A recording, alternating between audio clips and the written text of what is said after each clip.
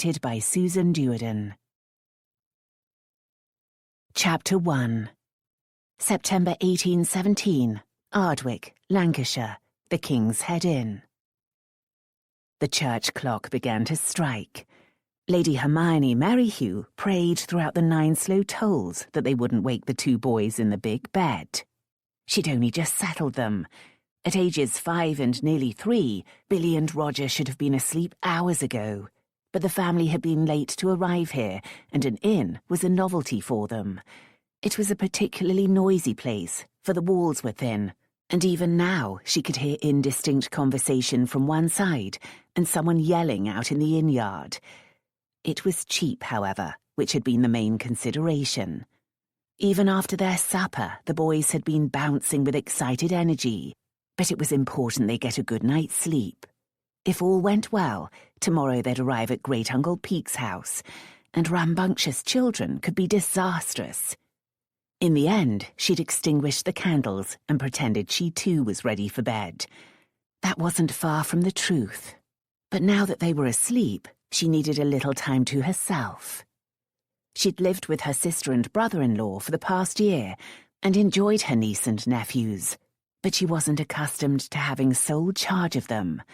At least baby Henrietta was with her parents next door. She would have liked to relight at least 1 candle and read a little, but it wasn't worth the risk, especially with the bed curtains still undrawn. She'd begun to draw them, but the rattle of the rings on the pole had caused Billy to stir. Let sleeping dogs lie, or rather, sleeping puppies.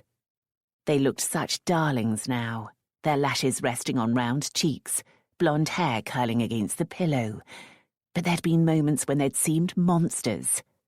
Such folly to drag them on this journey, but her sister Polly had been willing to do anything to secure Great Uncle Peake's money, and she'd been sure her darlings would turn the trick. After today, Hermione feared the children would have the opposite effect, and then she'd have to marry Cousin Porteous. She began to take pins out of her hair, gloomily considering her fate. Porteous Merryhew was a distant relative who'd inherited her father's marquisate. Hermione and Polly had wished him well of it, for her father, her grandfather, and his father before him had each been known as the moneyless Marquis. Then, intolerably, Porteous had discovered coal on the Northumberland estate, and now he was on his way to being rich. A month ago he'd written to Hermione to offer her the honour of becoming his bride, mentioning what a pleasure it would be to be in a position to be generous to her struggling sister's family. In a position. He could be as generous as he wished right now. But no, he was using his money like bait in a trap. She shivered, wishing she could indulge in putting more coal on the fire. There wasn't much left in the scuttle, however, and it would be extravagant to order more. In any case, part of the shiver had been at the thought of marrying Porteous. He wasn't revolting, which was unfortunate. If he were, no one would expect her to marry him. As it was, he was a man in his 40s, of acceptable appearance, high rank, and growing fortune. Many would expect her to weep with gratitude, but she couldn't imagine spending the rest of her life with such self-righteous pomposity. She especially could not imagine sharing the intimacies of a marriage bed with him. He was a thin, abstemious man who looked at rich food as if it were poisonous. If she became his wife, she'd never see a cake or a sauce again. His mother was just as thin as he and ruled the roost. She'd make any wife's life intolerable. Above all, Hermione didn't like Porteous. She wouldn't harm her family by insisting on love in a beneficial marriage. But surely she shouldn't have to marry someone she didn't like. She'd responded to his proposal with a request for time to think, claiming discomfort with his replacing her dead brothers. He'd not pressed his suit, but she imagined him now like a cat watching a mouse hole, confident that she'd have to emerge into his claws in the end. Please let Great Uncle Peake be as rich as we think, and please let our interpretation of his invitation be correct, that he's dying and intends to leave his all to us, his only close living relatives. Please. She was urging her wish upward to whatever powers attended to a selfish maiden's prayers when the door to the corridor opened. She turned quickly to whisper to the servant to be quiet, but the man coming in was no servant. He closed the door, flipped the rotating bar into place, and then leaned his ear against the wood, listening. Even from where she sat, Hermione heard rapid footsteps in the corridor and urgent voices. She stayed fixed in place, hoping the intruder would leave before noticing that she was there. Then she thought better of that and eased to one side, toward the poker. He turned sharply, and across the room his eyes caught and reflected the light of the flame. Heart thumping, she grasped the poker and stood on guard. But rather than attacking or fleeing, he raised a finger to his lips in a clear shush gesture. Stunned, she couldn't think what to do. She should shriek for help, but that would wake the boys. Even worse, anyone who ran to her aid might leap to scandalous conclusions. And he wasn't attacking her yet. The room was lit only by firelight, which hardly reached his shadowy corner, but she could make out a tall man wearing an ordinary outfit of jacket, breeches and boots, though he lacked a hat and his hair hung down to his collar. Who was he? What was he? Tinker, tailor, soldier, sailor, rich man, poor man, beggar man, thief. As if he'd heard the thought, he turned toward her again. She made herself meet his eyes, trying not to show the fear that had dried her mouth. She could hear no disturbance in the corridor now, so she jabbed her finger outward, mouthing, "Leave, or I'll scream." His response was to lean back against the door, arms folded. She glanced at the door to Polly and William's room, but it was in the wall closest to the invader. He could block her way in a couple of strides. She was going to have to scream. Then 2-year-old Roger stirred and whined, "Minnie." The man looked sharply at the big bed. Hermione dashed to put herself between him and the boys, poker in hand. "He's not really awake," she whispered. "But you must go. Now." He relaxed again. "I'm afraid that's not quite convenient." At least he too spoke softly, and with a surprisingly well-bred accent. That didn't mean he was safe or honest. Times were hard for everyone. "It's not at all convenient for you to be here," she said. "I will scream if you don't leave." "You'd wake the children." "And the whole inn, including whoever is after you. Be gone." If he'd made a move toward her, she would have screamed, but it seemed an odd thing to do when he remained leaning against the door. "If you fear people inside the inn, leave by the window."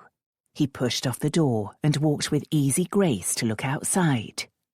"You think I have wings?" She could escape through the door now, but she couldn't abandon the boys. "I thought thieves were adept at such things." "That's doubtless why I'm not a very good thief." He turned to her, and a touch of moonlight illuminated one side of a sculpted, handsome face, tweaking her memory. Did she know the rascal? How could that be? "The window looks onto the inn yard," he said, "and there are people down there. Someone would be bound to notice me scrambling down the wall. And then—" he drew a finger across his throat. She sent him a look of powerful disbelief. He nodded. It must be play acting, but she didn't want to be responsible for a death. "The corridor seems quiet now. Leave that way." "They'll be watching. I'll have to spend the night here." "You most certainly will not." She was hard put not to shriek it. "Minnie, I'm thirsty." Perhaps she'd raised her voice. 5-year-old Billy was sitting up. What would this desperate man do if the child saw him and cried out? "I'm coming, dear." Hermione sidestepped to the bedside, keeping an eye on the intruder, though she had no faith in her ability to hold him off, poker or not. In any case, she had to put it down to get the water, but she kept half an eye on the intruder as she poured some into a glass and gave it to the lad. Billy hadn't noticed the man and was still mostly asleep. He drank, murmured thanks, and settled again, but he mumbled, "Want to go home?" "Soon, dear," she said, smoothing blonde curls from his brow. 6 days would not be soon to a 5-year-old, but it was the best she could offer. She took the risk of drawing the bed curtains in the hope the boys wouldn't be disturbed again. "So you're Minnie," the man said, speaking as quietly as before. She saw no reason to reveal her real name, so she agreed. "And yours, sir?" "Ned." It was more convincing than John or Henry, but it wouldn't be real. "Am I allowed to stay?" he asked. "No." "I won't harm any of you." "Why should I believe that?" "For no reason at all." Even so, her instincts said he was safe, which was ridiculous, except... "Dear Lord, could it be?" "You could tie me up," he said. She started. "What?" "If you tied me to that wooden chair, you'd all be safe, and you could sleep." Still distracted, Hermione could hardly make sense of his words. "You imagine I travel with rope in my valise?" "Stockings would do." "You're deranged." "Not at all. Think about it." But instead, she was thinking that he just might be, could possibly be, the dashing dance partner, the man who'd almost given her her first kiss, the soldier she'd never been able to forget. Thayne. Lieutenant Thayne. She'd never known his first name. It could be Ned. But if so, how had he sunk to such a state? One thing was clear. If there was any possibility, she couldn't eject him to possible death. She forced her mind to clarity. "It won't work. In the morning, servants will come to build up the fire or bring hot water." "Servants won't come until you summon them, and no one can enter if the doors are barred." He flipped the latch on the adjoining door, then walked to the chair. He moved it to face the fire and then sat down, presenting his back to her. She could pick up the poker and hit him over the head with it, except she would never do such a thing, and apparently he knew it. Did he know why?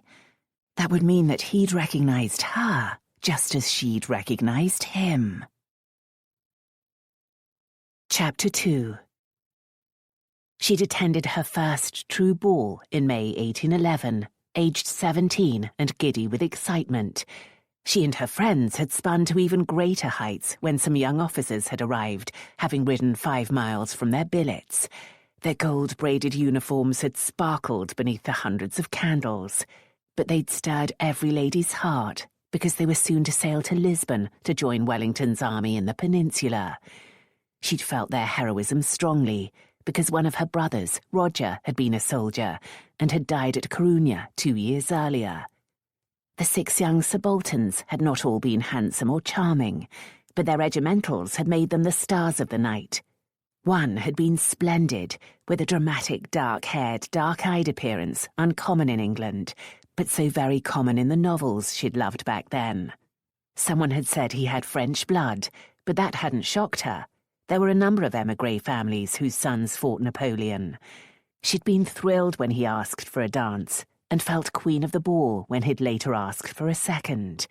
The waltz had not yet become acceptable, so they'd enjoyed only country dances, but the holding of hands and the occasional turn close together had been enough to sizzle her. After all, it had been her first true ball, and the first time she'd danced with a stranger. No wonder she'd allowed him to coax her onto the moonlit terrace.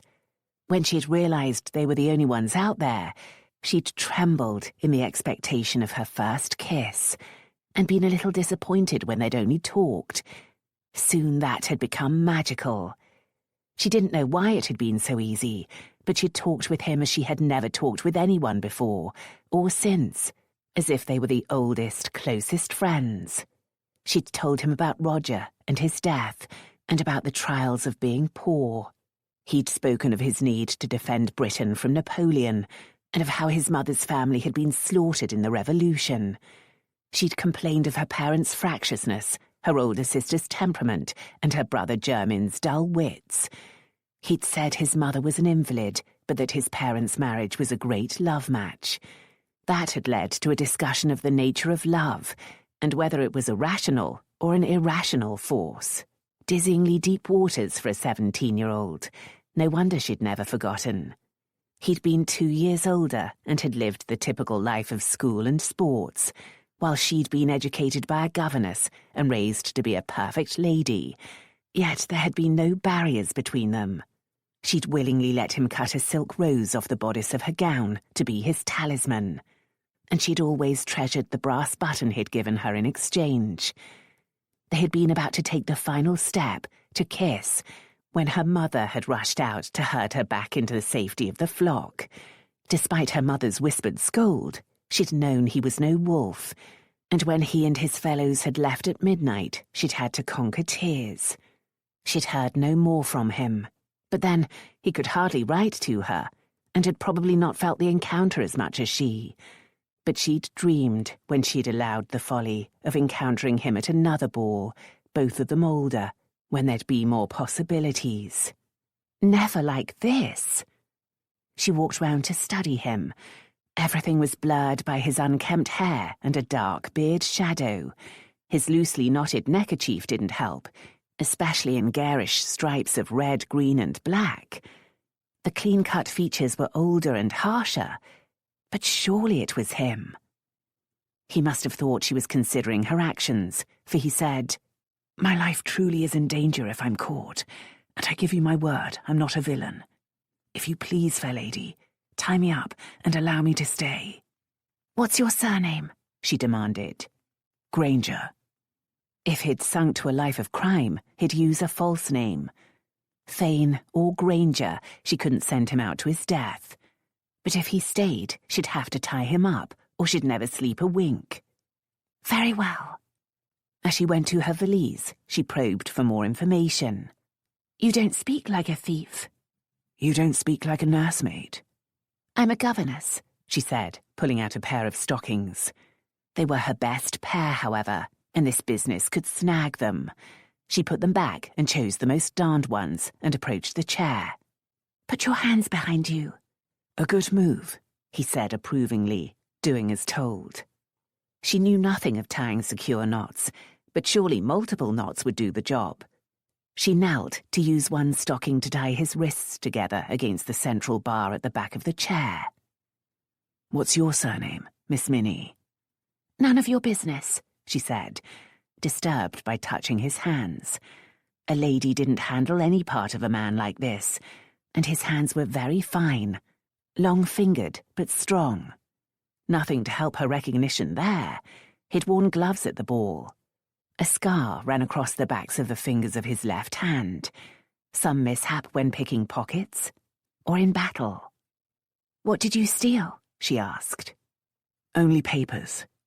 "That could mean bonds, money drafts, or banknotes." "It could," he agreed.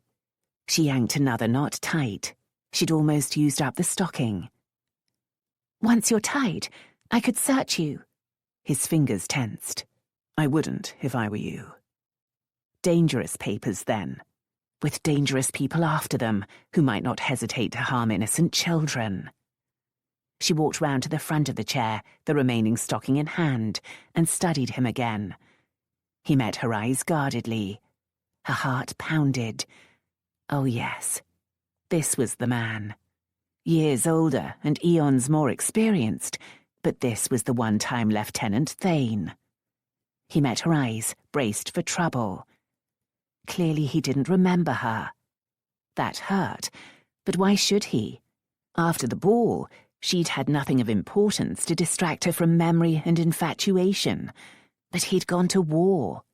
When not fighting, he'd doubtless dazzled and sweet-talked a score of girls in Portugal, Spain, and France, and forgotten every one. He'd probably thrown away the silk rose, having already forgotten what bodice he'd cut it from. Even if he remembered, why should he connect a dancing partner with a governess in a plain brown gown, whose hair was half in, half out of its pins? She was 23 years old, well enough for her age, but there was a special glow to a pretty girl in her teens. Better he not remember. She knelt to tie his ankles together. "I'd take the boots off first," he said. "They might be loose enough for me to take my feet out of them." She was annoyed not to have thought of that. She needed to be clear-witted, not enmeshed in girlish memories. "Thank you. Raise one." She grasped the boot, and it came off easily. It was the sort a man could get into and out of without a servant, and there were other signs of poverty. The boot was well worn, down at heel and scuffed, and when she had it off, his worsted stockings were darned in the heel. Lieutenant Thayne had been from a noble family headed by a Viscount Farringay. How sad to see him in poverty. But he wouldn't be the only one. The pay of army officers was barely enough to keep up the style of living thought suitable to their rank, and the half pay they got when they weren't fighting only just kept body and soul together. Many had extra income from their families, but some, like Roger, hadn't. His letters had often mentioned privations, though he'd made them part of the adventure. His rare letters had presented army life as an enjoyable adventure, and she hoped that had been true.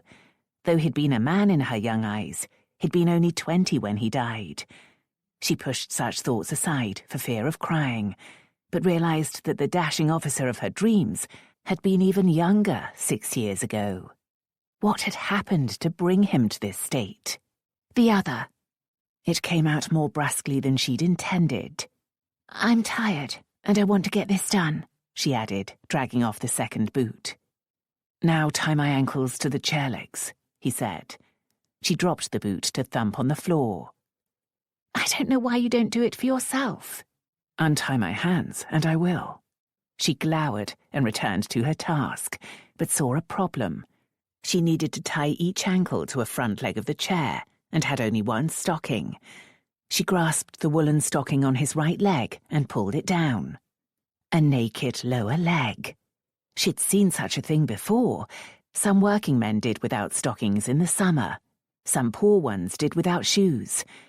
All the same, in the intimacy of a firelit bedroom, his bare calf made her quiver with embarrassment, and perhaps with something else. No need to risk more of my stockings, she said, pulling it all the way off. None at all, he agreed. Did she hear humour? She wasn't about to look up and reveal her blushes. She took off his other stocking and then paused. The long, jagged scar down his calf swept away irritation. Whatever Thayne was now, he'd fought for their country and been wounded, perhaps even at Waterloo. She tied his right ankle to one chair leg, finding his bulky woolen stockings more awkward, but unable to ignore his feet. She'd never thought about men's feet, but his were excellent specimens, with straight toes and no bumps or bunions. She felt sure Cousin Porteous had bumps and bunions. The thought of tying Porteous to a chair pushed her perilously close to giggles, and she bit her lip as she tied the other ankle. Thayne would think her ready for bedlam. Eventually she stood and backed away to assess her work, nodding with satisfaction. He wouldn't get out of that, which made her soft-hearted. I hope you won't be too uncomfortable. I'm sure I will be, but needs must. Yes, they must, she said firmly, which was difficult with the atmosphere in the room. The atmosphere created by naked limbs, proximity, and memories. She couldn't help it. She had to know more. She sat on the upholstered chair facing his. Have you always been a thief? He gave an irritating impression of ease. I assume not in the cradle. Have you had any other means of survival? Yes. What of you? The infants seem young for a governess. Billy is learning his letters and numbers. But you were born for better things. Why think that? He cocked his head, considering. I don't know, but I'm sure of it. Was he remembering? You too were born for better things, she said. Was I? You weren't born to be a thief. No one is. I'm sure there are larcenous lineages. Our birth can direct and constrain our path, as yours did. Being born the child of an impoverished marquis had created many problems beyond the need for economy. People had always expected a grandeur and generosity they couldn't afford, and some took exception to the lack of it. Some had sneered at the miserly Merryhews. Others had thought them eccentric and perhaps even insane for their simple way of life. She'd spoken of these things that night. My story isn't uncommon, she said. I'm well born, but poorly funded, and I've chosen honest labour. How well born? You or me? Either. Perhaps he was chasing memories as she had.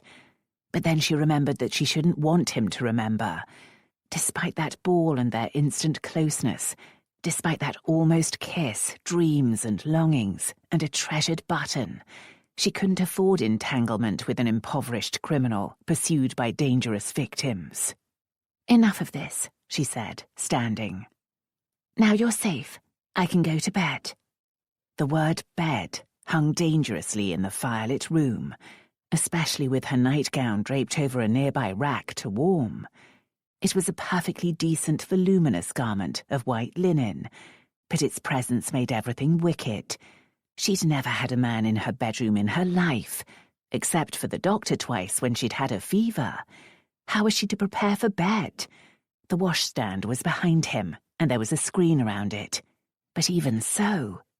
I don't have eyes in the back of my head, he said, and yes, there was definitely a tease in it. I wish you'd invaded some other room, you wretch. I, on the other hand, am happy with my choice. Looking directly at her, he added, Will you honour me with a kiss, sweet lady? The exact words he'd used 6 years ago. They'd talked and they'd talked, and he'd claimed that rose, and then he'd tried to claim a kiss. She'd been so torn, yearning for her first kiss, and feeling it her duty to grant the warrior his due, yet terrified that it would be the first step to ruin. His lips had barely brushed hers when her mother had rescued her. It would only have been a kiss, but back then she'd felt as if she'd escaped the fires of hell, and regretted it a little. A kiss won't ruin you, he said. That was the next thing he'd said that night, too. Before he spoke, she knew what would come next. It might be the request of a man soon to die, Lady Hermione. Despite a racing heart, she managed to speak calmly. We've been here before, Lieutenant Thayne. Not quite, but we do have unfinished business. Oh, that lopsided smile. She'd never forgotten that. It was a long time ago, she said. Even so. Unfinished business. That elusive kiss had haunted her dreams. She'd progressed as far as real kisses with other men. But pleasant or unpleasant, those kisses had never been the one. You're bound, she pointed out. Are you going to take advantage of it? The idea had never occurred until he mentioned it. But now it was irresistible. Probably, she said, smiling as she stepped closer, heat spreading through her at the answering gleam in his eyes. Oh, this was wicked. But again there seemed no barriers of convention or propriety to save her from herself. On the terrace, he'd been taller, but now she looked down at him. He'd been the stronger one, but now he was her captive. He'd been in control, but now she had command. When she'd allowed kisses over the past 6 years, the men had played the masterful part once she'd permitted their attentions. This man couldn't hold her, direct her, or keep her close if she wanted to retreat. He couldn't escape her either, and there was no mother to rush in and save her. She rested a hand on his broad shoulder, vibrating at his strength and warmth, and lowered her head to press her lips against his. So sweet, so wicked, so thrilling. Still kissing, but in the slightest way, she put a hand on his other shoulder and then slid both to cradle his face. Warm skin and the roughness of whiskers, and his lips teasing at hers for more. She drew back to look at him, seeing clearly his long lashes around widening dark eyes. He felt it too, this wicked reversal. He too wanted more. It will be my pleasure, sir. She returned to her kiss, tantalizing him with butterfly touches until she could bear it no more and pressed hard against him. He opened to her, hot and moist, and she sank into that, exploring a new pleasure, for she'd never gone so far with any other man, and never in a situation like this. His tongue taught her new excitements, and she almost drew back, but she couldn't, wouldn't. She was in command. He was safely bound. She relaxed into magic, letting him explore as she explored, settling against him, trusting his strength. And she was lost, not in memory, but in something entirely new, something meltingly sweet and so deeply stirring that her heart beat like a drum, and a demanding ache stirred deep inside. She tingled, no, burned all over, and her breasts felt confined by her light corset, simply from a kiss. She pushed away, then had to brace herself against his chest. She recovered, retreated, standing to smooth down her skirts. I apologize. I shouldn't have... Never has a lady transgressed so delightfully. Please don't stop for my sake. There are children nearby. She'd spoken too sharply, and she froze, listening for a response from behind the bed curtains, or even from the next room. How could people have slept through the earthquake that had rocked her? She and her aching body wanted a return to destruction, but she grabbed her nightgown and fled behind the washstand screen, where she stood, breathing deeply, trying to regain sanity. Merely from a kiss. No wonder her mother had rushed her back into company. But then, it wouldn't have been like that 6 years ago. They'd been different people, and it had been a very different situation. But now it was over.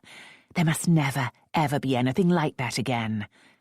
Even though he couldn't see her, she couldn't bear to take off any item of clothing. She'd undress in the concealment of the curtained bed, even though that meant she couldn't have a proper wash.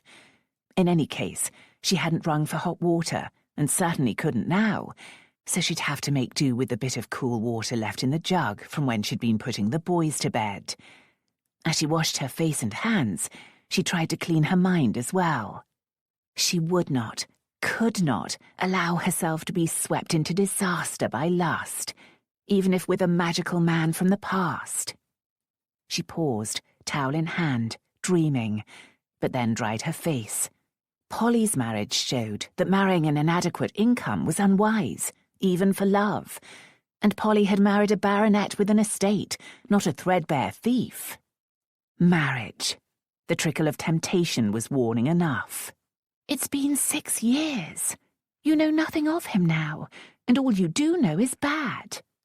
Rolling her eyes at her own idiocy, she peered around the screen, just in case he'd managed to get loose, then hurried to bar the doors. But of course he'd done that earlier. If Polly tried to get in, she'd think it odd, but better that than Polly coming in before Thayne left. Despite him being tied up, despite Hermione having once known him, Polly would see only that her beloved children had been in danger, and she was inclined to overreact. Perhaps it wouldn't be an overreaction. If her actions tonight were ever discovered, people would think her mad, even without the kiss. But she couldn't regret giving the one-time Lieutenant Thayne refuge from his enemies. Despite all logic, 6 years ago they had become friends, and even more than friends. If he hadn't had to leave for the peninsula, she knew they would have grown even closer. Despite his misfortunes, he was still the same man at heart. She didn't regret that shocking kiss, for it had completed a circle. But in the morning, she'd untie him and force him to leave, no matter what danger lurked for him. She wanted no part of a criminal's life. Chapter 3. Mark Louis Thayne, Viscount Farringay, smiled wryly at the low-burning fire. He'd survived his dangerous life by planning carefully and keeping a cool head. So how had he ended up tied to a chair in a lady's bedroom, being tortured in a lady's bedroom by the rustling sounds from behind the curtains that clearly meant that Lady Hermione Merryhew was undressing? She must be wearing the lightest of corsets to be able to undress without help, and that explained the softness when she'd pressed against him in that kiss. A man became so used to the ridges and bones of a corset that the lack of them could make him lose his wits, as he had. By Jupiter, that kiss! nothing like the one they'd failed to achieve on that terrace 6 years ago. Once he'd recognized her, the years had evaporated, and he'd seen in the plainly dressed woman the girl who'd enchanted him at his last English ball. Lady Hermione, glowing in pink and white, and sparkling with anticipation and zest for life. After she'd granted him a second dance, he'd coaxed her out onto the terrace. He should be ashamed of his younger self, except that he'd had no vile intent. The evening had been cool, and everything still damp from a rain shower, so he'd known they might be alone out there, and he'd wanted her to himself. She'd been as innocent as a lamb, and expected to walk and talk. He hadn't minded, and he'd soon become lost in it. He'd never before, or since, felt such open ease with another person, and as they'd strolled back and forth, he'd found himself telling her about his parents, even about his mother's peculiarities, something he'd rarely spoken of with anyone. Perhaps it had been the thought of death that had lowered his restraint, for with youthful drama he'd anticipated a glorious one. Certainly that had been behind his request for a token to take into battle. The white silk rosebud, much battered by time, was in his breeches' right-hand pocket, where it always lived. The thought of her finding it there if she'd searched his pockets had alarmed him, but it had done its job. He'd survived. She'd demanded something in return, and he'd cut off one of his buttons. Did she still have it? She seemed too sensible for that. Only then had he tried for a kiss, simply to seal the moment, the knight leaving his lady to go into battle. It would have been the sweetest, most reverent kiss. Their kiss tonight had been of another order, just as she was a different person and even more remarkable. But he could no more pursue her now than he had been able to back in 1811. Duty called then, and it did now. What was more, he needed his wits and a cool head. He hadn't lied about his peril. He was in this room because of instinct and impulse. Both had won the day at times during the war. This time he didn't know.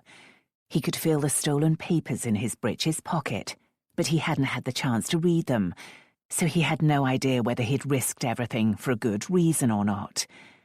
The day had gone as expected, with him playing a minor supporting role, as Julius Waite had given speeches and accepted the adulation of the Ardwick crowd of weavers and other working people. They'd cheered Waite for his condemnation of corruption in high places and his demand for honesty and justice. They had no idea of his true plans, that he was paving the way for bloody revolution. Nor did Waite have any idea that Mark was not who he seemed and had infiltrated his organization only to destroy it. Waite's organization was called the Three-Banded Brotherhood, after the flag of three colors adopted around Europe by revolutionaries. The prime example was the French tricolour, but Waite's flag was black, red and green. Black for the pernicious current state, red for the blood that would destroy it, and green for the glory to come. There were members of the Three-Banded Brotherhood throughout the country, numbering thousands. They wore the three colours in whatever way they could, so as to recognise kindred spirits. This had been one of Mark's first suggestions when he'd gained a place on the Central Committee, the Crimson Band. The committee had seized on the suggestion, not realising how it could mark the members to the authorities. Mark had found that even the cleverest of them were blinded by their fanatical dreams. They'd stop at nothing, but Mark would stop at nothing to destroy them and their cause. From his mother's experience, he knew what evil revolution had created in France. He had pledged his life that such horrors would never happen in England. Now he had a new embodiment of his purpose. Hermione Merryhew, Aristo, as the French revolutionaries would have called her, would never see her family murdered, or need to flee in terror, or face the guillotine's bloody blade. The papers in his pocket might at last be the key that would lead to the Crimson Band's arrests, convictions and deaths. There were members of the Brotherhood all around Britain, but the Crimson Band was based in London, where they hoped revolution would erupt as the French one had in Paris. They'd travelled north to attend the ceremonies to commemorate the 3rd anniversary of the death of Thomas Spence, hoping to inspire the crowd to march on London.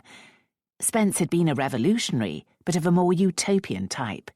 He'd never advocated slaughter or violence, but had wanted to completely reorganize England on egalitarian principles. He'd wanted land divided equally among all, and government by parish councils, supervised by a national senate.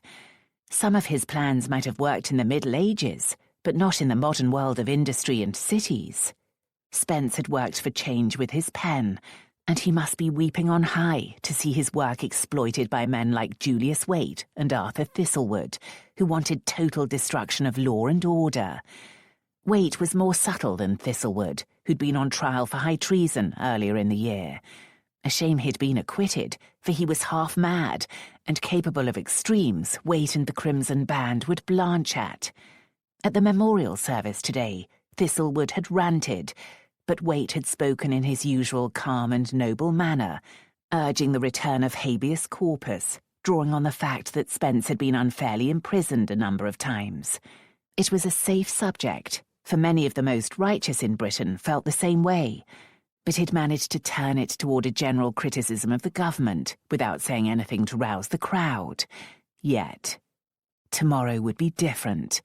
Tomorrow, thousands, perhaps tens of thousands of people from all over this part of Lancashire would hear more Spencean speeches. Waite would again be moderate, but Thistlewood could be depended upon to let rip. With the crowd well seeded with Brotherhood members, the inflamed mob would set out for London on what would be called, apparently spontaneously, the Spencean Crusade. The name had been another of Mark's suggestions, and applauded by the rest of the Crimson Band. Crusade or not, the marchers wouldn't make it 5 miles if they left Ardwick at all.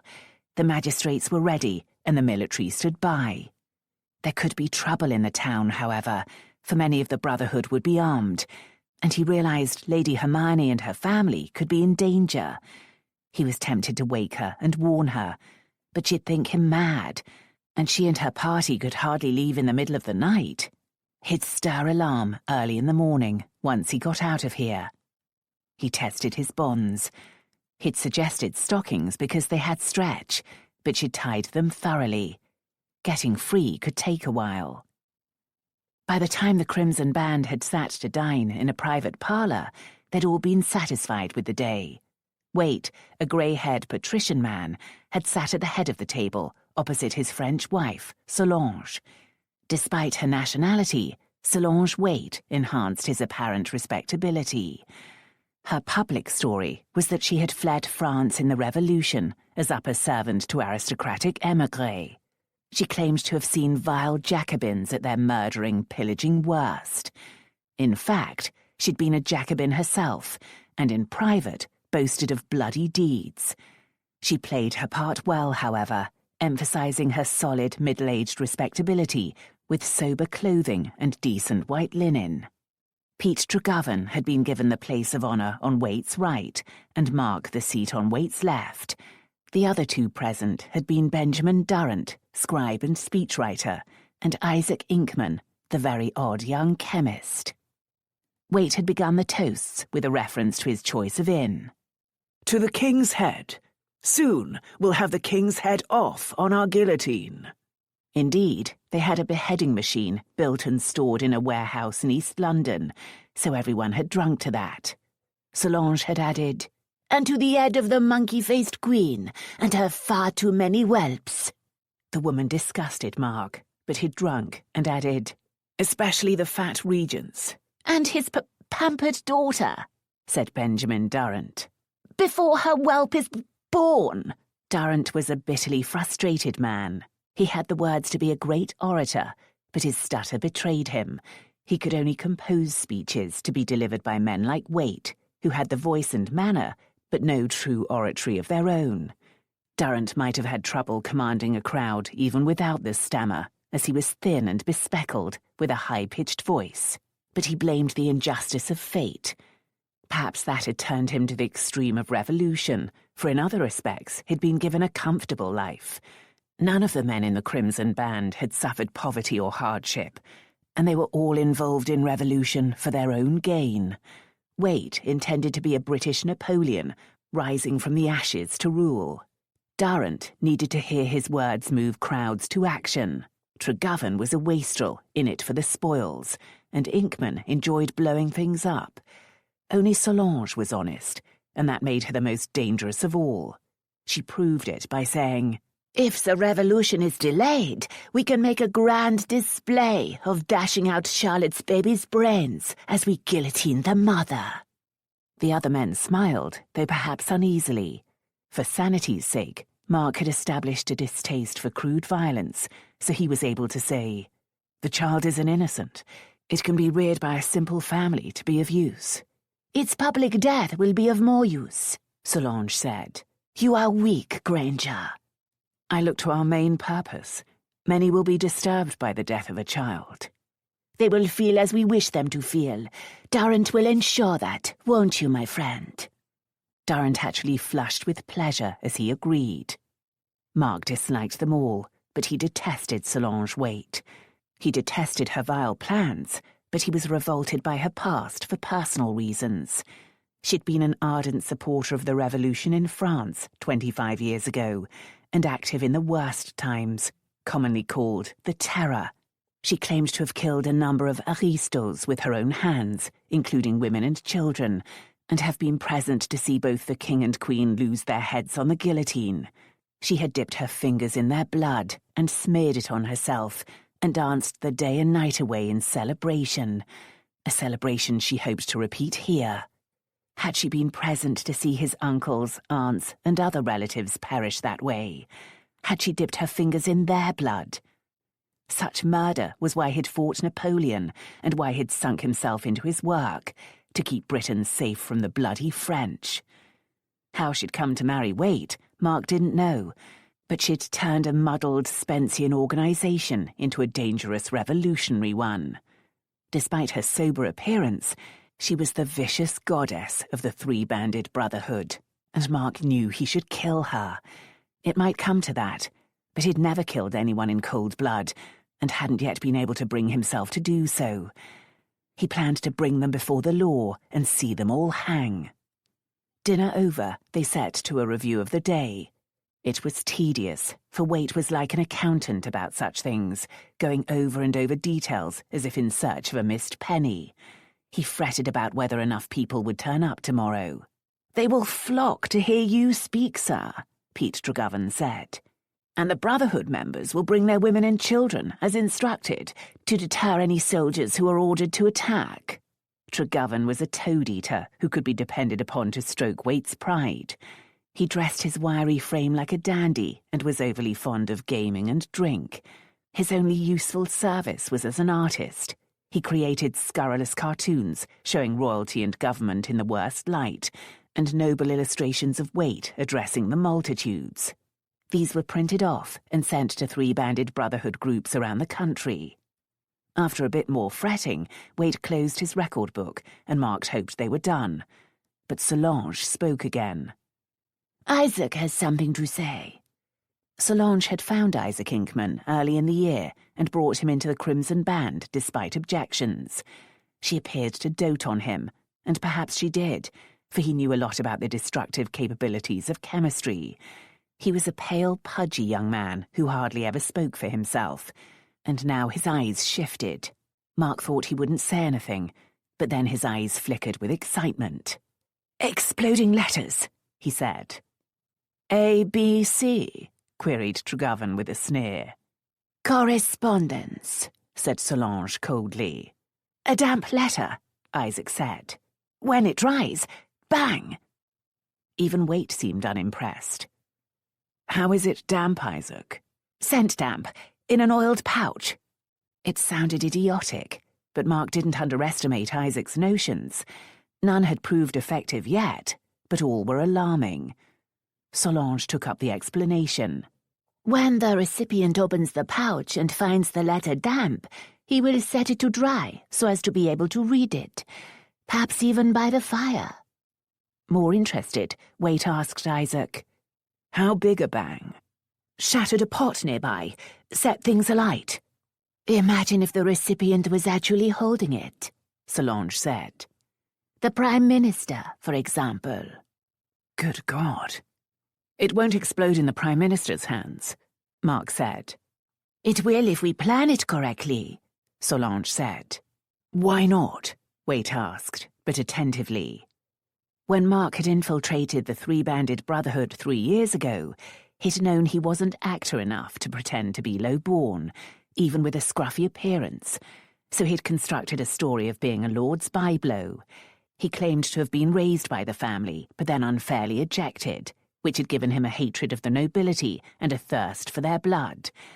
Waite had liked the idea of a scion of the nobility in their midst, and Mark's knowledge of that world was part of the reason he'd been brought into the inner circle.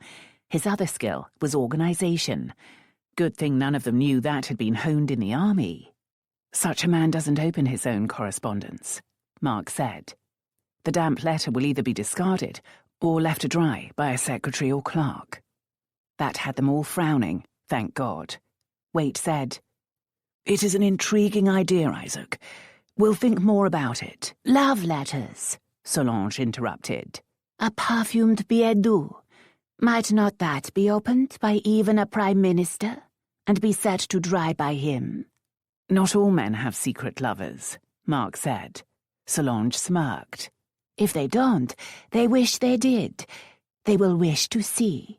Mark had to admit that to be possible, silently damning the woman. Isaac must work on this immediately, Solange said. Only think of such devices exploding all over London on the day the Spencean Crusade arrives there and the mob pours out to join them. Rioters smashing windows, armed mobs breaking open the prisons, as we did the Bastille, and at the same time, key men alarmed, perhaps even crippled by Isaac's letters. It will be glorious. It will achieve our end, Waite said, trying for a more sober note, but with the same glitter in his eyes. My dear, you and Isaac must travel to London with all speed to prepare the letters. Granger, you know the world of the powerful.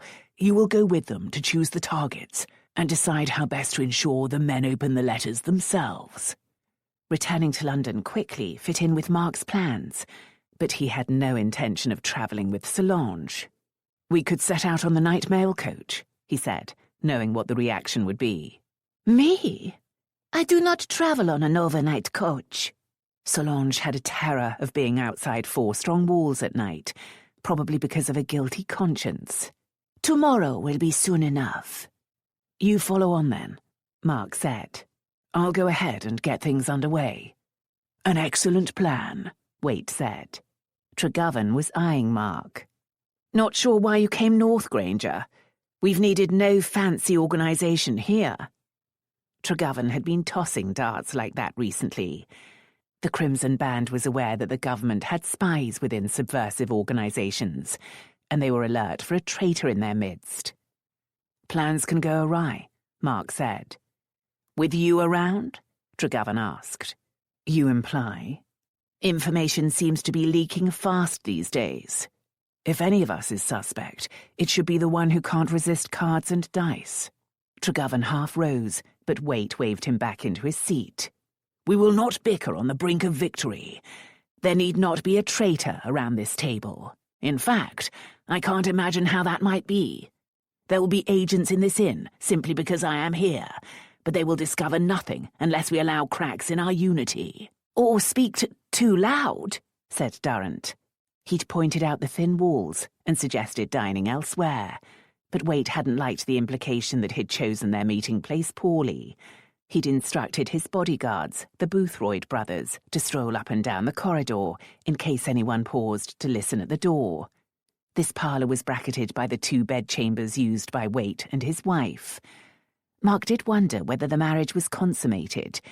It was a strange mating. The security arrangements were inconvenient, as Mark had a few new details about tomorrow he must pass on. He would dearly like to know more about the exploding letters, in particular the chemicals Isaac planned to use, but saw no way to ask, and the meeting was over. He rose. I must pack and buy a ticket. Waite blessed him with a smile. We all know your fine mind will ensure success in London, Granger. If the Spencean Crusade arrives, sir, London will be primed and ready to explode. Mark picked up his wineglass, which still contained an inch. "To the revolution!" They all repeated the toast and drank, but Solange made her own toast. "À la lanterne!" The old cry of the vicious Jacobins. Hang the enemies from the lamp-posts. Men, women, children, they hadn't cared. Everyone else rose, rolling shoulders, gathering papers, but Waite asked Durrant to remain to discuss messages to be sent along the route. Mark turned to the door, but heard Solange say quietly, "Il y a une autre question à discuter." Chapter 4. Waite and his wife often spoke in French between themselves, and none of the others thought anything of it. None of them spoke much French, but Mark had had a French mother and spoke it well. He'd kept that secret, which had enabled him to pick up a number of details not revealed to the others, such as the fact that Solange now had something else she wanted to discuss with her husband. Waite turned to Durrant. "Isaac deserves a drink, my friend. Take him below for some gin. I'll send for you soon." Durrant pulled a face, but he steered Isaac out of the room. Tregovan approached Waite, doubtless with some oily words of praise. If there was a traitor here other than himself, he'd pick Tregovan, who'd sell his mother for money. But at the moment he was being useful. He was delaying the private words between Waite and his wife. If Mark didn't immediately prepare for his departure, someone might notice, so he left the room. Nathan Boothroyd was patrolling the corridor. His brother Seth was nowhere in sight. The Boothroyd brothers were close to identical, stocky, muscular young men with limited brains, but well able to follow commands. Mark thought of them as dogs, short-legged, muscular hunting beasts, but for some reason they always dressed well. Nathan was in brown jacket and breeches, striped waistcoat, white cravat, polished boots, and tall beaver hat. "You can go now," Mark said. "The meeting's over." The square face showed no expression, and Nathan went into the room to confirm the order. Very well-trained beasts. Mark hurried on his way, hoping Waite dismissed the guards. He entered the room he was sharing with Durrant, shoved belongings into his valise, and then ran down and across the road to the George and Dragon, a much grander place where the London coach would halt. He bought a ticket, left his bag there, and hurried back to the King's Head. When he entered, he saw both Boothroyds coming downstairs. They went into the tap room, and a glance showed Durrant and Isaac already in there. Surely Waite would have dismissed Tregovan quickly when his wife clearly wished to speak to him. No time to waste. He went upstairs and turned into the corridor toward Waite's parlour, but then ducked back out of sight. Tregovan had just left the room. Fortunately, the man needed to go in the opposite direction to reach his own room, but Mark resented every second it took for him to do so. Once the corridor was empty, he hurried to the parlour door, hoping the flimsy structure of the King's Head would allow him to hear. He wasn't optimistic. Conspirators spoke softly. However, the words were clear. Waite and Solange must feel safe when speaking French. He felt lethally exposed standing there with his ear to the door. But if anyone came, he would knock and say he had a final question.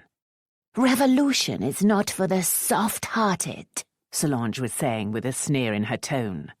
They were arguing. "May I remind you that your revolution failed, perhaps because the bloodbath became too deep for most." "It failed because it was betrayed by those who saw only a vehicle for their own aggrandizement."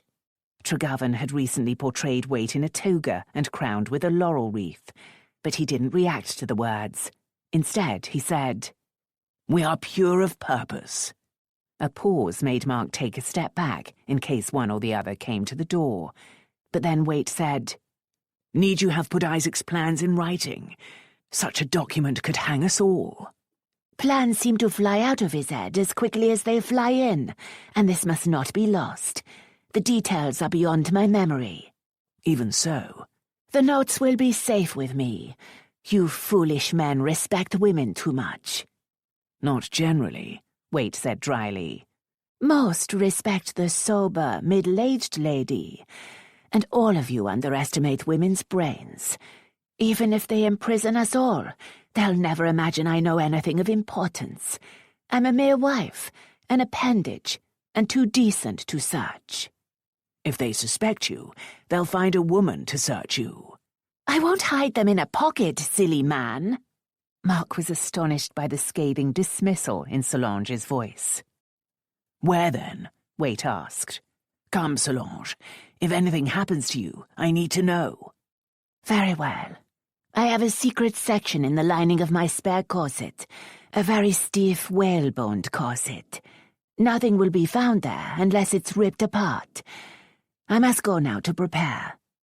Mark hastily retreated, but he did it backward, in case the door opened before he could reach the bend in the corridor. Just as well. Solange came out and stared at him. Not on your way yet? A final question. Waite is still in there? Yes. Bonne nuit. Mark only just stopped himself from responding in French. He hoped his hesitation would fit with confusion over the switch in language.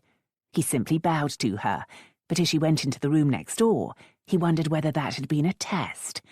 Solange was a very clever woman, and she wouldn't hesitate to order the Boothroyds to dispose of anyone she believed a traitor. His predecessor in the Crimson Band had been found beaten to death in an alley. If she suspected him, stealing her notes might be even more dangerous than he'd thought. But he had to do it. Now he had to speak to Waite first. He knocked and entered to find Waite looking worried. Perhaps he was having doubts about his wife. The more distrust among the Crimson Band, the better. What do you want? He asked curtly. Mark asked a few pointless questions. You're becoming fretful, Granger. Losing your nerve. Only concerned that everything goes perfectly this time. We've had bad luck recently. The attempt to assassinate the Regent, the Blanketeers, the plan to explode the armory. Bad luck, or betrayal. And the suffering in the country won't last forever. I can't help hoping it won't. Waite sadly shook his noble head. You have too tender a heart, Granger. Remember that everyone will benefit when the rot is dug out and the state is whole again. Even amputation is to be blessed if it heals the patient. Thank you for reminding me, sir. We will meet again in glory in London. Waite straightened, a new light in his eyes. Yes, this time we will succeed. You will see wonders. Mark lingered, hoping Waite would let something slip about the wonders. But that was all, so he had to leave. He hesitated outside Solange's room, but there were things he must do before attempting to get the details of Isaac's new idea. He had new nuggets of information about tomorrow's gathering to pass on, so he found a quiet corner and wrote them down. He advised the magistrates to move in early, but handle the true Spensians as gently as possible. Oppressive force would be oil on the fire, and Waite was ready to exploit that. He considered adding a warning about exploding letters, but that danger was directed at London, and he'd carry the news himself, if all went well. He rolled the paper thinly and tucked it beneath the cuff of his shirt. He went downstairs, hoping it would take Solange a long time to unpick and then repair her spare corset. He strolled into the taproom and ordered a glass of punch. As he sipped, he looked around idly and soon spotted his contact. Tom Holloway was sitting at a table close to the fire, and not by chance. There'd been nothing suspicious in another man going to warm himself nearby. By the stocky middle-aged man sat a book, half hanging off the table. Again, not by chance. Mark walked toward the fire and knocked the book to the floor.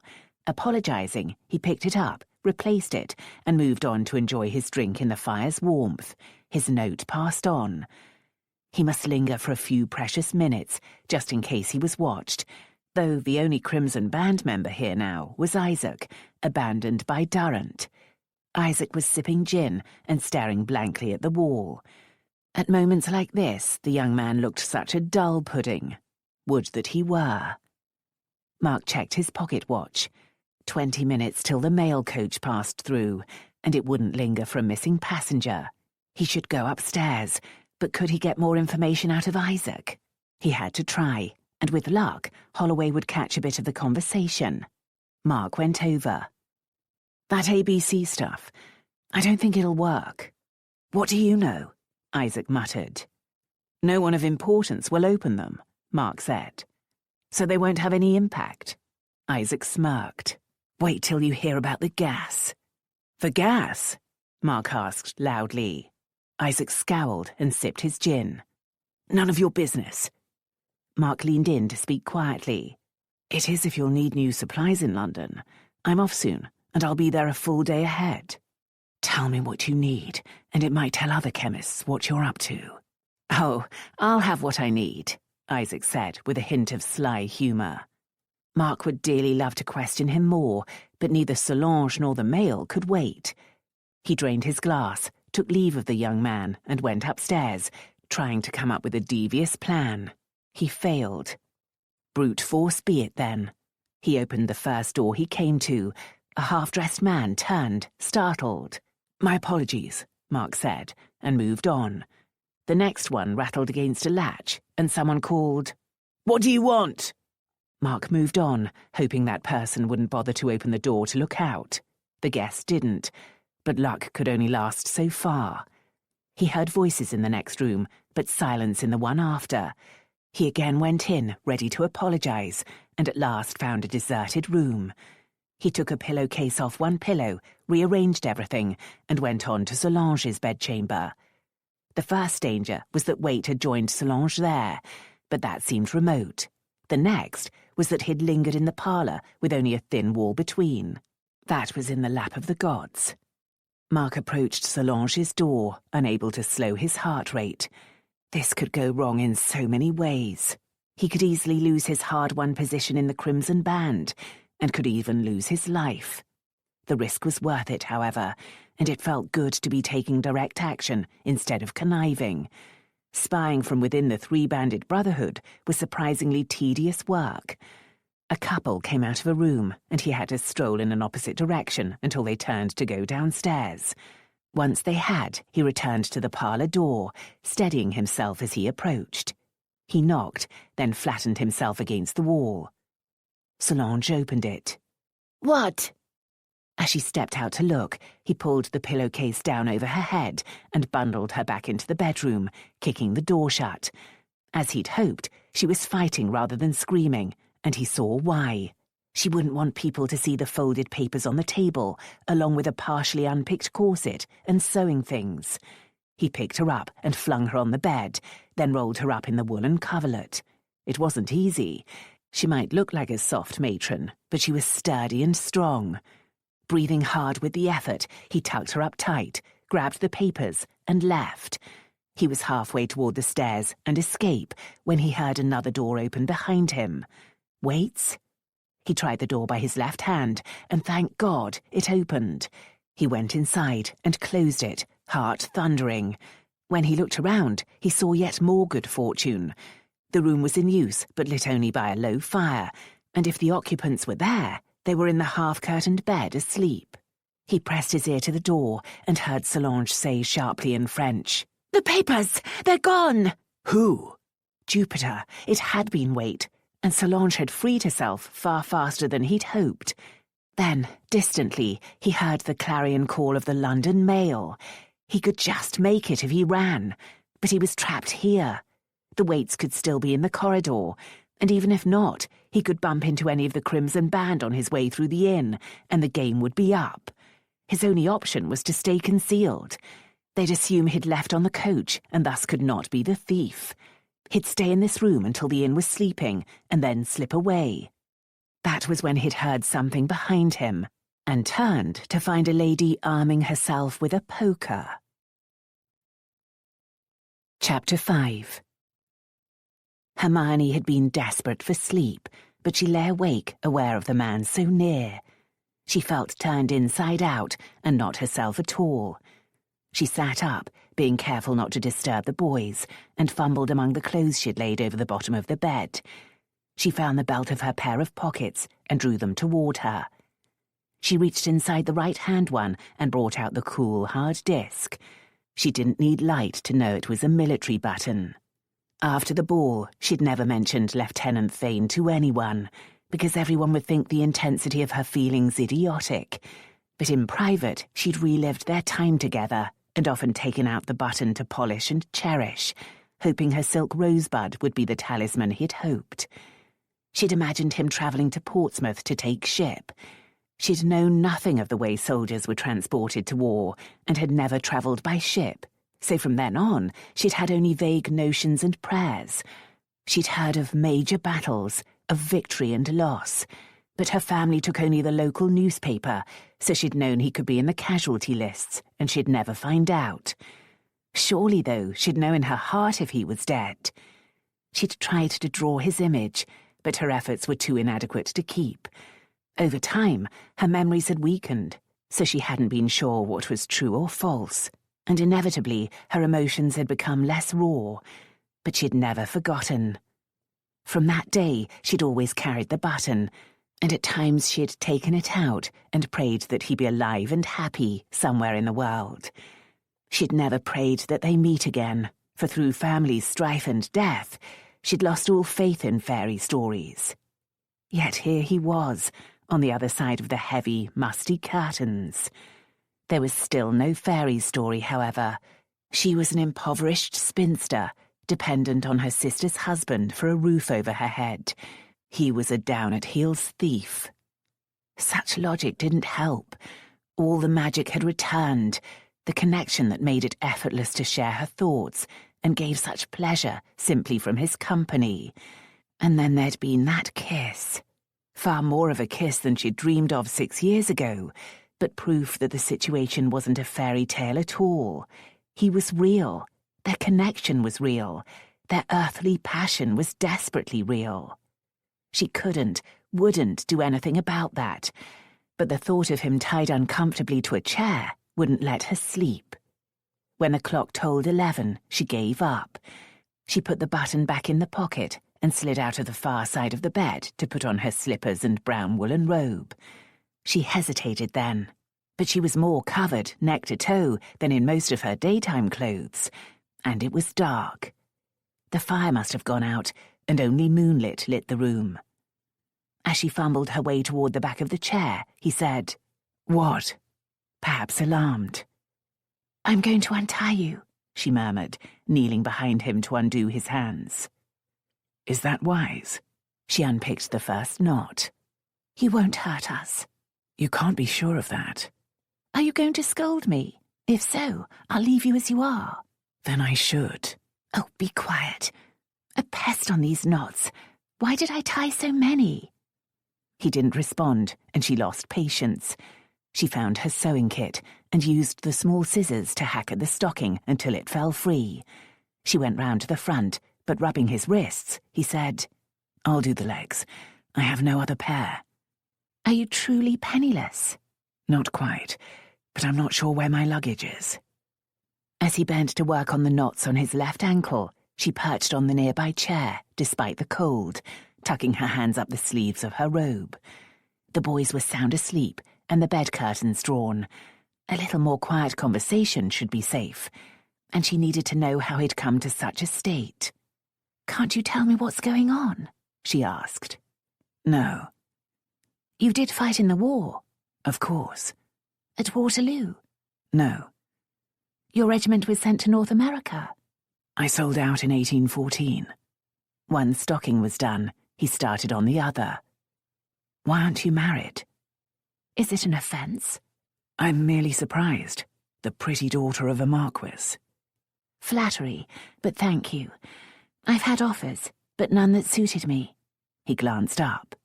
"You prefer being a governess?" "They're my nephews. My sister and brother-in-law are next door with a baby." "No nursemaid?" "No room for one in the coach." "Only one coach?" There was nothing for it. "Didn't you know we're the poor Merryhews?" He unfastened the last knot and stood to stretch his legs and arms, tall and so handsomely built. His shoulders were broader now. "How can a marquis be poor?" he asked. "The same way as with any other impoverished peer. Unproductive land, bad management, indulgence, a gamester or two along the way." "Marquises should have been able to marry a fortune every generation." "You'd think so, wouldn't you? It's not as if they romantically married for love. They simply drifted into the easiest option." He sat down again opposite her, nothing but shadows with the window behind him. I'm surprised some ambitious heiresses didn't present the easy option. Northumberland. Why is that important? Carsheld Castle is in Northumberland, and rich heiresses seem to favour the south.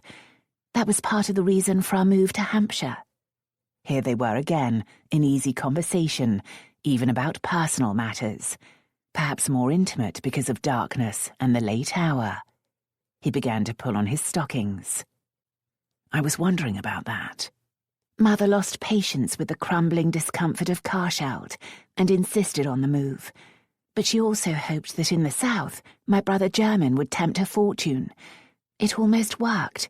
He was betrothed to £20,000 when he died from eating bad shellfish. Careless of him. No other brothers? Roger, but he was already dead. She hadn't grieved deeply over Jermyn, who'd been selfish and stupid, but her heart still ached for Roger, who'd burned brightly and deserved the name Merryhew.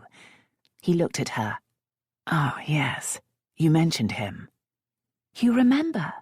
"Deceased heroes were significant to me then. Still are," he added. "You must have lost many friends." He didn't respond to that. Of course not. "Is there a new Marquis, or has the title died?" "There's a new one, though they had to hunt up and down the family tree for him. Porteous Merryhew, who before his elevation was some sort of official in the Public Accounts Office. I know it's horrid to sneer at that." "He must rejoice to be a Marquis, even a poor one." "I'm sure he did, but he's become a rich one, damn him." "Lady Hermione," he protested, laughter in his voice. She had to smile. "I've frightened off some suitors with my bold tongue." Then she heard what she'd said. "I didn't mean—" "Of course not." "Absolutely not." But that was too definite. "I mean that Cousin Porteous has found coal on the Northumberland estate. If only Father had thought to look." "Ah, no wonder you cursed him. If your father had grown rich that way, the money wouldn't have been entailed, and you and your sister would have inherited his wealth." "It's maddening to think about. I try not to, but Polly can't help it." He stretched out his long legs. "Polly?" "My sister, Apollonia." "No one ever shortened your name?" "To what? Hermy?" "Minnie?" he teased. "The new Marquis doesn't share his good fortune with his family." "Why should he? We're strangers. So you see, I have only a tiny portion to tempt the gentleman." "Thus you live with your sister, and she uses you as a servant?" "Heavens, no. I live with her, but we do have the normal complement of servants." "But travel in one carriage and stay at a cheap inn?" She shook her head. "My turn for questions. Where is your home?" "London, as much as anywhere at the moment." His family came from Berkshire, she remembered. Perhaps he'd been disowned. "You'll return there tomorrow?" she asked. "Yes." "With your ill-gotten gains?" "Yes." "Aren't you at all contrite?" "Not a bit of it." "You should be." "I'm sure you're right." She desperately wanted him not to be a thief, not to be poor, not to be any of the things he so clearly was. An impoverished gentleman has many ways to make his fortune. So why turn to crime? "What profession would you prescribe for me?" She couldn't resist the whimsy and cocked her head in thought. "Not the church, I think, and you're too old to join the Navy." "Not a promising path anyway, in peacetime." "The law?" she suggested. "Too much bookwork." "Diplomacy?" "Too much wandering." "Not trade, then?" "I have it. You must become a Bow Street runner and put your wicked ways to good account." He chuckled. "Perhaps I should. It's a shame ladies have so few ways of earning their keep. I'm sure you could turn your hand to any profession." She shook her head. "Too much bookwork or wandering?" "Trade." "I'm not at all enterprising or adventurous." "Perhaps you don't know yourself. Remember how you ventured onto that terrace with me, ripe for adventure?" "That was different." Thank heaven dim light would hide any blush. "I wonder. Was your mother very cross?" "No, she understood. I miss her." When did she die? 4 years ago. My condolences. Thank you. Are your parents still alive? No, he said. But his tone was odd, and she remembered some things he'd said 6 years ago. His mother had been French and had been caught up in the violence of the revolution there. She'd been of a nervous disposition, but she'd been deeply loved. "What is it?" she asked, and without thinking, leaned to touch his hand. He turned his hand to take hers, rubbing her fingers with his thumb. The warm connection rippled up her arm. My father died in 1814, and my mother a year later. But she'd not been fully alive for a long time. Perhaps as long as I've known her. Because of her experiences in France? You remember? She saw a brother murdered by a mob, and she and her mother only just escaped with their lives. Her father sent them to safety in England, but later he, another brother, and many relatives perished on the guillotine. She tightened her hold. How horrible. It's scarcely believable that such things happened just across the channel, and not that long ago. How could people become so cruel? Cruelty seems to lurk like a plague. It takes only a fissure in the social order to release the poison. It could never happen here. I pray not. He looked down at their joined hands. She could seem fairly normal when I was young, though we all knew she could be upset by crowds or any hint of violence. She stayed close to home, and everyone shielded her from disturbance. That sufficed until my father died. I was away in the army, but when I came home, I heard the story. Despite seeing his body, she insisted he'd been guillotined and hid away for fear of the same fate. She became terrified of strangers, especially men. Then, perhaps a blessing, she slid back into her youth, when her world was tranquil and her family and friends were still alive. Early in the marriage, my father had some rooms done over in the French style, and after his death she lived entirely in them, with 2 French servants, and responded only to her maiden name. In that world, I didn't exist. I became a stranger to her. All she could do was squeeze his hand. It's cold. You should go to bed. She rose, but lingered. You'll feel the cold too. I've known worse. Then he drew her into his arms. That interrupted kiss, he said, and put his lips gently to hers. It was, she supposed, exactly the sort of kiss he'd have claimed from a 17-year-old at her first ball, slight but sweet beyond bearing. When it ended, she rested her head on his shoulder, wishing hopelessly for everything to be different. How cruel it was that she'd found him again, only to have him snatched away by poverty. Great Uncle Peak. If he was rich and dying, and if he truly intended to leave his money to her and Polly, perhaps the fairy tale might become real after all. She didn't dare to believe that, but she'd keep the possibility in her heart. She wanted to stay in his arms all night, but she moved away. She was tempted to share her hope, but she was still sane enough to realize that he might not feel as she did about their connection and their future. She returned to bed and took off her robe just before climbing in. Then, impulsively, she returned and gave it to him. "Something to keep you warm," she said, and fled in her nightgown into the concealment of the curtained bed. Chapter 6. Hermione was woken by Roger pulling at her sleeve. Hermione? Hermione? That was his version of her name. I'm hungry. It was morning, for some light was coming through a chink in the bed curtains. Perhaps it was late, for there seemed to be a bustle from the inn-yard. Time to get up and on their way. Then she remembered Thayne. Billy was waking up, yawning and rubbing his eyes. The children mustn't see him. "Yes, it's morning, loves, and we'll have breakfast soon. Stay under the covers, though, both of you, while I make up the fire, so you don't get a chill." She tucked them up again and slipped out through the curtains on the side away from the fireplace. The chair was empty, except for her robe draped over it. She hurried to put it on, looking around the room. He wasn't there. He'd left, and without a proper farewell. He'd left before they'd had a chance for more speech, and she'd failed to get any means of contacting him. How stupid. She could be a rich heiress soon, and not be able to let him know. What if he was caught and put on trial, or caught and murdered, or escaped only to steal again? Hermione? She pulled her wits together and realized that the room wasn't as cold as it should be. A small fire burned in the hearth.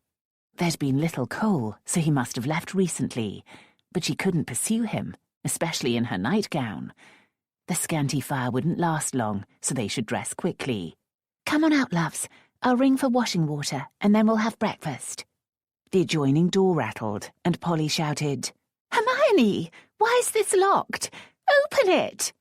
The shriek seemed an overreaction, even for Polly, but Hermione rushed to lift the bar, preparing an explanation. She didn't need it. Polly dashed in, clearly scrambled into her clothing. You're up, thank heavens. We must leave immediately. What? Why? The boys ran to hug their mother's legs, but Polly only patted their heads. Why are you just standing there? Our lives are in danger. A mob is gathering. They're being inflamed by speeches. We have to leave immediately. Hermione scooped up little Roger. Polly, love, you're frightening the children. A protest gathering won't affect us. It's a mob. You know what mobs are like. They break windows. They set fire to buildings. They steal weapons with intent to kill. William's gone to prepare the coach. Get dressed. Get the boys dressed. Be quick. Be quick. She dashed back into her own room. Hermione wanted to protest, but once Polly ran on her wilder emotions, there was no reasoning with her. Who's going to kill us? Billy asked, eyes huge. Roger had his thumb in his mouth, which he did only when anxious. Hermione knelt to gather them both into a hug. No one's going to hurt you, loves. But sometimes people become a little wild when they gather in a big group. So we're going to leave and be out of their way. Let's get dressed. You start for yourself, Billy, while I help Roger. Hermione was still gathering the boys' clothing when Polly dashed back in, hair somewhat tidy and bonnet in place. Why aren't you ready? Really, Hermione? I'll dress Roger. She picked up the lad and his clothes and carried them into the other room, where baby Henrietta was beginning to wail. Hermione smiled for Billy and turned his stocking so it would go on properly. If we're not in danger, Billy asked. why are we in a rush? He was a clever and observant little boy. We could become in danger if we stay, but we're leaving, so we're in no danger at all. He let her do his other stocking. What's a mob? A lot of people gathered together. Like at church? No, in the open air, and getting overexcited. Like at the fair and the greasy pig contest? He was clever, observant, and persistent. A bit like that. You know how sometimes people start to argue and fight? He nodded, apparently satisfied. I want my breakfast. So did Hermione, but she said, We'll halt as soon as we can. Let's get your shoes on. She brushed his hair, put his jacket in his hand, and shooed him next door to his mother. She closed the door with a sigh of relief and took off her robe. But then she wondered whether Thayne could be hiding somewhere. Thayne? She asked softly, but of course there was no response. She had to hope he was far away and safe. From the next room, her sister cried, Where are you, Hermione? Hurry! Coming. Her travelling corset was light and front fastening, and her gown crossed over at the front with side ties, so she could manage quickly and without help. Once she was ready, she stuffed items of clothing into the valise, then hunted around for anything she might have missed. Satisfied, she joined her sister. She, Polly, and the children made their way along the corridor and downstairs to a crowded entrance hall. They struggled in the crush, even though the flow was all in one direction. It seemed everyone was fleeing, so perhaps Polly's reaction hadn't been overblown. "The mob is planning to march to London," a man said as he pushed by them in the hall. "Carrying petitions." Carrying petitions, Polly gasped, as if he'd said carrying guns. Then it's good we're going west, not south, Hermione soothed. Once on our way, we'll be out of all danger. Pray God you're right. Come, come. Polly rushed toward the inn-yard, carrying the baby. Polly, Hermione protested to her back. She was left with 2 children and a valise. She looked around for a servant, but it was hopeless. She saw a flash of black, red and green stripes and thought it was Thayne. But it wasn't a neckcloth, it was a bunch of ribbons on a lady's black hat. The colours must be a fashion, like tartan. The middle-aged woman caught her staring and stared back in an almost threatening way. This panic was affecting everyone. Quickly, Hermione arranged the boys on her left side, saying, Roger in front, Billy behind. Both of you hold tight to my skirt, and don't let go. Billy, keep an eye on your brother. With the valise in her right hand and her left ready to grab a wandering child, she steered a course through the melee of passengers. The people were close enough to a mob of their own, buffeting her and the children, intent only on their own direction. When they achieved a bit of space in the inn-yard, Polly was waiting. What happened to you? Really, Hermione? She grasped Roger's hand and towed him onward. Hermione took Billy's hand and smiled at him. There's nothing to fear, love. I see your father and the coach. We'll be on our way soon.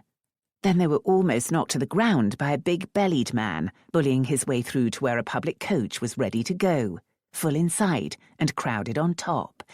There must be at least one space left, for the coachman was calling, "All aboard for Stockport! All aboard! I dare not dally! Halt, coachman!" the man bellowed. "Double fare for a ticket!" Hoping the bribing oaf didn't get a seat on the coach, Hermione wove over to their sturdy old coach, where Polly's husband, Sir William Selby, took the valise to store in the boot. He was a slimly built, sensible man, but even he looked worried. There, see? Hermione said to Billy as she guided him up the steps into the coach. We're safe now. Soon they were packed into the carriage, and their coachman could steer out into the street. But there was almost as much chaos and crowding there. It looked as if all the coaches and travellers in the area had the same idea. We're on our way, Hermione said cheerfully. And many of these people are travelling north or south. We're going west, so we'll soon have the road to ourselves. Perhaps the lads relaxed a bit, but baby Henrietta was grizzling. That could be because she was held tight in Polly's arms, and Polly was intent on the street, seeking any threat.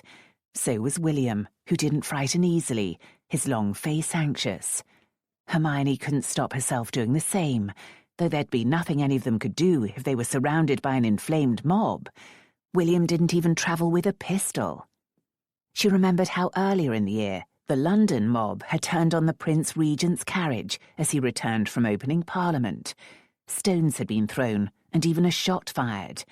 In March, there'd been an enormous gathering in nearby Manchester, which had become known as the Blanketeers' March because the protesting weavers had all carried blankets. The march had been stopped before it left Lancashire, but for a while it had seemed to herald disaster. Hundreds had been arrested. The government had suspended habeas corpus and enacted new laws to control seditious meetings. But it seemed to be like putting a lid on a boiling pot. Seething unrest kept bursting free. Hermione couldn't believe that violent revolution could happen here as it had in France. But perhaps most French people had thought the same. The situation in France had begun with moderate demands for reform, but ended up in rivers of blood. Blood that had included that of Thayne's family, breaking his mother's mind. In the worst time, the period called the Terror, the sans-culottes had stopped coaches to haul out families they thought privileged and hack them to death, or hang them from a lamppost. "À la lanterne" had been the cry, and "à bas les aristos," bring down the aristocrats. Some of the French nobility had fled early, but most had been sure the insurrection would fizzle out. The royal family had waited too long to race toward Austria, the Queen's homeland. As a result, many, including the royal family, had ended their lives on the guillotine, men and women both. Their only crime, their high birth. If this local mob attacked their carriage, Would it help to protest that they were impoverished nobility? Not when they had wealth beyond the dreams of many. Her stockings were darned, but she had stockings. They were travelling in an old-fashioned and quite uncomfortable coach, but many people must walk if they wanted to get anywhere. Most of the time, they ate simple, frugal food, but they never went hungry or cold, and they always had good shelter. Yes, they were privileged, and if some of those suffering the harsh effects of the post-war privations resented them, it wouldn't be surprising. At home, everyone would know that William was a good landowner who found work for as many as he could and paid fair wages. They'd know how the family provided charity for those in need. Here, no one knew any of that.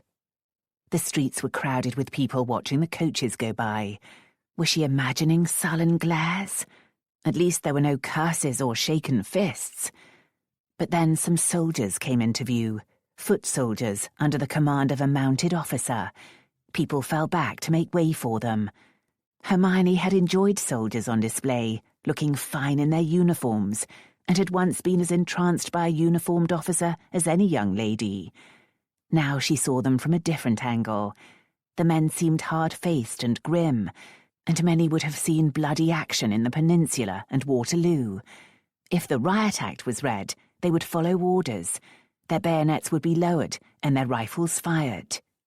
"It seems wrong that they might soon be fighting fellow Englishmen," she said. "Don't be ridiculous," Polly protested. "They are all that stands between us and the guillotine." William took the fretful baby from her. "Try to be calm, dearest. It's not so dire yet." "Yet," she echoed, but she did calm a little. William was good for her. "You can't deny that there are people who want to bring about a revolution. Lord Sidmouth, the Home Secretary, said as much. People have been arrested for it." "Most reformers want change by legal means, love, and heaven knows reform is needed. But let's not speak of it here." He glanced at the boys. Billy in particular was following intently. "See, we're away from the crowded area and can make better speed." He was right. They'd turned off the north-south road and were heading west. Billy asked, "Can we have breakfast now?" Roger removed his thumb to echo, "Breakfast." Henrietta began to whine. The poor children were used to a comfortable routine, and their nursemaid, Minnie Lowick. They were so attached to her, little Roger had even called her name instead of Hermione's last night. Polly and William were loving parents, but much of the children's care fell to Minnie, and 9-month-old Henrietta probably thought she'd been torn from her arms forever. Indeed, waving goodbye at the doors of Selby Hall, Minnie had looked as if she'd like to snatch back her charges from the unreliable arms of their parents. With hindsight, it might have been worth squeezing her into the coach, but 4 adults plus 3 children really wouldn't have been possible, and they couldn't have asked Minnie to travel with the coachman, exposed to all weather. "Not quite yet, boys," William said. "We'll stop when we're well out of the city." Billy slumped and Roger stuck his thumb back in his mouth, but Henrietta gave up protest and fell back asleep. Hermione could relax a little, but this allowed her mind to return to the adventure in the night. In hindsight, she couldn't believe she'd let a man stay in her room, but it had been Thayne. She'd finally met Lieutenant Thayne again. It was delicious to accept that fact by daylight. But she must also accept that he was now a criminal. If she had any sense at all, she'd wish they would never meet again, even if this venture left her rich.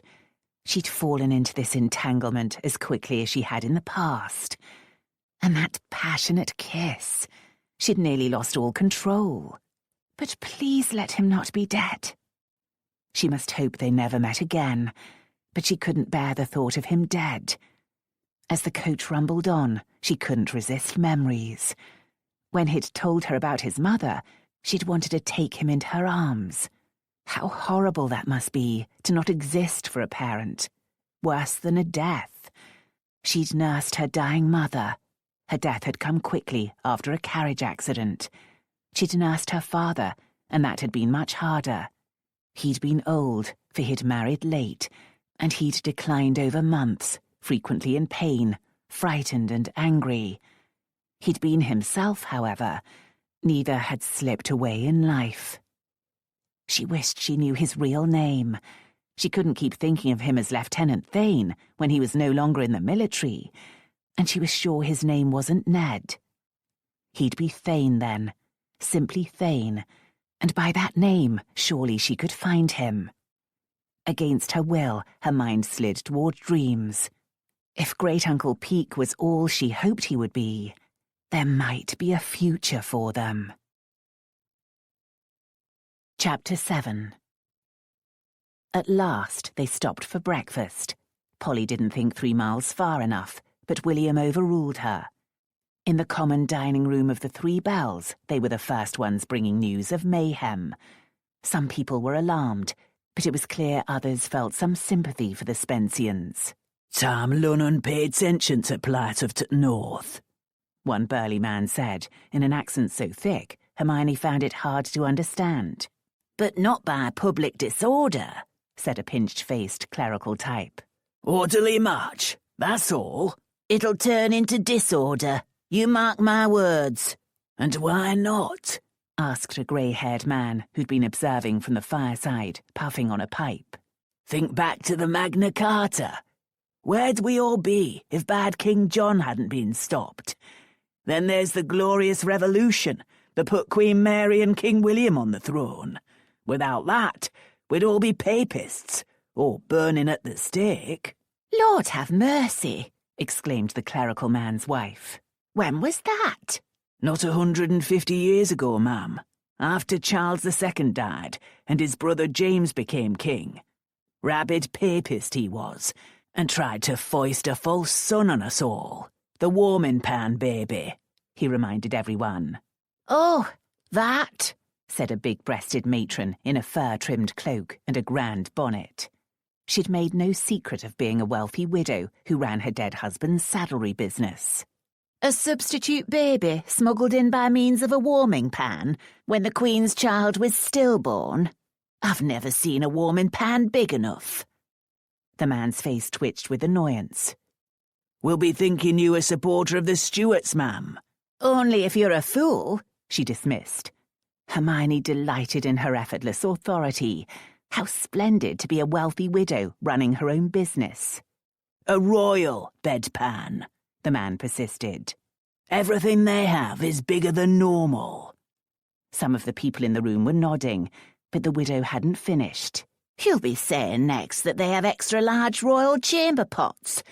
Those changes you talked of, sir, were brought about by the nobility squabbling among themselves, and had nothing to do with folk like you and me. Look at how the first King George came upon us. He didn't even speak English, but we had no say." "There you are, then," said the man with the pipe. "That isn't right." "But it preserved law and order from papists and Scots. That's all that matters to law-abiding folk." There was a murmur of agreement, and the man fell silent. But Hermione noticed that his waistcoat was made of a fabric striped thinly in black, red and green, like Thayne's neckcloth, and the bonnet of the woman in the inn yard. 3 very different people to be following a fad. But her main concern was stumbling across arguments in favour of unrest in such an unlikely place. Once in the coach, Hermione wanted to discuss it with William, but it would upset Polly and disturb the boys. The boys were content now their stomachs were satisfied, but her own breakfast sat heavily inside her. Perhaps Polly was right to be fearful. It was as if there were a contagion in the air. She watched men digging out a drainage ditch, while others mended a nearby fence, and wondered whether their glances at their coach showed resentment, or worse. Could they turn their tools as weapons against her family? Oh, nonsense. This was England, and those were honest working men, just like the ones she'd known all her life. In Yorkshire, she often passed time with their wives and daughters, talking about the weather and sharing wisdom about how to get the hens to lay and how to preserve meat longer into the winter. This journey could benefit everyone on William's estate. With Great-Uncle Peak's money, William would be able to hire men to do necessary repairs to Selby Hall and other buildings. There'd be improvements to the land and the labourers' cottages. Polly would hire more servants in the house and dairy, and be able to be less frugal all around. What a merry Christmas the next one might be. And Cousin Porteous would lose any ability to force her into marriage. She might even have a dowry large enough. No. Despite magical memories and astonishing kisses, Thayne was a thief. There had to be many decent ways for a man like him to make his living, but he'd chosen to steal, which meant other people lost their hard-earned property to him. Even if he did reform when he could marry a rich woman, did she want a man like that? Yes, said her weak and wanting part. Oh, you idiot.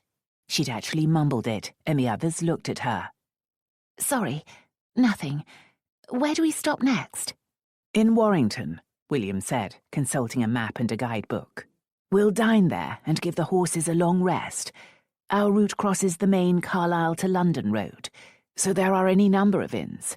We have no need of the hustle and bustle of the centre, so we'll stop earlier. He ran his finger down a page. The Lamb sounds tranquil. In time, the coachman steered under an arch into a small inn-yard, but an ostler urged them through another arch into a more spacious area. For there's plenty of space back there, sir, and a lane back to the street. And the small yard will then look more inviting to another coach, Polly murmured. Nothing wrong with that, William said as the coach just made it through the second arch. And look, there's a grassy area and a pond with ducks. After we've eaten, the boys will enjoy playing here. Not just ducks, but ducklings, so the boys had to be compelled to eat first. As soon as they'd finished, they were fidgeting to be off. William said to Polly, I'll take them out there. The horses need more rest, so why don't you and Hermione stroll around the town a little? Henrietta was asleep, so they soon set off, sharing the task of carrying her. Hermione knew this jaunt was to help settle Polly's nerves, for she loved to shop. Selby Village offered no opportunity for this pleasure, and if they went to nearby Wakefield, Polly was more likely to be upset about all the items she couldn't afford. This was shopping for amusement only, but it was spiced by possibility. Beneath every discussion of a bonnet, a china dish, or a bar of French soap ran, If we get Great-Uncle Peake's money. The amusement was ended by an ominous rumbling sound from the infant, accompanied by a smell. Thank heavens Polly had charge of Henrietta at the moment. Time to go back, she said, in the manner of one forced back to grim reality. But toward our future, Hermione said. What do you say to my stopping at the shop to buy a bar of that soap? It's not a great deal of money, and it will remind us of all the other pleasures. Oh, do. But I must hurry back. I'll be perfectly safe on this busy street for 5 minutes, and indeed, if I was set upon by brigands, I don't see what you could do. Polly laughed. You're always so practical, dearest. Very well, but don't dally. I'm sure we must be off soon. She hurried back toward their inn, but Hermione dawdled, enjoying being on her own for a while. She wasn't solitary by nature, for in Hampshire she'd enjoyed many social occasions, but she'd always been able to spend time alone, sketching, reading, playing music, or simply whiling away time. That seemed sinfully indolent now, for at Selby Hall the family worked as hard as the servants. It was probably a sin to want to be able to afford indolence, but she did. She entered the aromatic shop and lingered over the pleasure of choosing between a plain soap, a rose-scented one, and a lavender. In the end, she chose the rose, because Polly would prefer it, and the shop assistant wrapped it neatly in silver paper and tied it with a pink ribbon. Delighted by the prettiness of it, and completely satisfied with her purchase, Hermione left the shop, to almost bump into Thayne. His apology was distracted, but then he truly saw her, and smiled in a most satisfying way. Lady Hermione. Sir? She dipped a curtsy, unable to suppress a smile of her own, even though daylight didn't amend his shabbiness. His hair was still too long beneath his unfashionably low-crowned hat, and his jacket had seen many better days, and he was still a thief. But his dark-lashed eyes were as fine as she remembered from the ball, and her heart was dancing. "How do you come to be here, wandering the streets without escort?" he asked. How do you come to be here without pursuers? Aren't you supposed to be en route for London? Suddenly she wondered whether he'd followed her there. A number of romantic fancies were exploded when he said, "The road to London threatened to seize up because of the Spencean Crusade, so I travelled west to avoid delay. You've done the same." Our route continues west, to Tranmere, in the Wirral. Thus we cross by happy chance. May I escort you to your inn? Good sense commanded that she say no, but she was incapable of it. So you've escaped pursuit, she said as they strolled along. With your help. Which I'm sure I should repent. Any thief has a victim. I assure you, the victim in this case doesn't deserve your sympathy. No, I'll say no more, but I hope you believe me, for I'd not want you to suffer any qualms. Then I will believe you. I prefer to think myself in the right at all times. She meant it as a joke, and he chuckled. Delightful as ever. Or is that too bold? Inside she purred, but she kept the tone light.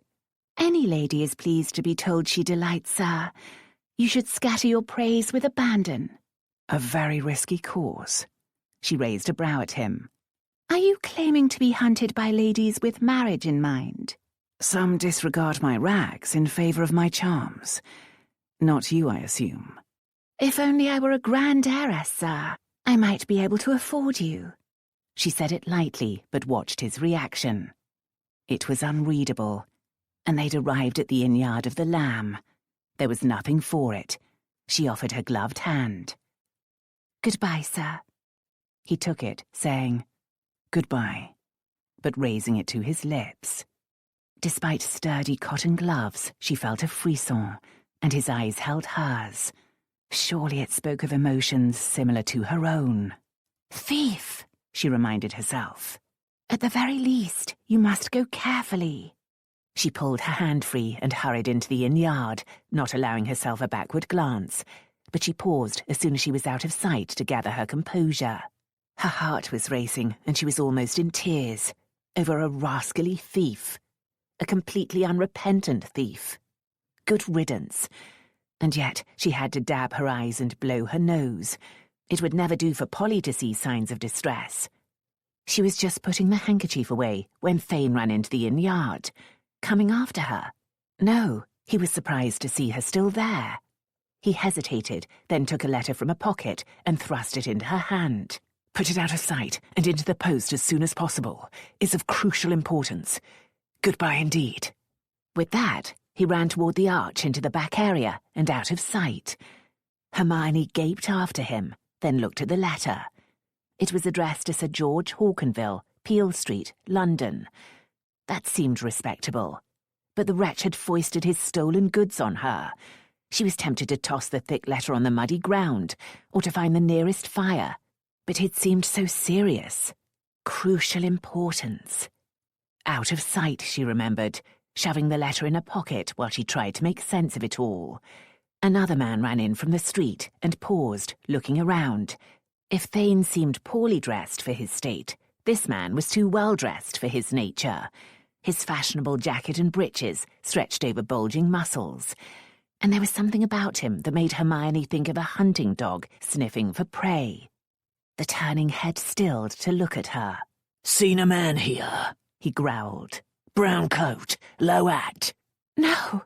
She gasped it, for his brutish face terrified her.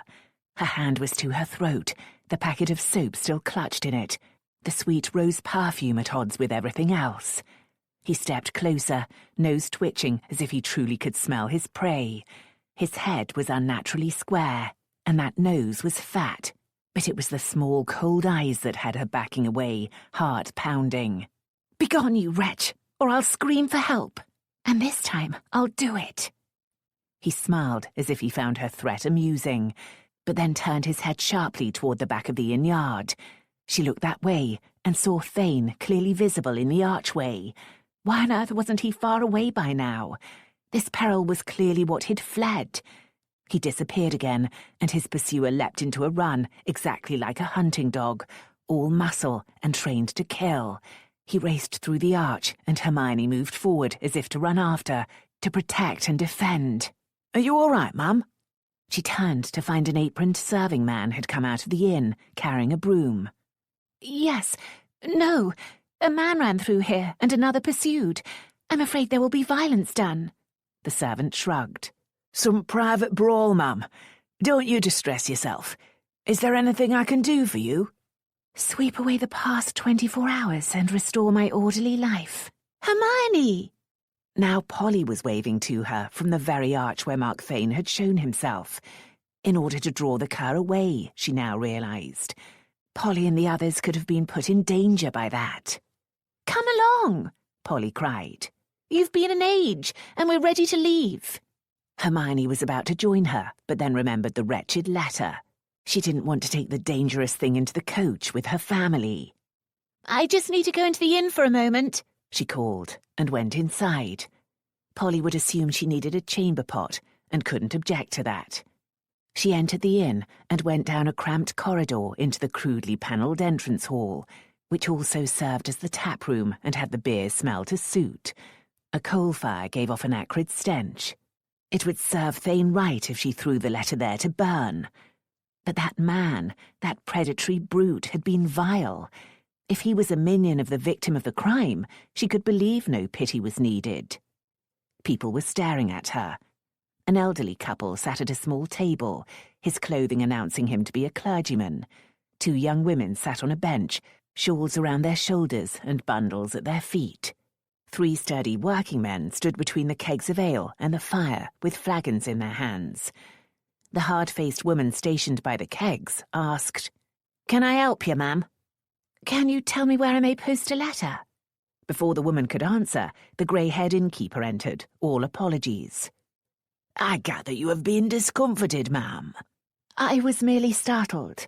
"The lady wants to know where to post a letter," said the barmaid, as if that was deeply suspicious. "The post office is but a short walk, ma'am," the innkeeper said. "But I believe your party is ready to leave. May I have a letter taken there for you?" Hermione stood pinned in indecision. She couldn't bring herself to burn the letter in her pocket, but handing it over to the innkeeper felt like a betrayal of trust. "Ma'am?" the innkeeper prompted. I thought to write one, she said. But I see I don't have time. No wonder the man looked as if he thought her deranged, and the barmaid as if she was sure of it. Hermione hurried away to the carriage and endured Polly's scold. They were soon on their way, but she felt as if she carried danger in her right-hand pocket, and dearly wished to have that decision back to do again. Stolen papers. What if she was caught with them? Could she go to jail? Or worse? If the papers were banknotes, theft of money was a hanging crime. If that horrid brute had caught Thayne, it would serve him right. At the next stop, she'd get the letter into the post if she could, or burn it if she couldn't. And she'd allow no more foolish yearnings over a long-ago dream. Chapter 8. Mark ran for his life, aware that he was insane because he was enjoying it. He had no doubt that Nathan Boothroyd would kill him if he caught him, for he'd have no chance against the man's brute strength, short of a pistol, which he didn't have. In any case, he wasn't sure one pistol ball would stop a Boothroyd quickly enough. All the same, he was grinning as he ran, because he was damn tired of skulking and conniving. He dodged through the laundry, pegged to lines across the back lane, trying not to soil any of it, and down a narrow passage between high walls. He was probably faster than Nathan, but he didn't know this town or any hiding places. He might be safer in the high street, but he wasn't sure a Boothroyd would let a crowd stop him, and innocent people could get hurt. He twisted into a slightly wider lane that ran between the backyards of 2 rows of houses, but it was too long and without concealment. At any moment, Nathan would turn into it and see him. Nothing for it. He scrambled over a head-high gate, hoping he managed it before Nathan glimpsed his disappearing boots. He was in a small backyard that held no greenery except weeds and stank of slops thrown out of the back door. He stood still, listening for Nathan's footsteps on the other side of the brick wall. A dog snarled. Mark stifled a laugh. He was facing a real beast this time, a bull terrier guarding its territory with bared fangs. It wasn't barking, but such a dog could attack without warning. He stayed still, silently urging the dog not to make a noise beyond the rumbling growl. He could hear Nathan crunching along the rough surface of the lane now, going slowly, trying to sniff out his prey. The footsteps passed the gate and moved on. Mark let out his breath. Then the dog barked, once, twice, 3 times. The back door opened, and a woman said, "What's the matter with you now, Rowley? Here." She threw out a knuckle bone. The dog whined its dilemma, but then clearly decided if the mistress was here, his job was done, and settled to gnawing the bone with excellent sharp teeth. But out in the lane, Nathan's footsteps had stopped, and now the woman had seen the intruder. She was probably in her 30s, with loose, slovenly red hair, but a decent enough green gown. She wasn't afraid. He tried last night's trick and put his finger to his lips. Shush. She looked at him as if he was crazy. Aware of Nathan listening, Mark chose another route and dug out a coin. Fortunately, he found a 5-shilling piece first and showed it to her.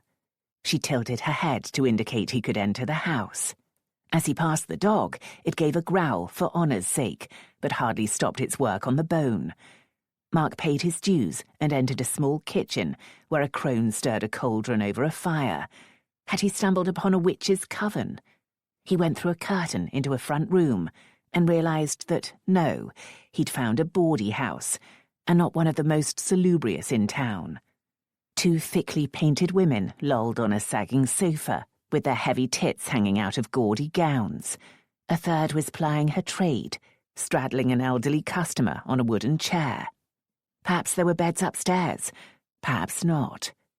The 2 available whores smiled invitingly, one showing missing teeth.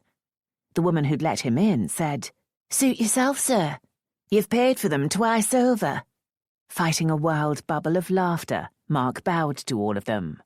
"My apologies, ladies, but I have pressing business elsewhere." "I can work quick, me, handsome," one of the whores called. Mark sent her a grateful smile, opened the front door, and stepped out.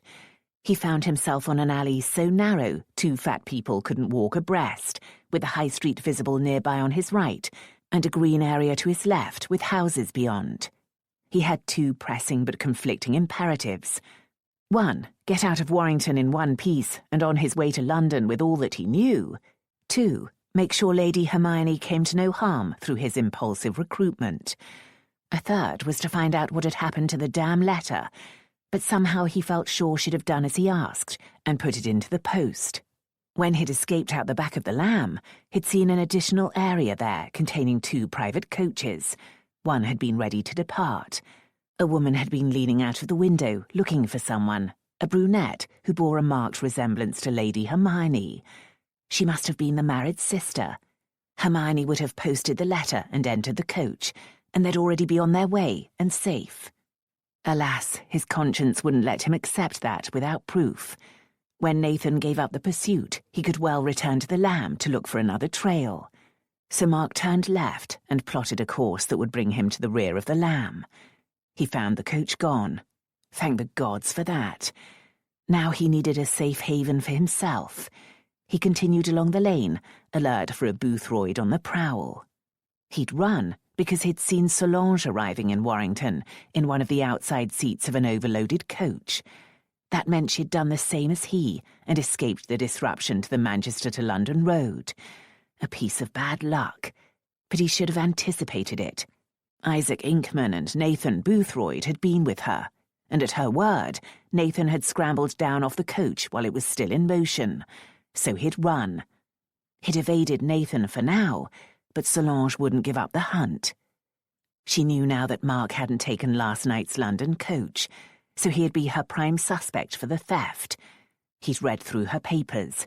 He didn't understand it all, but she'd be desperate to get such dangerous documents back.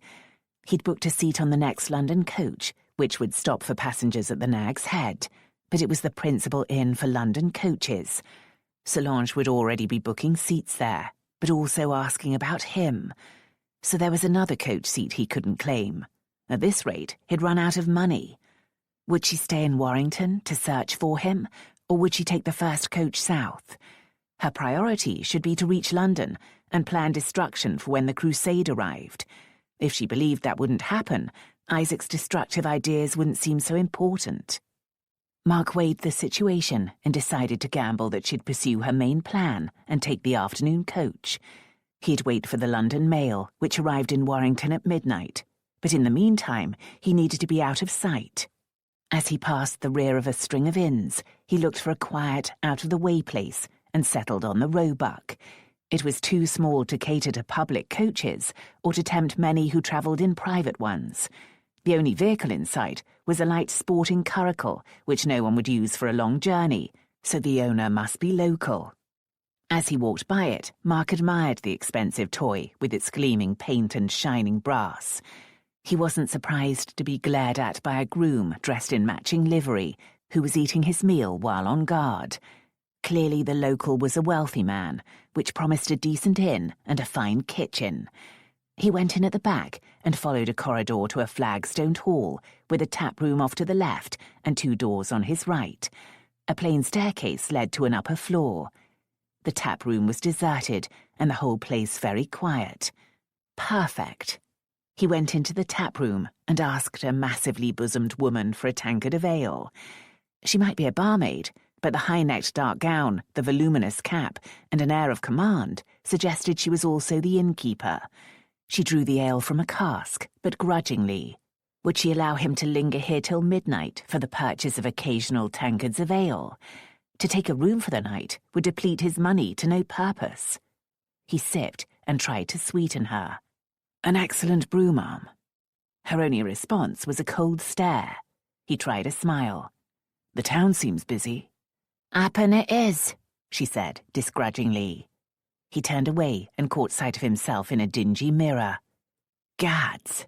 He was dressed shabbily, but he'd lost his hat, and his unkempt hair was in disarray. He'd a dirt smudge on one cheek, and when he looked down, he saw evidence of his scramble over the gate, including a rip in his breeches. He couldn't go out to search for his hat, and he'd never pass for respectable without one. He was tempted to laugh out loud, but in truth, his appearance could make things difficult here, there, and everywhere. "Farringay?" Mark turned, shocked and on guard to hear his title. He saw a man who could be his opposite in all respects. Beau Braden was blonde, fine-featured, and turned out to perfection from complex cravat to gleaming Hessian boots. He was hatless, but surely only for the moment, and his hair was perfectly arranged in what was doubtless the latest style. No point in denying who he was. "Braden, what are you doing here?" "It's forbidden," Braden said, strolling forward. "I'm on my way south, from a family place near Lancaster. I do trust you're not in as dire straits as your appearance suggests." "Yes, and no," Mark said, glancing to see what effect this conversation had on the innkeeper. She resembled the bull terrier, confused, but still inclined to growl. "You know this man, sir?" Braden's lips twitched. "Well enough, Mrs. Upshaw. Clearly I should feed him. Lay another place in my parlour, if you please." "Thank you, sir," Mark said humbly, and followed through one of the doors off the hall into a private parlour. It was a simple room with whitewashed walls, but a fire burned in the grate and the table was set for a meal. He and Beau Braden had known each other in the army. They'd never been close friends, but they'd worked together a couple of times, and passing a few hours in his company would be useful, as long as he could come up with a tale to cover the situation. A young serving maid hurried in with plate, cutlery, and glassware. Despite looking only 15 or so, she dallied at Braden's side in hopes of flirtation. Braden gave her smiling thanks, and she had to leave. He poured wine for them both. "Don't strain for a lie, Farringay. I can be remarkably incurious when necessary." Mark toasted him with a smile. "Noble of you. Believe it or not, mayhem isn't my daily style, but today I had to run from a hunting dog, and lived to tell the tale, by scaling a gate and escaping through a whorehouse. Unscathed again? Untempted. Ah, one of those." Yes, spending a few hours with Braden would be no sacrifice, and with such sponsorship, Perhaps the Gorgon of the taproom wouldn't quibble at him lurking here until midnight. The afternoon coach would soon leave the Nag's Head, and chances were good that Solange would be on it. She needed to get Isaac to London to do his evil work, and she'd take Nathan Boothroyd because she liked to have a bodyguard. What a quivering conscience she must have. The maid returned with an aromatic tureen of soup, and Mark, safe for the moment, settled to enjoy it. Chapter 9. When Nathan Boothroyd came into Solange's parlour in the Nag's Head, she glared at him. "You failed. It weren't him, Ma'am. Bloody Granger left on the London coach afore you were attacked, so he can't have been here." "I saw him. If you'd not delayed to argue with me before pursuing, you would have caught him." The loss of the papers infuriated her. Waite had gone so far as to scold her for putting the details in writing, as if she were in truth a meek wife. To him, she'd scoffed at the danger, but her notes about Isaac's explosive intentions could provide an excuse for arrests, which would threaten her grand design. She would plunge Britain into chaos, take over through Waite, and then turn the new Republic's might to conquer France.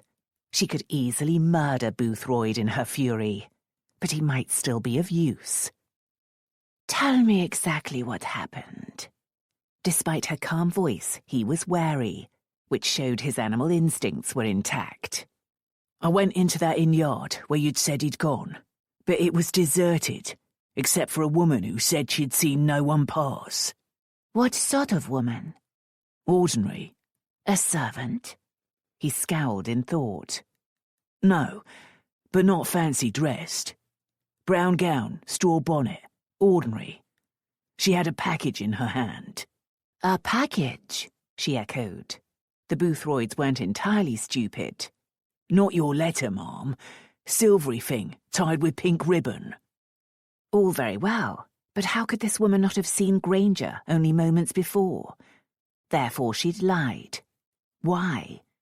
Would Granger have disguised the papers in silver and pink in order to pass them to a woman? It implied a devious plan, but she'd been involved in devious plans. Anxious to please, the Boothroyd said, "I scared her well, Ma'am." "Did she scream?"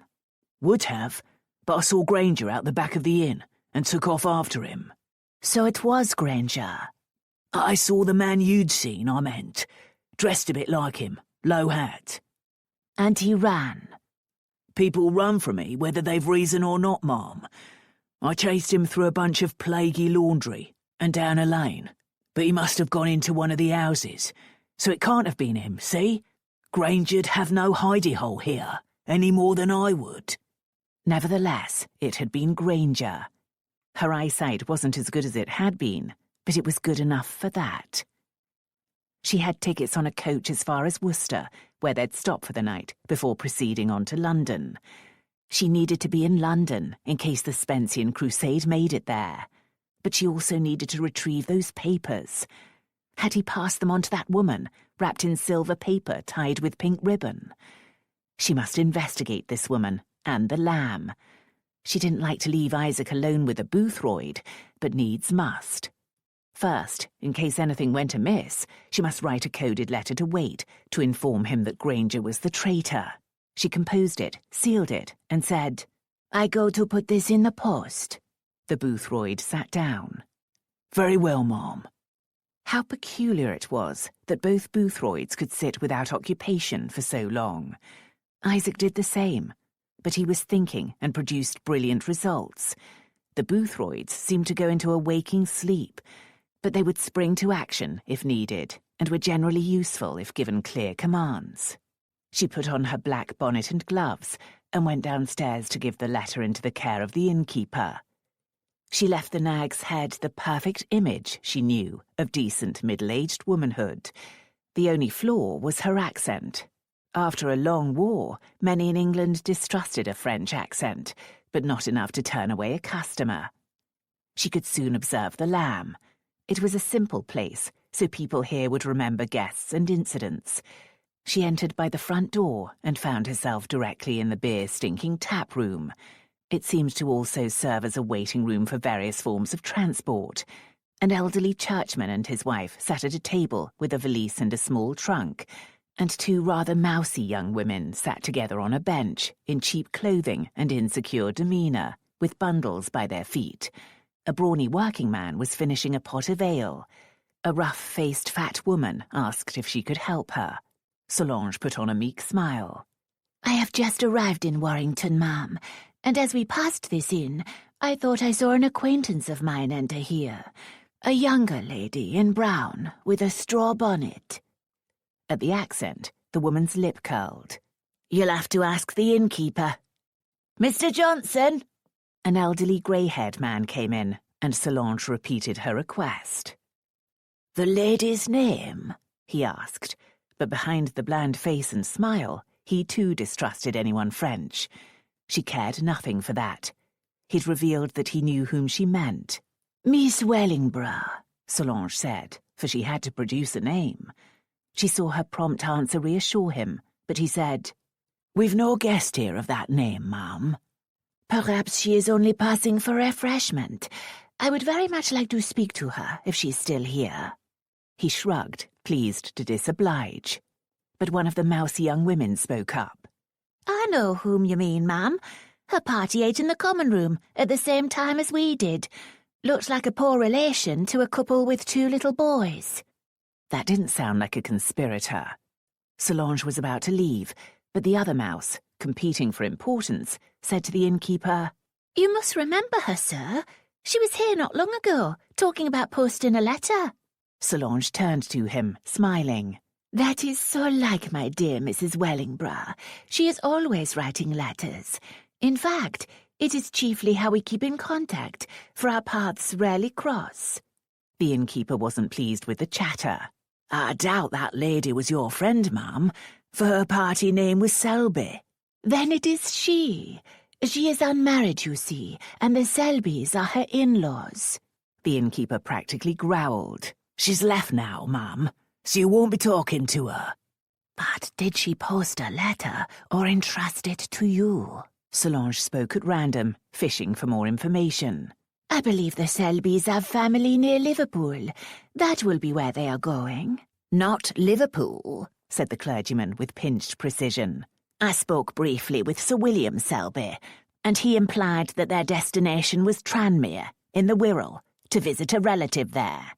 But, said the working man, perhaps feeling left out, they could be going to Liverpool, then crossing by ferry, seeing as Tranmere's a ferry house. Solange cursed his thick accent. The woman with her papers was going to a place called Tranmere and could be pursued. But which route had she taken? The innkeeper took command. Sir William has taken the Chester road, he stated. Though against my advice, he intends to turn off early, toward Picton. I told him that shorter doesn't always mean faster, but he paid no heed. How delightful that people loved to be in the know, as the English put it. And they are definitely gone, she asked. There is no hope. That is so, ma'am, said the innkeeper with finality. As if to conclude the discussion, a groom entered to say he'd come to collect Reverend Porticombe and his lady. Attention turned to getting the elderly couple and their luggage on their way. Was there any more to be learned? Solange sighed and said to the young women, So sad to have missed my friend by so little. Happen you could follow her, Mum, one said. Alas, my coach to London leaves soon. Did Miss Wellingborough have a letter to post? I suspect it will have been to me. Such a shame. Only a package, Mum, and not to post. Ever so pretty, pink with silver ribbons. I caught a whiff. Fancy soap, I reckon. Rose. She said as she'd been thinking of writing a letter, the other said. And wouldn't have time. That's right, Hattie. Oh, well, Solange said. What's done is done. She left before she roused too much suspicion and hurried back to the Nag's Head, putting the scraps together. It was possible that the young woman was a coincidence, she and her package of soap. It seemed unlikely that Granger would have gone to the trouble of including a scent in his disguise. He couldn't have had much time. On the other hand, the woman had inquired about the post office and then claimed not to have a letter ready to post. Odd, very odd. When her party was waiting to depart, a letter could easily be concealed in a pocket. If the straw-bonneted woman was an agent working with Granger, she was an inept one. Or did she act that way to throw off suspicion, as Solange herself acted the dowdy matron? Most people would assume a muddle-minded woman travelling with a family could not possibly be dangerous. Yet this muddle-minded ordinary woman had been in the yard of the Lamb a minute or so after Granger had entered it, and had claimed not to have seen anyone of his description. What was more, Nathan Boothroyd had focused on her. The Boothroyds had limited brains, but were dog-like even to their instincts. The woman wasn't his quarry, so he should have ignored her, but he hadn't. He'd been going after her until Granger had shown himself. As Solange approached the Nag's Head, she spotted the key point. Granger shouldn't have shown himself. He knew the sort of danger a Boothroyd presented, and he'd had time to put distance between himself and death. But he hadn't. He'd hovered out of concern for the woman, and when she'd been threatened, he'd shown himself to draw Nathan off. Solange nodded. Granger had stolen her papers and missed the London coach from Ardwick. He had come to Warrington to take a coach south, thinking himself out of danger, but had seen her arriving. Whether by prior plan or on impulse, he'd passed the papers to the woman in the straw bonnet, probably already packaged as a letter. She hadn't posted the letter at the Lamb, so she had taken it with her. Solange returned to her parlour, smiling. She would soon have her papers back. She found Isaac and the Boothroyd exactly as she'd left them, like a tableau. "Never moves," Boothroyd said. "Hardly ever blinks." Never mind that. You are to hire a horse and follow a coach going toward Chester, which will turn off toward a place called Picton to go on side roads to a place called Tranmere. The name of the party is Selby. "Why?" "Because the man you chased was Granger, and he passed the papers to the lady you encountered in the inn yard. She is part of the Selby party. You will follow and retrieve them." He didn't like being so thoroughly in the wrong. "I should stay with you and him, Mom. I'm to guard you both." "The latter presents more danger than anything else. Follow the Selby party and get it back." "How? I'm no high Toby." It was a fair point, and attempting to hold up a coach full of people in broad daylight would be a challenge to even a clever highwayman. "I gather the side road will be slow and little used. Keep them in sight until they turn off. Then watch for them to stop for rest or new horses. The woman in the straw bonnet will leave the coach. You seize her." "With her family looking on?" "If you do it quickly, they won't have time to react. You need only carry her far enough to search her. Search her thoroughly. Cut off her clothes if necessary." His small eyes sparked at that. "When you've retrieved the letter, break her neck, or she'll describe you to the magistrates." He chewed it over. She watched for any recognition that the family might provide a description of him. It would be inconvenient to lose him, but that was a risk she was willing to take. As it was, he should have time to get clear away. He came up with a different and surprisingly pertinent objection. "She's seen me.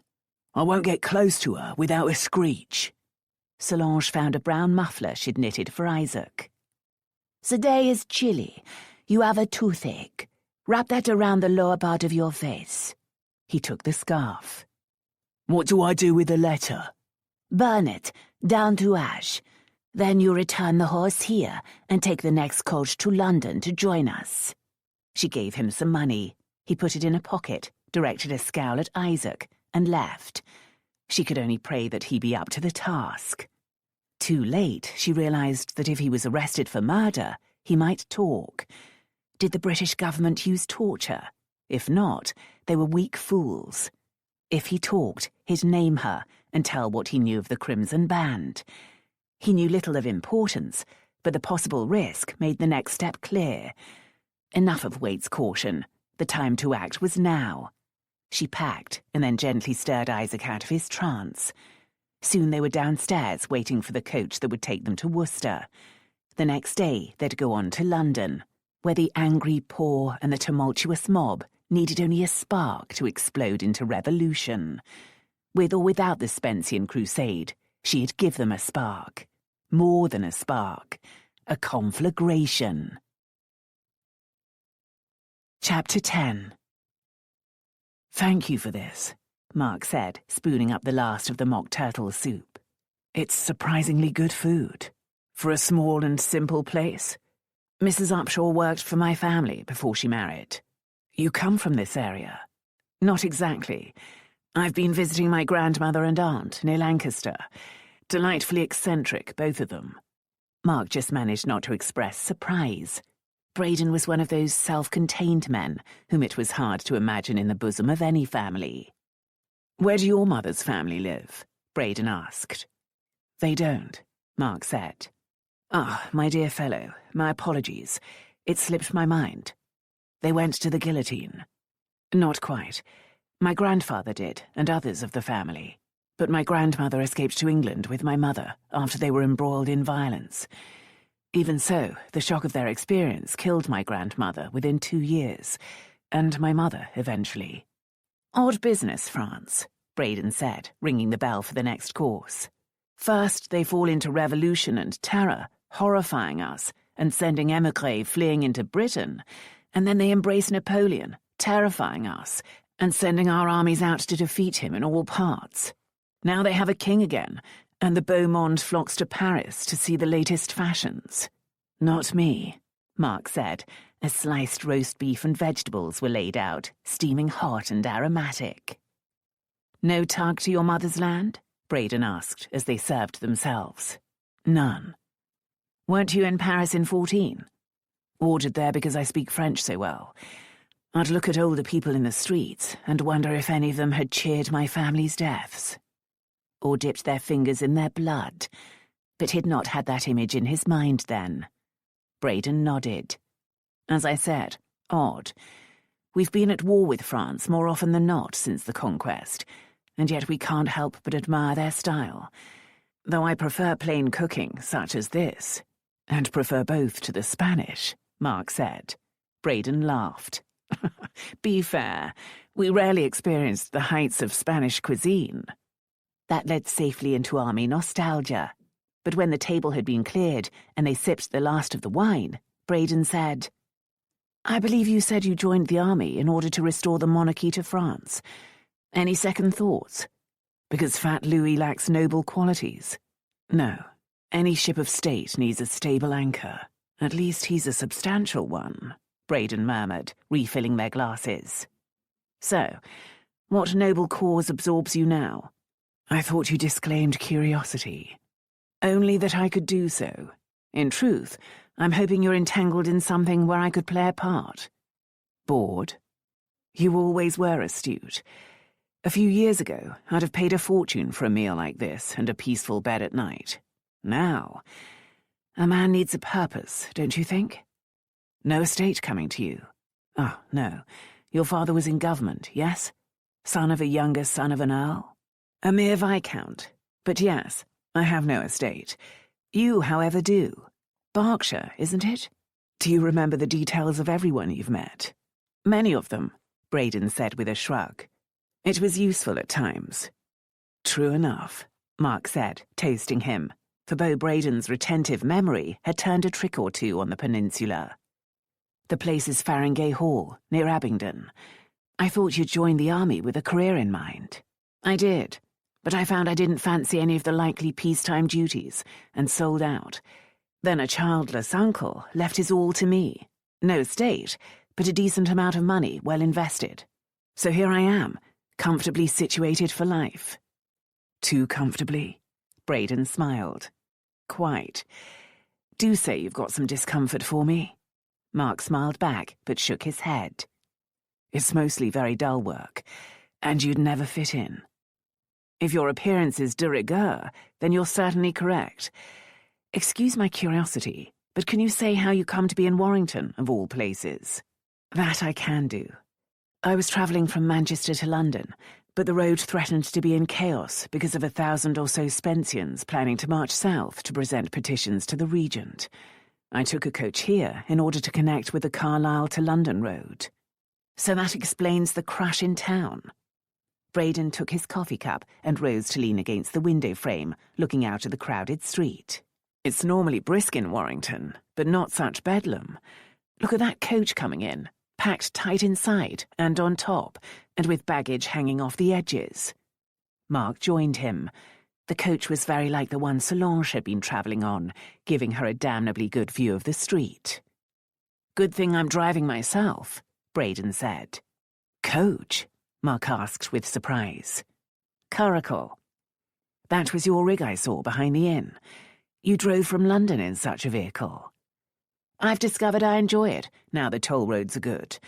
Didn't have much cause for fancy carriage driving during the war, did we? But I've rather taken to it. Not racing, but simply travelling. Use my own horses all the way, and stop if the weather turns foul. But it's losing its appeal. Not so much that, as what to do in between journeys, or when the weather turns foul." Mark considered, and then said, "You could contact Hawkinville. There's interesting work to be done out of uniform." Major George Hawkinville had been a key member of Wellington's Tactical and Security Section in the Quartermaster's Division, and both Mark and Braden had worked under him at times. Braden studied him from heavy-lidded eyes. "There's little cause for spying nowadays." "There's always cause for spying. The enemies are just different." "Ah, I think not." "No?" Mark asked, surprised by the chill in the other man's voice.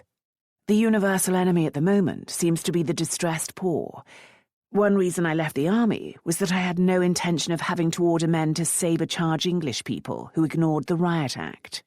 Rebellion can't be allowed. Nor should starvation, or men, women, and even children working every possible hour for a pittance." "Zeus, are you a radical?" "No, but I would favour more kindness and less greed." "You should go into Parliament." Braden returned his gaze to the street. "I've thought of it, but reform will be a long struggle, and I doubt I have the patience. And yes," he added dryly, "if I were a true believer, I'd give my all to the poor and toil alongside them." An empty gesture. "But you could provide employment." "I do, but even a luxurious set of rooms in London doesn't need many servants, and the truly poor don't seem to be employed providing fine clothes and horses. You need an estate. You could purchase one. I wasn't trained to it. At school I had a touch for oratory.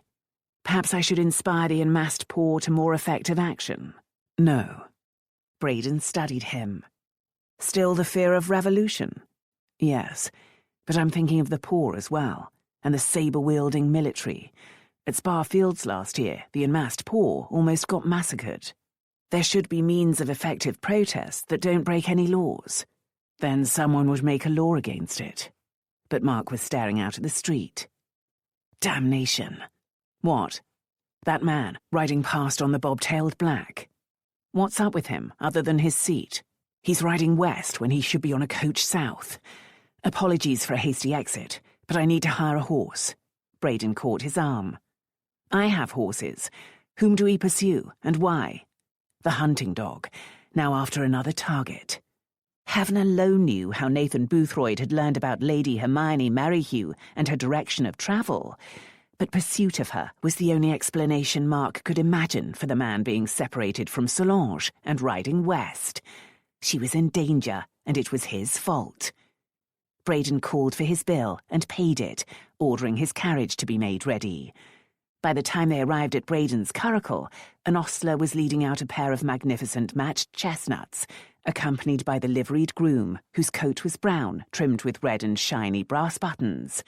His tall beaver hat was detailed in the same way. "I need your man's coat and hat," Mark said. Braden didn't question it. "Baker, your jacket and hat for my friend, if you please. As he'll be travelling in your stead, he might as well look the part." The groom scowled, but he surrendered his garments. Mark passed over his coat in return. "A poor exchange, I know, but if you could keep it for me, I'd be grateful. We should be back soon." Fortunately, the groom was tall, but he was lanky and the jacket barely fit. All the same, it and the hat would be some sort of disguise. Braden took the reins and skillfully steered the lightweight two-wheeled vehicle along the back lane and out into the busy high street. The groom might be taking some solace from Mark's having to squeeze into his small seat at the back rather than alongside Braden. It wasn't comfortable, but Mark would ride on nails if they could travel faster. He'd put a lady in peril, a special lady. Braden tossed back a slim book. Maps. Mark found the right page as Braden steered through traffic out of town. The horses were high-spirited, but Braden kept them in hand and they were soon in the quieter outskirts. All the same, Boothroyd would have made more speed and might be able to gallop once free of the town. I have the page for the Chester Road, Mark said. Damnation. For Tranmere, the main route is to go into Chester and turn back north. But there are arrows indicating other options. We don't know which way. We need to keep Boothroyd in sight. Once they'd passed the toll, Braden gave his horses their head. Mark clutched onto the sides of his flimsy seat. Once he got the balance of the ride, he was able to let go and ask, Pistols? Box in a section in front of you. Catch. Braden tossed back a key and Mark caught it. What if I'd missed it? We'd have had to stop. The key unlocked a panel, and behind sat a fine wooden box with brass mountings. Mark opened it to find one pistol nestled in its spot and all the necessaries. Slow down a bit, he called, and set to loading it. You have the other? Of course. What's the mission? Keeping it short, I had some papers that needed to go to London. I'd packaged them as a letter. Being pressed, I gave it to a lady of my acquaintance and asked her to put it in the post, a snap judgment that I very much regret. The hound is after the lady? I fear so. There's no other reason for him to travel west. We're clear for speed. He's your villain, Braden asked as he steered around a large wagon and then set his horses to the gallop again. A minion. If I'm to kill someone, I need to know why, and a rabid hunting beast needs to be shot. He's not rabid, only under orders. But you're right. A Boothroyd on the hunt won't be stopped short of violence. Chapter 11. Hermione and her party had turned off the busy Chester toll road onto a road that led more directly to Tranmere. She soon had doubts about the wisdom, for it was much less well-maintained and the coach rocked and bumped, even at a slow pace. William had probably chosen this route because there'd be no tolls to pay, penny pinching again, and perhaps with poor results. The Chester Road might have been faster, even though it was 10 miles longer. They'd hoped to reach Tranmere today, but could end up spending another night at an inn. She didn't say anything. The atmosphere in the coach was tense because of Polly's tight anxiety and William's stretched patience with her. At least Henrietta was asleep for now, and the boys slumped in passive boredom. Then the coach swayed to a halt. William let down the window to call a question. Breeching's coming loose, sir, the coachman called back. We'll need to stop and fix it. No, Polly moaned, quite pointlessly. Hermione wanted to shake her, but that only showed that her own nerves were frayed to shreds. William climbed out to consult with the coachman. Hermione said, I want to stretch my legs. Do you want to get down? She asked the boys. They came to life like switched-on automatons, and she had to hurry to help Roger, or he'd have tumbled down the steps. As the road was quiet, she didn't try to control their wild running around. Polly joined her. Henrietta's sleeping, so I've left her. It does feel better to move around in fresh air. Warrington was so crowded. But the delay... It's only some leather. It shouldn't take long. Fretting won't speed anything. Do try not to. All very well for you. You don't have children to provide for. Yes, I know you hope for a handsome dowry, but it's not the same. Disaster doesn't loom over you. It was so tempting to tell Polly about Porteous, but it wouldn't smooth this moment, and if there was no money from Great-Uncle Peake, the issue would then be in the open. Hermione knew Polly would never try to force her into an unwelcome marriage, but whenever the lack of money pinched, especially with regard to the children's futures, the knowledge would be there, like grit. In fact, if this journey was for nothing, she'd have to marry Porteous. She couldn't live with herself if she didn't. Many families do well on an income like William's, Hermione argued. It's not much less than father's was. My children deserve better. We deserve better. Because of high rank. Why? Polly stared at her. Why? Oh, I don't understand you. Billy, keep an eye on Roger. He's heading for the ditch. She ran off after her children, and Hermione grimaced. Would family harmony survive this journey? Billy ran back to the coach to join his father and see what was going on. Polly was trailing Roger, who was engaged in a thorough exploration of the verge. As it provided a variety of plants and insects, he was entranced. Hermione walked up and down near the coach, keeping away from both groups. A farmer in a cart carrying piglets stopped to offer help, but William assured him the job was in hand, so he went on his way. A while later, a larger cart rolled by with what looked like a plough on the back, perhaps being taken for mending. Again the driver offered help and was thanked, but sent on his way. A solitary rider was coming. He too would offer help. People were generally kind, and she found it impossible to imagine that the farmer, the carter, or the rider might join a ravening mob. It wasn't in the English nature. Mark and Braden had caught sight of the Boothroyd and dropped speed to stay far behind him on the busy road. But about 4 miles out of Warrington, some piglets had escaped onto the Chester Road, causing chaos for carriages, including the curricle. Braden's high-spirited horses objected violently to the squealing little beasts beneath their hooves. Mark leapt down to go to their heads, and Braden settled them without damage. But Mark had to lead the horses out of the tangle of vehicles before he could retake his seat and they could race on. Horse riders had been able to navigate better, and the Boothroyd was again out of sight. They'd have hurtled on toward Chester, but Mark shouted, "Stop!" A road was going off to the right, signposted Picton, Hooton and Birkenhead. "Which way?" he asked the universe. "Damn it! Which way?" "It looks a chancy route, but more direct and cheaper. Turn." "A certainty or a gamble?" Braden asked as he skillfully turned his team. "Life's a gamble. The Merryhews are poor, so they might avoid the tolls. In addition, the main route's too busy. The best Boothroyd can do is follow, so they're not in great danger there." They were on the side road, and even at cautious speed, the light carriage felt like matchwood. "Thank you for risking your rig. I hope not to injure the horses," Braden said. "But the carriage is easily replaced. At least the road's wide enough not to threaten the paintwork, but not straight enough to spot him at a distance. We could come up with him without warning. He doesn't know me from Hades, but you keep your collar up and your hat down." "Yes, sir." Hermione spotted some blackberries in the hedgerow and was considering whether she could cross the ditch to get to them when she heard rapid hoofbeats. The solitary rider had suddenly sped up. Perhaps he'd realized he was late. She turned back to the blackberries, but Polly cried something. Hermione turned back to see the rider galloping directly at her. He wore a scarf of some sort around his mouth and a tall hat. She saw his eyes. She turned to run, but it was too late. A hand grabbed the back of her gown and hauled her in front of the saddle with appalling strength. And then they raced on, with the saddle bruising her ribs and knocking the breath out of her. She struggled, kicking to be free, but then she gripped instead, at a coat, at a stirrup leather, at anything, for she was in danger of falling off onto her head.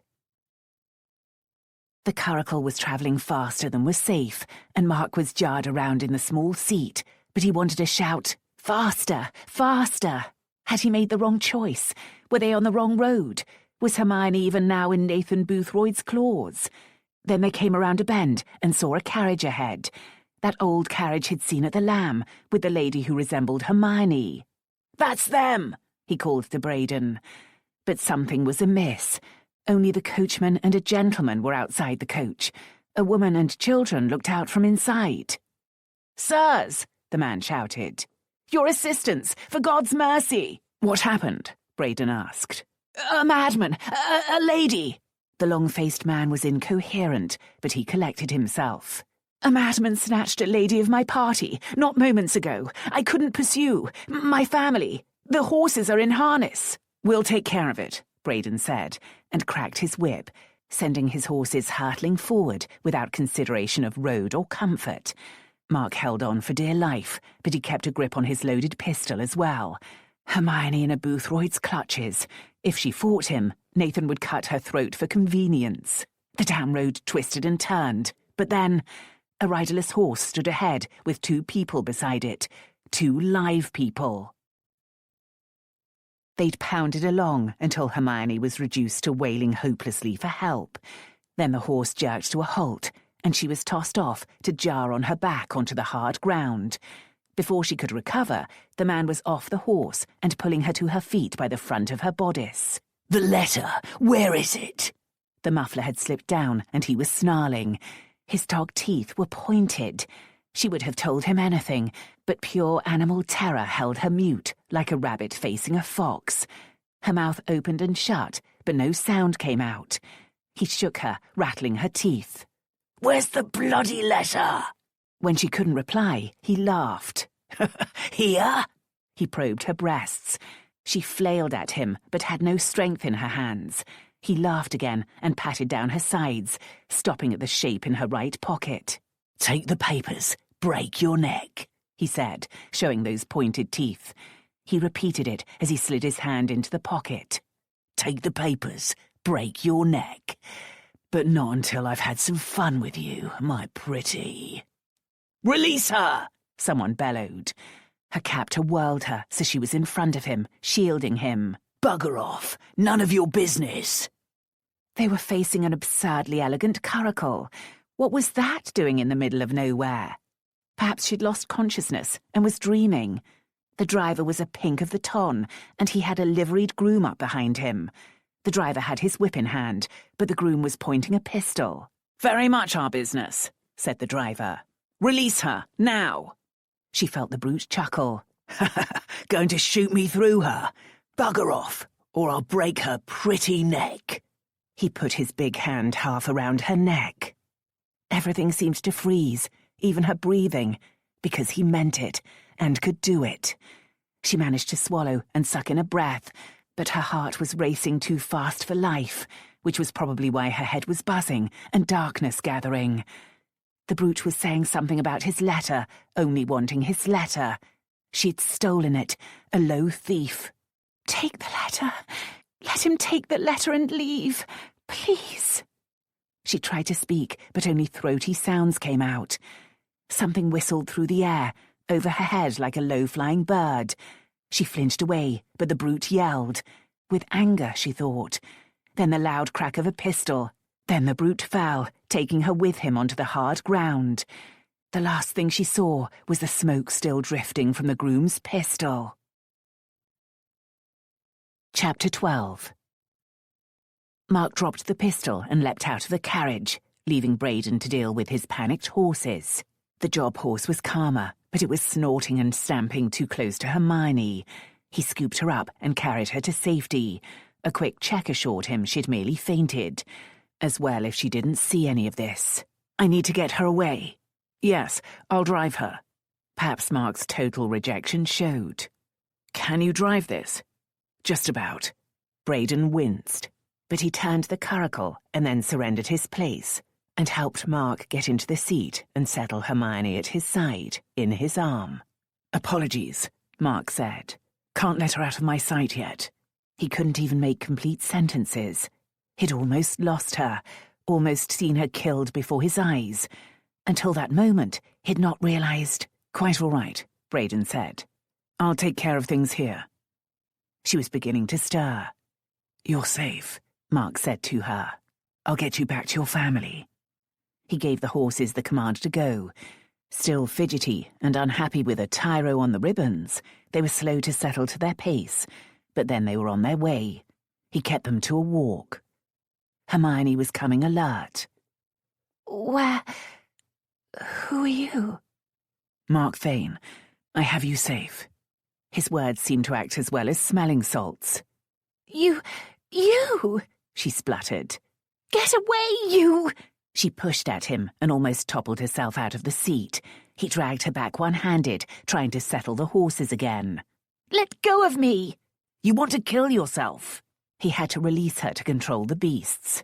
I want to kill you! Let me down immediately! I'm taking you back to your family. They're frantic. Calm down, you idiots. What? What? You call me an idiot? Not you, the horses. You calm down too, or we'll overturn. She went silent, which would do for now, but he could feel her seething animosity and wanted to laugh like a maniac. He'd just realized he was in love with this woman, that the seeds of insanity had been there for 6 years, and she wanted to kill him. He managed to relax his hands, and the horses settled back into their steady pace, but the occasional tossed head told him they weren't pleased. I'm sorry, he said to them. Sorry? At least she managed not to screech it. I wish I could make you sorry. You wretch, you idiot, you cur. Guilty on all counts. Is an admission supposed to make it right? She dragged the letter out of the pocket and tossed it in his lap. Take it and be gone. I hope never to set eyes on you again. She folded her arms and stared ahead. He gave her a few moments to settle and then asked, What will you tell your family? The truth. That you allowed me to spend the night in your room, where your sister's children were sleeping, then accepted a dangerous package which brought a villain down upon them. If a gaze could sear, hers would have. I'm not blaming you, but your family will. I have a suggestion. I'm done with you and all your machinations, sir. I could have been killed. He wanted to... She began to shiver, so he put his arm around her again. She tensed, but didn't fight free. You're safe now, I promise. I have the letter, so no one has reason to attack you. We'll soon be back at your coach, and I'm sure you don't want to upset your family more than necessary, especially the children. Wretch, she muttered, but accepted it. What can I say? That a complete stranger suddenly ran mad? Yes. She pulled free to stare at him. That is your brilliant suggestion. We don't have time to bicker. You are mystified. I tell your family there have been previous incidents of a madman attacking women on this road. My friend will corroborate if necessary. You had it all worked out. You expected this. I've come up with the story on the instant, but it'll work if you do your part. What of the brute? Didn't you shoot him? Winged him, he lied. He reached to touch her, and she flinched away. Don't. Your bonnet is awry, and somewhat damaged. If so, it's all your fault. She untied the ribbons and took it off. At the sight of the crumpled brim, tears started. She sniffed and wiped them with the ribbons. Take me back to my family. I'll not contest your clever lies. Another bend brought the coach into sight. Thank God! William exclaimed, running toward them and helping Hermione down. He pulled her into his arms. There was nothing I could do. No horse free to pursue. Polly and the children were staring out at her through a window in the coach. Of course not, Hermione said. Of course not.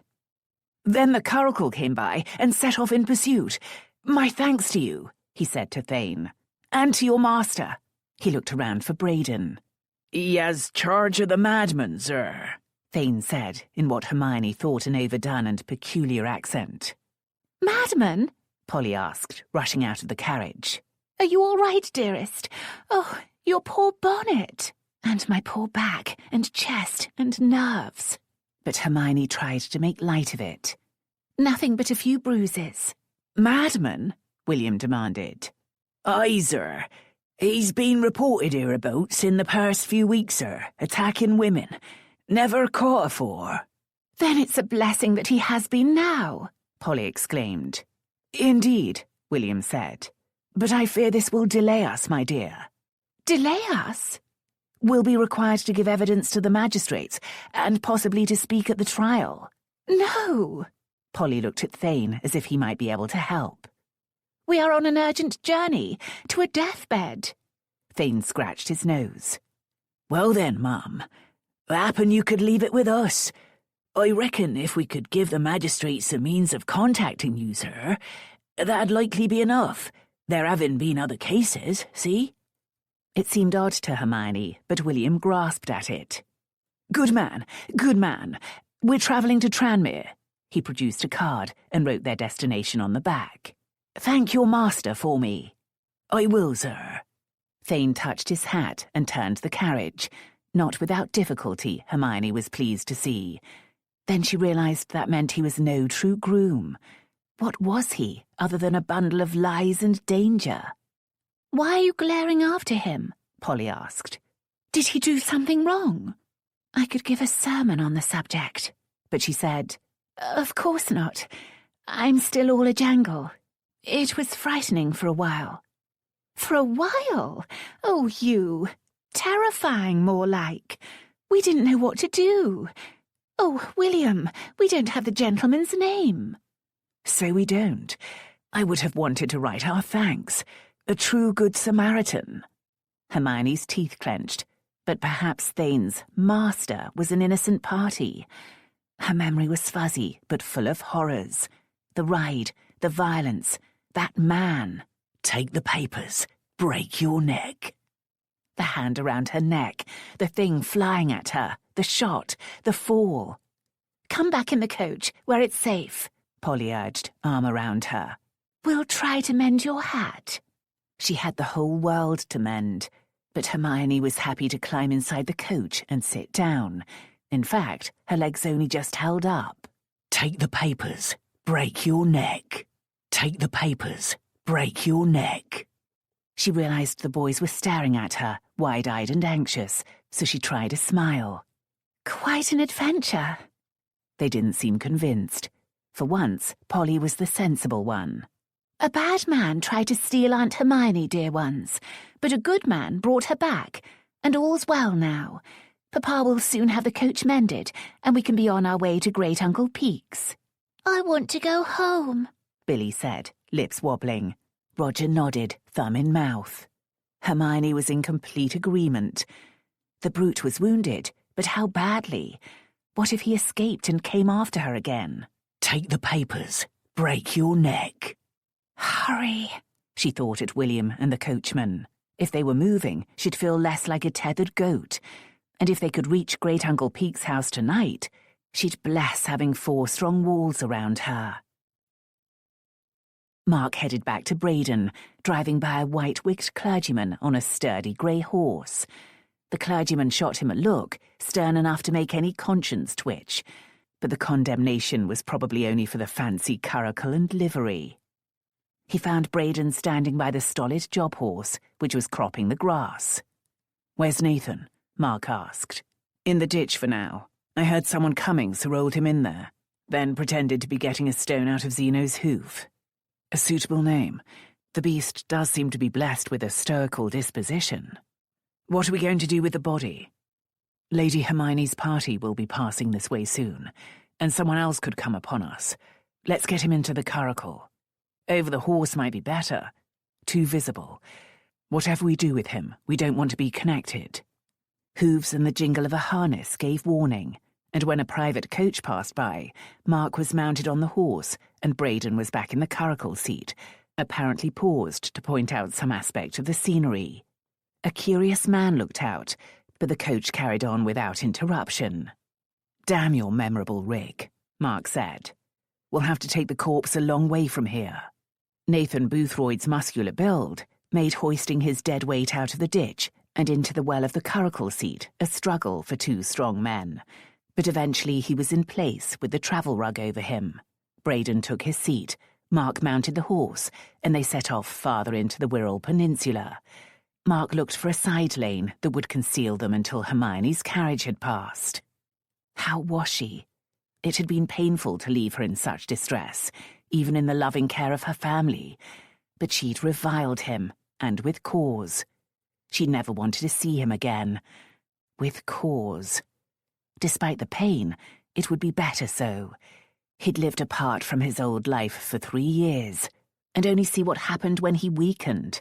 Hermione had almost been killed, and Braden was implicated in a suspicious death.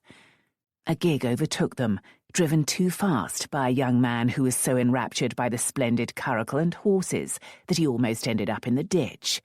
Someone else who'd remember them. They passed some farm tracks that were too rutted and straight to serve, but then came to a side road that soon curved. The fingerpost was weathered into illegibility, but it didn't matter where it led as long as it took them out of sight. They turned into it and around the bend, where they pulled up. A sparse hedge and a couple of trees provided enough of a screen for them, but would allow a glimpse of the coach as it went by. "What now?" Braden asked, at ease with a corpse beneath his feet. "Dump him here." "Too close.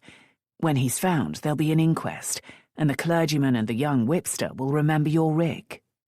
"Water?" Braden suggested. "We can't be far from the Mersey. Difficult to lose a body without a boat, and we might be seen. We don't have the means to bury him effectively. No. He's going to have to be found by the road, victim of violent robbery, but not here. Close to the Chester Road, where the culprit could have been anyone. What about the lady and her party? Will they keep mum? No one mentioned a pistol shot, but they must have heard it. But they were anxious to not be delayed. They're on their way to a deathbed, and with urgency. So it will suit them to keep quiet." Mark took out the card. Sir William Selby, probably a justice of the peace.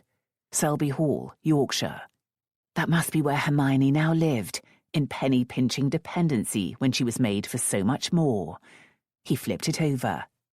En route to Riverview House, Tranmere. Braden found a map book. About 8 miles from here. They may not learn of the crime at all, especially if it's connected to the Chester Road, even further away. "Do we want him identified?" Braden asked. Mark considered it. "I'd rather his disappearance be a mystery to his employers for as long as possible. An unidentified victim of violence could become an item in the newspapers," Braden warned. "But only after a delay."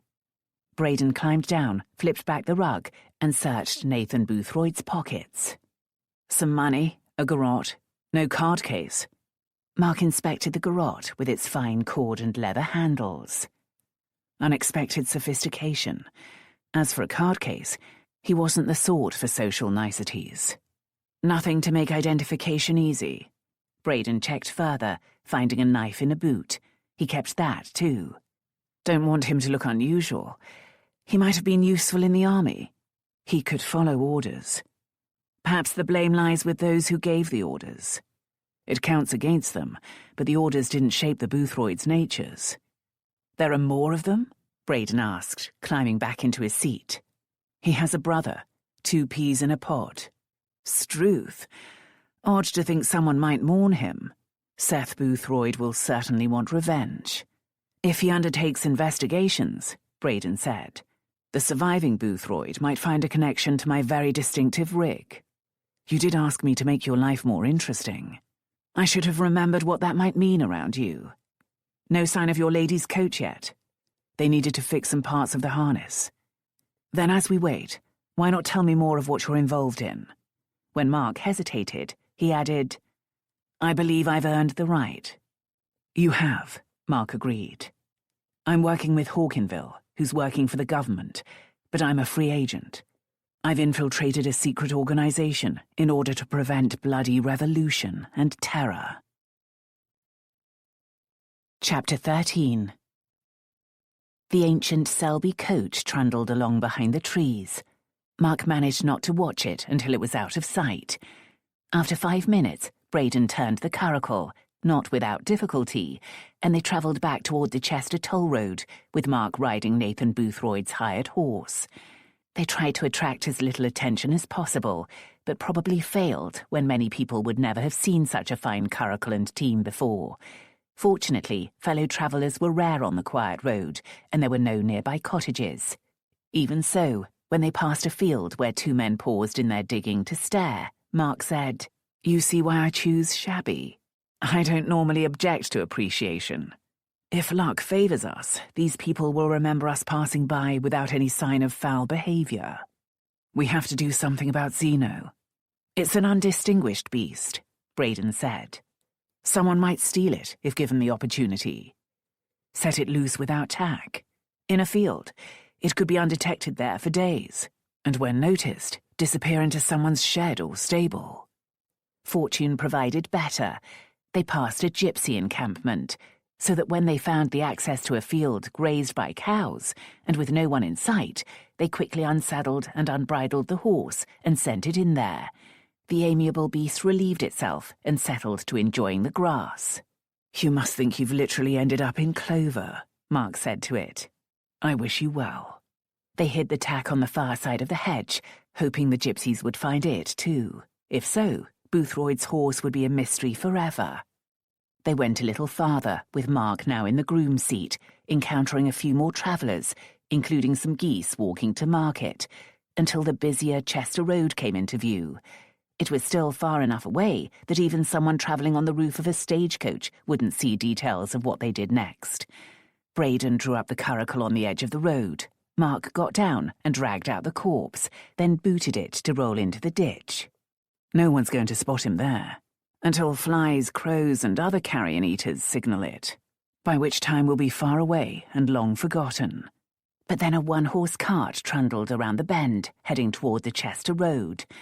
Mark considered ignoring the body, which was out of sight. He'd already dismissed the idea when Braden called, "Ho! Where's the nearest magistrate, my good fellow?" The cart came alongside and drew to a halt. The leathery driver said, "That'd likely be Sir Hugo Porter, sir. Birkenhead way. Is something amiss?" "Very much so. There's a body in the ditch." The driver climbed down and walked to stand beside Mark. "Gentleman, by the looks of it. Shot, I'd say." Braden agreed with these insights. "Someone needs to take the body to the magistrates, but I'm in some haste for Warrington. Could you possibly oblige me, sir?" The man scratched his bristles. "Not to Birkenhead, sir, but I'm travelling to Chester. Likely there's a magistrate there." "And you'll take the poor man there?" Good man. Much obliged. Baker, help get the body into the cart."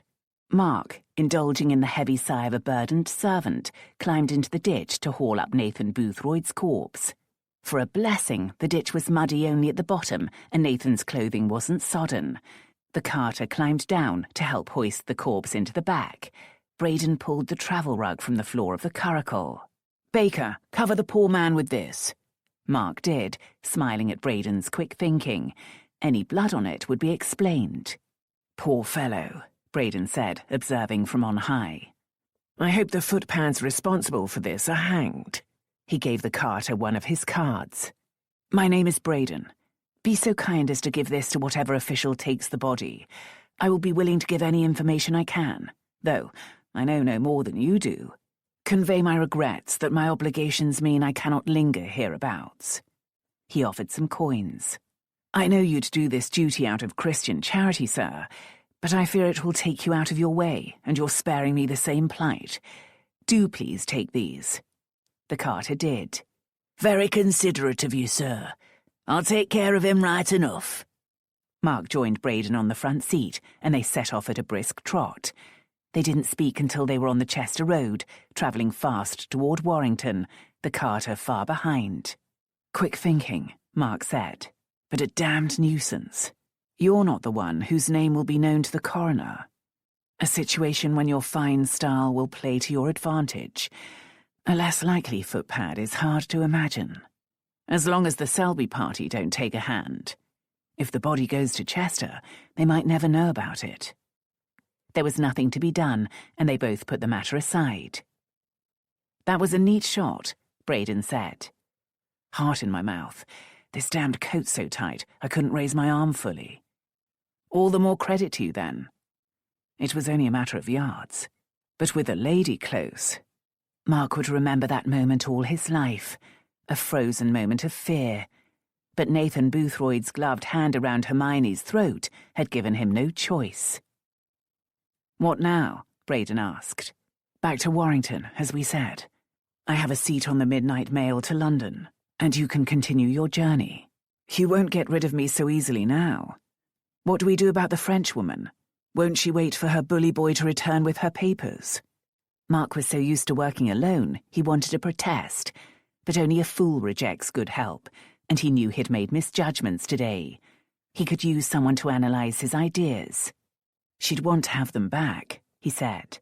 "But she needs to get Isaac to London in case the Spensians arrive, and his devious explosions are of use. We can check in Warrington whether she left or not. She's not remarkable, but Isaac is.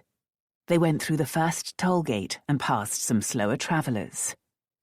Why travel to London? Braden asked.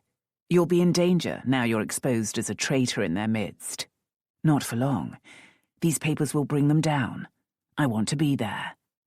Braden nodded, and they travelled on in comfortable silence, with him clearly enjoying weaving around other vehicles, and sometimes squeezing through an alarmingly narrow space. For pride's sake, Mark kept silent, but his grip was tight on the side rail. 5 miles out of Warrington, they met a delay even Braden couldn't overcome. 10 brown cows were being moved from field to field, heavy udders swaying, and in no hurry at all. Braden relaxed back. I've been thinking. You can think when driving like that? Braden's lips twitched. Stimulates my brain. How did the rabid beast know to pursue Lady Hermione, and what direction to take? I've been wondering about that too, Mark said, during our relaxing cruise along the road. If Nathan returned to Solange and gave a clear report, he'd have mentioned seeing a woman in the inn yard. Something about that must have caught her attention, sending her to the Lamb to investigate. She would have been desperate to get those incriminating documents back. She picked up gossip about who the lady might be. It's the only explanation. Including the direction of travel of her party? Braden asked, skeptically. Traffic was backing up behind them, and one of the riders they'd passed, a young man with pretensions, came alongside with intent to get ahead. Braden gave him a cold look, and he turned to go back in the line. Once the young man was out of earshot, Mark said again, It's the only explanation. The Lamb's a small place, so there wouldn't have been many parties. I saw only 2 coaches. I assume Sir William and Lady Selby talked to other guests, and Solange found ways to get people to pass on what they knew. To a stranger asking impertinent questions. A French stranger. She's clever and can appear so very decent and unassuming. If opportunity arises, she tells a sorry tale of escaping from the terror and blesses Britain for giving her refuge. A cow veered toward the horses, which objected. Braden had to work to steady them. Damned beasts, he said, not specifying. When all was calm again and the last cow was beginning to clear the road, he asked, Could she have learned their precise destination? How? Mark asked. But devil take it, you're right. It's possible. I should pursue the Selbys to warn them, warn Hermione at least. But you need to get to London, Braden pointed out. We'll make inquiries at the Lamb, when that final bedeviled cow moves. At last they could move forward, and Braden put his team to alarming speed. She can't know, Mark said, clinging on, wishing he believed his own words. When Braden slowed the team, however, he said, Carry on. I'll gamble London is still her priority, but I'll confirm at the Nag's Head that she left when she should. And I'll put these papers in the post. They'll be safer there and reach London at the same time that I do. When they arrived in Warrington, they paused outside the post office while Mark went in. The letter would leave Warrington on the same midnight mail coach he planned to take, but lost amid the rest of the mail, it would be as safe as if in a vault. That taken care of, they went on to the Nag's Head, from which most of the London coaches departed. Mark was still in livery, so Braden asked the questions. Solange and Isaac were a distinctive couple, and had definitely left on a coach heading south. Only as far as Worcester, sir, the ticket clerk said, and thanked Braden for the shilling received. Any news of the disturbance in Ardwick? Braden asked the man. All came to nothing, sir, God be praised. Riot Act read, and most dispersed. Those who resisted are in irons awaiting trial. All's well so far, Braden said as he took the reins again. A stagecoach rolled in, and the clerk announced it to be from Manchester to Liverpool. It was not overloaded. The coachman, in his many-caped greatcoat and woolen muffler, climbed down and received a steaming tankard from a cheerful maid. After the brief flirtation, the man merely observed as some of his passengers climbed out and claimed luggage, and others saw their bags and boxes stored and climbed aboard. Braden steered the curricle nearby and asked again for news. All over when I passed through, sir, but I hear it looked touchy for a while. The magistrates had the roads into town blocked, but people joined the gathering anyway, and plenty were in a mood for trouble. The riot act was read, and the soldiers moved in. Many hurt? Braden asked. Shots were fired, that's for sure, sir, and from what I heard tell, from both directions. Wicked, that, and sent honest folks scurrying for safety, which put an end to the whole. Some of those with weapons were caught and taken to Manchester in chains. As they left the inn yard, Braden said, "Looks as if your Solange will be disappointed. Thank God for that. On to the lamb." Again Braden did the questioning, arrogantly summoning the innkeeper out to talk to him. "I come from visiting Lady Sir Finisby Ecclestall, my good man, and she requested me to leave a small gift here for Lady Selby." Lady Sir Finisby's name seemed to be magical. In association with the curricle, the innkeeper seemed in danger of prostrating himself. "Alas, sir, alas! The Selby party left many hours ago." Fortunately, he was too dazzled to wonder how the lady had known where the Selbys would stop. "No matter," Braden said with a lazy waft of his hand. "I hope Sir William and his family are well, and travelling smoothly." "I'd say so, sir." Then the innkeeper added, "There was another inquiry about them, sir, and one that's left me uneasy. A Frenchwoman, you see." "A Frenchwoman?" Braden echoed with suitable astonishment. "Aye, sir, who said as she'd recognised one of the ladies in the Selby party as an old friend, a Miss Wellingborough. The thing that's been bothering me, sir, is that the lady in question was about half the age of the Frenchwoman. I'm not saying such a friendship is impossible, sir, but she was nosy about it. Very nosy." "Very astute of you, sir. There is no Wellingborough connected to the Selby family." "I thought so, sir, but she did seem to know things. She said they had family in Liverpool, which was almost correct." Clever Solange. This inn sat on the Manchester side of Warrington. Unlikely that anyone travelling to Manchester would halt here. Much more likely that they were travelling west, and Liverpool would be the major destination. "I assume you set her right," Braden said. "I wasn't of a mind to tell her anything, sir, but a clergyman who'd conversed with Sir William said as how they were going to Tranmere. I hope they make their destination before dark today, sir, but Sir William was set upon the shorter route, even though I told him it would be faster in the end to go by Chester." "An odd incident," Braden said. "Did the Frenchwoman give a name?" "I don't believe as she did, sir. I hope she's not up to anything." He lowered his voice. "I've been thinking about invasion, sir. I know the French have signed for peace, and we trounced them soundly, but with the Froggies you never know. If they tried again, happen it'd be through Ireland, and the coast near here is a likely place." Braden nodded. "Be alert, sir. Be alert. I feel sure our old enemy is cowed for now, but we must all be vigilant." The innkeeper almost saluted. When they were in the street, Braden said, "That's how your Frenchwoman knew where to send her dog, and all from gossip. Skillfully teased out gossip. She's a dangerous woman, but safely on her way south. I'm sure you're itching to pursue and overtake, but that won't make the night mail arrive any sooner. Back to the Roebuck for a good meal. We've earned it." Mark was itching to turn back to the Wirral and make sure Hermione was safe, but he quashed that. Solange had left. All would be well. As they settled to soup, Mark asked, "Who's Lady Sir Finisby?" "My grandmother. Daughter of a duke, but I suspect she'd be as awe-inspiring if born in a cottage. Eccentric as all get out, but a name to be reckoned with.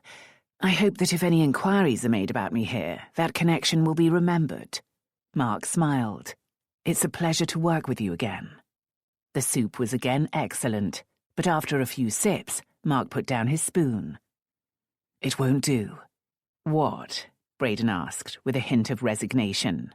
"I can't travel south and leave Lady Hermione unprotected. Any danger is travelling south. Solange is capable of hiring some local thugs and sending them off as a second wave of attack. Local thugs to rescue sensitive papers. Kill the woman. Kill the whole family. Burn down the house. Yes, I know it's far-fetched, but Solange wouldn't hesitate for fear of harming innocents. There's another, more likely danger.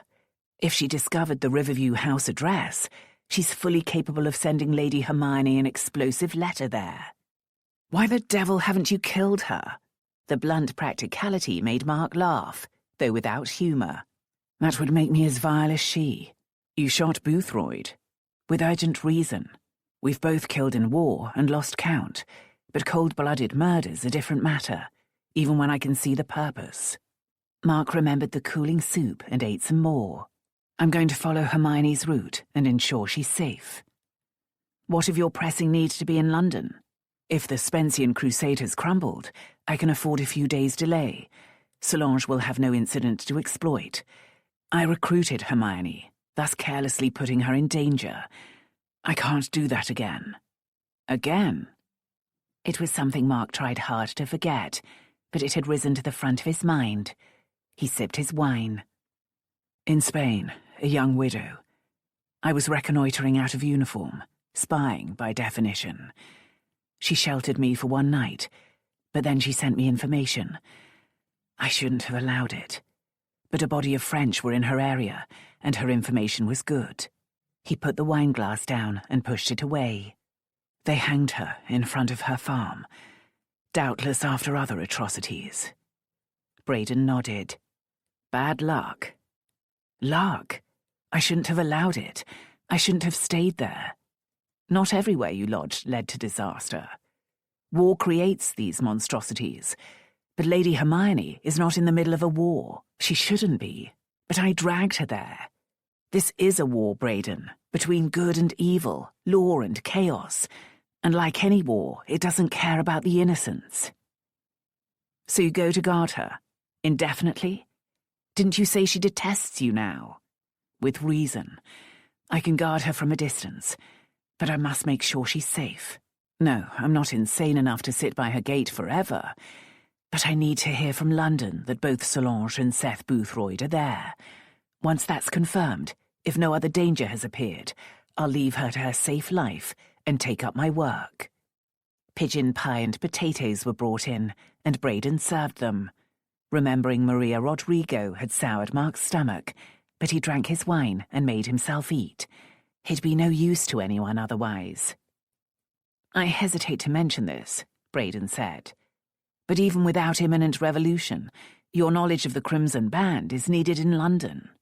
The letter will soon arrive. I know nothing more than that about whatever Isaac plans for the gas.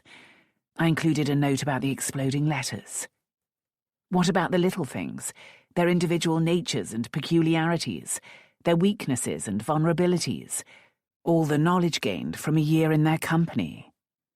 Braden was coolly pointing out where duty lay, but Mark couldn't abandon Hermione in danger. I'll guard your lady, Braden said, without creating a stir. I can attempt to blend in. Mark gave him a look. Have you ever attempted a disguise? I know my limitations. And your strengths, Mark said, serving himself more of the rich gravy. Your remarkable memory. Knowledge can be in any container. Braden's knife and fork paused. You want to turn me into your encyclopedia? If you have some spare room in that head of yours, I can tell you everything I know in the next few hours. But there's more. When I return to London, I'll have to lie low. Ned Granger's been exposed as the traitor in the Crimson Band, so any of them will shoot me on sight. But you can work openly with Hawkinville and his team, knowing all I know. You did say you wanted some action. True, but given the need for speed, I suppose you expect me to take your seat on the night mail. Is that so terrible? Yes, but one must be prepared to suffer for one's country. Baker will enjoy driving my rig south, and he deserves some reward for the sacrifice of his livery. I didn't cause much damage. I'll buy him new. Braden refilled their wine glasses. If the Frenchwoman and the chemist can't be brought to trial quickly, I'll kill them for you. Mark was surprised to be shocked. Such things had happened in the war. In cold blood. Makes for a steadier hand. You won't get near them. You won't be in the Crimson Band. I assume they walk the streets, and someone can point them out to me. Pistols can work at a distance, and rifles at a greater one. I, too, am an excellent shot. You go to Tranmere, Braden continued, as if they'd been discussing the weather. And I to London. I'll send word when I'm sure the vile Solange and her mad chemist are safely engaged there, at which point you will be free to join me. May both our enterprises prosper. They clinked glasses and resumed their meal. Mark couldn't truly match Braden's cool manner, for he burned to leave for Tranmere. He didn't see how danger could already be stalking Hermione, but couldn't shed the fear that it could be on her heels now, that it could even have pounced. He couldn't leave until he'd poured his knowledge into Braden. Even for Hermione Merryhew, he couldn't neglect his duties so completely. Chapter 14. Hermione had been grateful for the way her sister and brother-in-law continued to make light of the incident for the boys' sake, but she'd struggled to play her part, especially when the sun began to set. She'd never been truly terrified before, and the memory of the threat of casual death threatened to choke her. Take the papers. Break your neck. It was Thayne's fault, but she must take some of the blame. She'd been stupid over him from the beginning, even when he'd confessed to being a criminal, and all because of an encounter 6 years ago, which she'd doubtless built in her mind. Even if the magic had been real, he was a different person now, a thief who'd made dangerous enemies. She should have forced him to leave her bedroom immediately, and if he'd refused, she should have screamed. Now all she could do was force him out of her mind and lock the door after him. A few miles beyond the incident, they'd taken a break for the sake of the horses, but they hadn't left the carriage, and they'd pressed on as fast as possible. They must reach Great-Uncle Peak before he died, but she knew they all wanted to avoid travelling in the perilous dark. The sun was down now, though they still had evening light, but they'd not reached Tranmere. They might have considered stopping, but the Wirral was a sparsely populated place, and they passed no suitable inn. When darkness settled, the map said they were within a mile, so they lit the carriage lamps and carried on, the children dozing, but the adults awake and tense. Soon they saw lit windows ahead, but they couldn't make out any details of the buildings. There were other lights scattered across rising ground on their left, and on their right, glimmering at a distance, Hermione saw what must be the great port of Liverpool across the river. Was she the only one wishing they were entering a busy city instead of this quiet place that seemed hardly more than a large village? The coachman had to halt and ask for directions. They were pointed up the slope, and so the weary horses had a climb. In daylight and different circumstances, they might have all left the coach and walked to ease the wait, but not tonight. They passed entrances to driveways, reading the letters engraved on pillars, until at last they arrived at their destination. The house was only a pale cube, and the only sign of life, a faint glow from the fanlight over the door. Hermione had the irrational fear that they'd be turned away, back into the night. When William knocked at the door, however, it opened, and they were soon made welcome. When darkness settled, we were sure you'd stopped on the road, sir, but all's ready. I'm Mrs. Digby, Mr. Peake's housekeeper. Oh dear, we weren't told there would be children. Billy and Roger must have looked distressed, for she said, Never look like that, young sirs. You're very welcome, and we'll set you up in a fine room of your own. Not tonight, William said firmly. They're asleep on their feet, and in a strange place they'll be best sleeping with an adult. Myself, in fact. My wife and her sister can share the other room and have the baby with them. If we could have a quick supper for the boys, Mrs. Digby, bread and milk, perhaps? In an instant, sir. Nolly, off you go and get it. Mary and Deb, fires, then warming pans. The maids hurried to their duty, and a footman went to bring in the luggage. A groom's been hired, and the stable's made ready, sir, for Mr. Peake doesn't keep horses or carriages at the moment. Come with me, if you please. Plenty of servants, Polly said quietly as they went upstairs. In other words, plenty of money. Hermione and Polly were taken to a pleasant enough bedroom, except that it was chilly. The fire had been allowed to burn down, but a maid hurried in with a sling of wood to build it up again. As soon as the maid left, Hermione asked, "Do you mind William sleeping with the boys?" "Of course not. He knows I'd want to be with you tonight, and you with me, after such an ordeal. Henrietta will have to sleep between us," she said, placing the sleeping infant there. "I hope you don't mind." "Of course not. He's very kind. You're both very kind." All the tears she'd been holding back burst free. Polly drew her to the sofa and rocked her. There. We're safe now, and that madman is dealt with.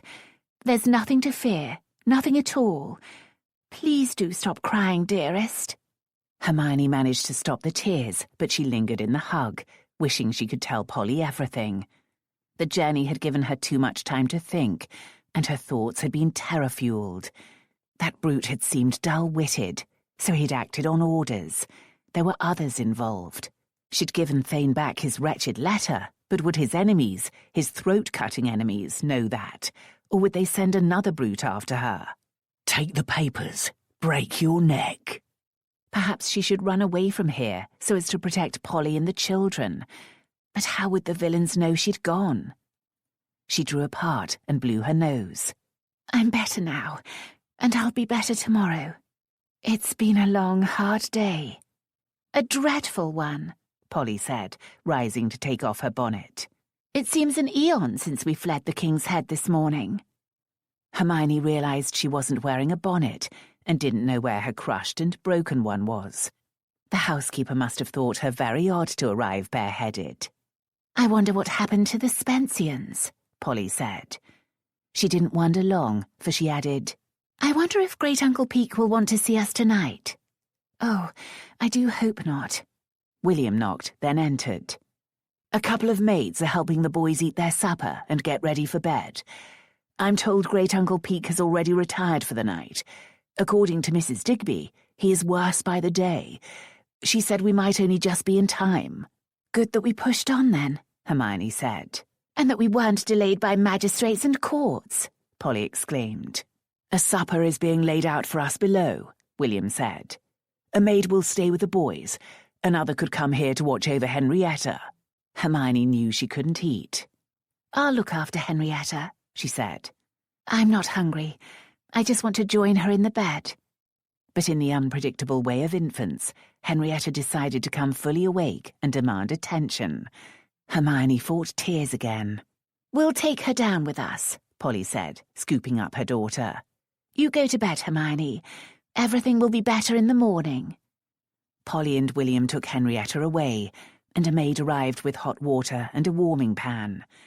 Hermione was soon in a cosy bed, but she lay sleepless in a room lit only by firelight. It was less than 24 hours since Mark Thayne had invaded her firelit bedroom and turned her life upside down. He'd rekindled magic and stirred foolish hope, but then he'd plunged her into danger and fear. She prayed never to see him again, but the tears that came showed folly was hard to destroy. As they ate, Mark had told Braden everything he knew about the three-banded Brotherhood and the Crimson Band. He included names, the locations of meetings, and of stores of arms and supplies, including that guillotine. It would mostly be new to Hawkinville, and some tiny detail could be crucial. As Ned Granger had been sparing with communication, because every message had carried risk. Since assuming the alter ego had not met with Hawkinville or any government official, if he'd been detected as a spy, his usefulness would be over, and in the Crimson Band, under Solange's guiding hand, suspicion could easily mean death. So he'd passed on information in indirect ways, and only when he had something of imminent importance. He was hoarse by the time he finished, and he drank some more of the ale that Braden had sent for an hour or so ago. He glanced at the clock, 11:30. Too late to set out to Tranmere tonight. He was tempted to ride through the dark, but it would be demented, and all being well, Hermione was safe in her bed. He could only hope her misadventure wasn't giving her nightmares. "Mrs. Upshaw won't mind my using your bed?" he asked. "Of course not." Braden was packing his valise. "You'll take a coach to Tranmere tomorrow?" I believe there are boats, smoother and probably quicker. You'll merely lurk there. Perhaps you should put Lady Hermione on her guard. She's been abducted. I think she'll be on her guard already. Against explosive letters. Hades, you're right. I'll make sure she understands. Which will involve another meeting, which I can't regret. Dying relative, wasn't it? Braden said. We'll hope he or she doesn't linger. Once Lady Hermione is back in Yorkshire, on her home territory where strangers would be noticed, she'll be safer. She'll be safest when Solange and the rest are either dead or in jail. Those papers should do it. What then? You'll become Farringay again. The threat doesn't end with them. Arthur Thistlewood is a greater danger than Waite. He's more like Solange in his demented purpose, and without a scrap of Waite's caution. Maybe so, but how are you going to achieve anything? Braden asked. You can't be Ned Granger anymore. How long will it take to insinuate yourself into a new group? And aren't there already people there? Strangely, Mark had never thought to this point, but the danger remained. He must fight on. Your work is done, Braden said with some force. It's time to return to reality. You are Viscount Farringay, with responsibilities. Mark contemplated his half-empty ale glass. Who is Farringay? What is he? I've never used the title. My father died when I was in the army, and I didn't fancy suddenly assuming grandeur there.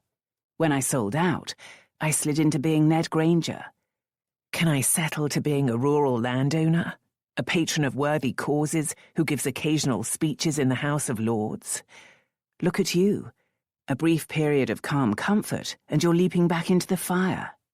Braden locked his valise and glanced at his pocket watch. How have you explained the absent Lord Farringay?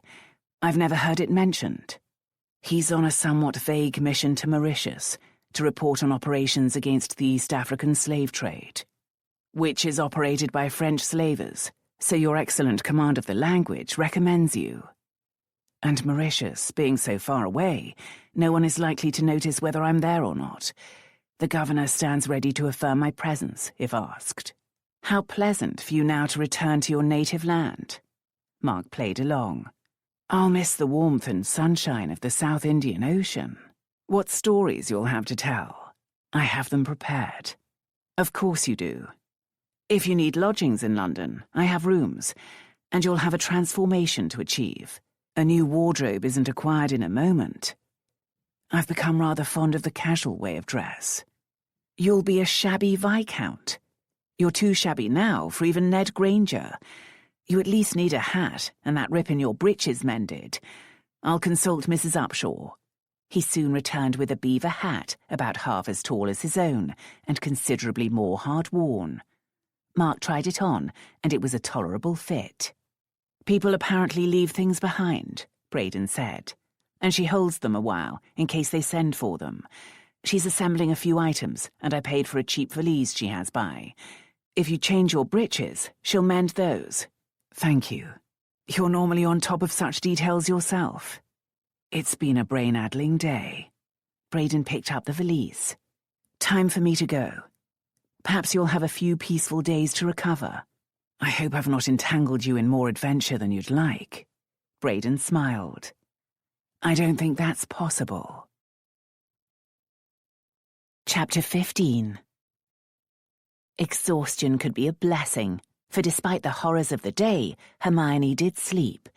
She woke to early morning sunshine and an absence of sickening fear. She lay next to her sister, probing for it, as a person probes for a painful tooth, hoping not to find it. It had gone. She was still concerned, but in a rational way. Her attacker was in custody. Thayne was a wretched man in so many ways, but he wouldn't let the brute slip free to hurt her again. She no longer had those perilous papers, and no one of vile intent knew where she was. She must concentrate on the reason for being here. Today, she and Polly must prove to Great-Uncle Peake that they were worthy of the inheritance. The number of servants indicated at least a comfortable prosperity. She slid out of bed, being careful not to wake Polly or Henrietta, and put on her robe, for the fire had gone out and the room was chilly. Yesterday she'd woken to a warm room, because Thayne had built the fire before he'd left. She tried to push all thought of him out of her mind, but he seemed to be hooked in there like a teasel. She couldn't fend off curiosity. What kind of thievery had caused that horrible man to pursue him, and then her, without care or caution? How had Thayne transformed so quickly from scruffy thief to liveried groom? Oh, nothing made sense.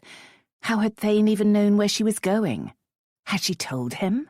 If so, it was a lesson not to chatter with strangers, or people she ought to treat as strangers. But if he'd not pursued, who would have rescued her? Take the papers. Break your neck. She shoved that away and drew back a corner of the curtain to look out at the weather, and she discovered a glorious view. No wonder people built houses on this hill. The window overlooked the river and a forest of masts of mighty ocean sailing ships. Smaller ships and boats plied who knew what trades between them. Great Uncle Peak must have chosen to live here in order to watch the living pageant of one of the country's busiest ports. She saw a boat set out from the nearby shore to cross the river. That must be the Tranmere ferry, and it had a tall chimney puffing smoke. A steamship. She'd never seen one before, but what a clever development, immune to wind and tide. Perhaps it carried milk, eggs and butter to feed the city, or took people across the river to work. Another boat, this one with sails, came down the river and docked below. Were there ferries up and down the river as well? It was a fascinating scene to watch, so she moved a wooden chair behind the curtain and sat there, happy to be distracted by the busy scene. The clock struck 9, and Henrietta woke, making only little noises for now, but Hermione came out from behind the curtain. Polly was sitting up, rubbing her eyes. What are you doing? Watching the wider world go by. There's a marvellous view. Polly stayed in bed. It will still be there later. Do ring for someone to make up the fire. Hermione did that, and a maid came in with kindling and wood. When the fire was going, she asked, "Shall I bring up your water, my ladies?" That agreed to, she hurried off. Polly hugged her knees. How are you? Better. Did you learn anything new last night? This house is only 3 years old. Can you imagine? And Great Uncle Peak only has a lease on it. Hermione understood the concern in that. His owning the house would be more promising. Polly lowered her voice. Hermione, there are no Oriental artifacts. Suppose he didn't go to India at all? Of course he did. Remember the items we saw when we visited Grandfather and Grandmother Havers? So many intriguing gifts her brother had sent. All behind glass, so we couldn't touch them. But that doesn't mean the sender has to be rich. I woke in the night fretting that it's all a hum, that he has only a few thousand. You can't call it a hum, because he's never claimed to have a fortune. He merely implied that he'd leave what he had to us. But, oh, you're right. But after such a journey and you being attacked, it will be outrageous if it's for nothing. Anything is something, dearest, and my being attacked wasn't his fault. You're being sensible again. Polly climbed out of bed, put on her robe, and drew back the curtain. There are certainly a great many ships, all implying adventures. You've always been the one for romance. To me, they imply rough voyages and even rougher sailors. Romance? Hermione protested. I'm the sensible one. Polly considered it. No, you're the level one, whereas I fly high and low. But you enjoy stories of adventure and mystery like Guy Mannering and the Corsair, whereas I find them unbelievable. You're not supposed to believe them. Then what's the point to them? Hermione laughed. And there you have it. Had her odd reaction to Thayne's invasion of her room come from a taste for incredible adventures? If so, she'd been cured. Take that man you met at your first ball, Polly said. What? Hermione stared at her. Perhaps you've forgotten now, but you built dreams around him for months, and after only one dance. 2. So you do remember. Of course I remember, Hermione said, trying for a light tone. My first gallant at my first ball. He was tall, dark and handsome, and we almost kissed. No, I never heard that. Tell. Mother caught us too early. Our lips never touched. Then. Even so, that was bold for 17. He was the one being bold. I was merely willing to be bolded. When was your first kiss? About the same age, Polly said, going to scoop up Henrietta, who was crawling toward the edge of the bed. But it was Charles Wolsey, so I'd known him forever. As I said, you're the one for romantic adventures. Do you remember his name? No, Hermione lied. Only imagine, you might meet again, especially if you go to town for a season. Meet not only him, but the throat-cutting people he knew. At times she'd dreamed of a London season, but they'd never been able to afford it. Now it held no appeal. I'm too old. You're only 23. Ancient. And we don't know anyone to present me at court. We'll find someone. A marquis's daughter with a handsome dowry. If Great-Uncle Peake is a nabob, please let him not be. A marquis's daughter with a large dowry would stand out from the rest in so many ways. And now, reasonably or not, she felt that to stand out would be dangerous. A comfortable inheritance would do. Enough for an easier life for Polly and a moderate dowry for herself. Yes, that would be perfect. She could husband hunt just as well in York or Harrogate. The maid returned with a big jug of hot water, and Hermione and Polly prepared for the day, for the momentous meeting with their newfound, soon-to-be-lost relative. They took breakfast in their room at a small table by the window, and William came to join them. There's a competent enough maid called Nolly that the boys seem to like, but they'll have to come here later for the view of the river. The other room doesn't have it. They'll love it, Polly agreed as she poured coffee for him. Any news of Great-Uncle Peake? He's no better, but he'll see us at 10. Only us, not the children. Polly bridled. Why not? He's a dying man, my dear. It's perfectly reasonable. But he invited us. Perhaps he didn't expect us to bring the children. Leave them at home, even the baby. William shared a look with Hermione, who said, Polly, stop being silly. People do leave their children to servants, and probably you'd do so more often if you had money for enough of them. Oh, very well. I'm all on edge. I want so much for this to go as it should. What should we wear? Exactly what we are wearing, William said. I refuse to approach this like desperate supplicants. That ended the conversation. William didn't like feeling that his modest wealth was insufficient. They were all on edge.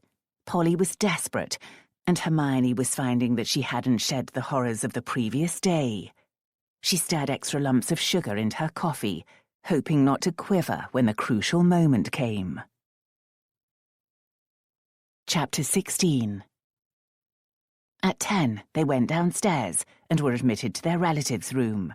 It was clean and tidy and well lit by a large window that gave a view of the river. But it had a stale smell of sickness, along with a pungency that might come from unguents rubbed into aching joints.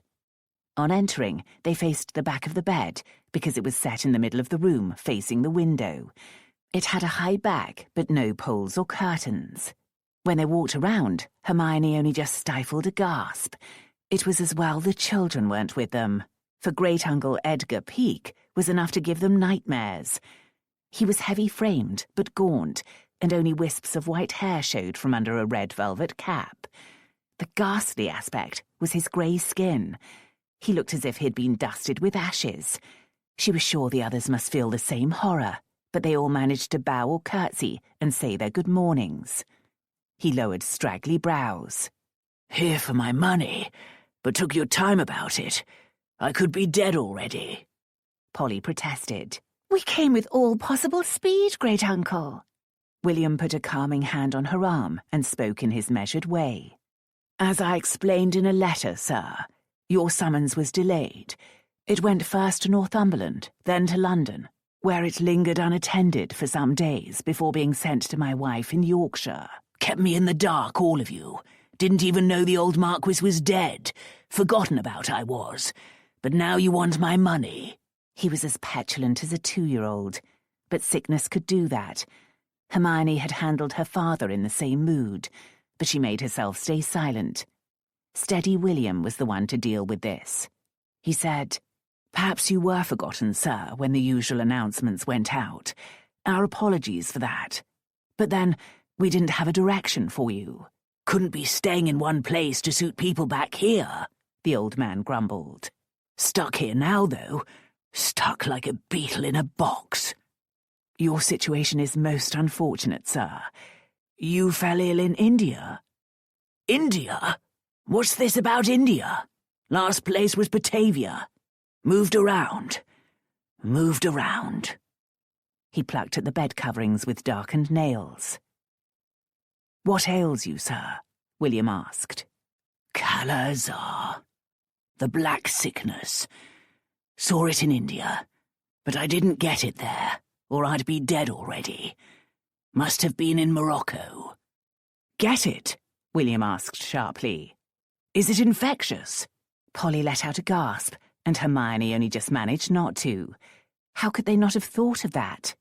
The old man cackled. "That sets you spinning, hasn't it? Would I have sent for you if it was? Peter!" A middle-aged manservant was stationed quietly to one side. "Yes, sir? Getting sick yet?" "No, sir." "Anyone else caught it?"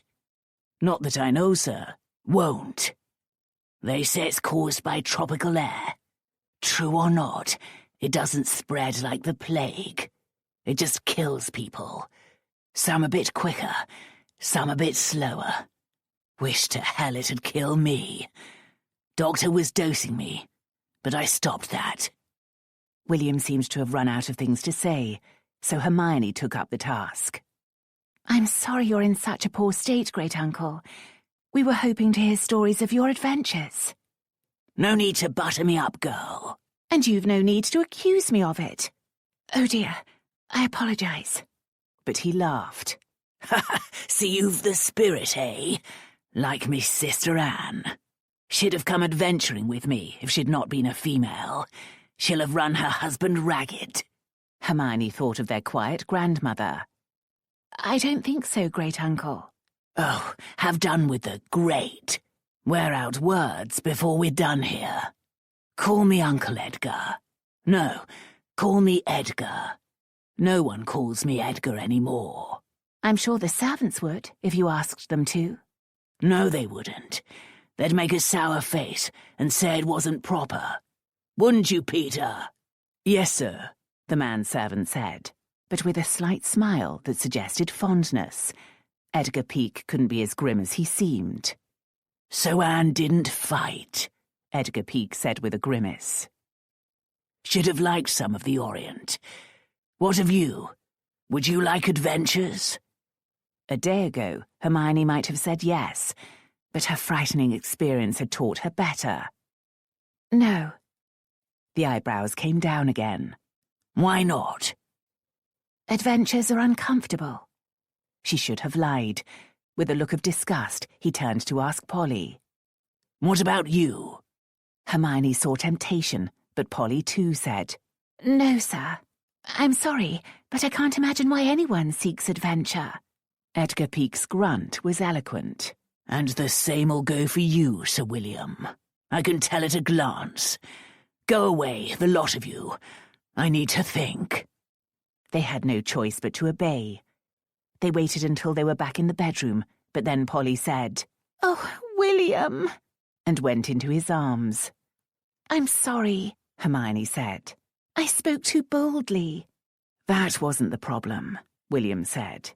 "It was denying a taste for adventure that cooked our goose."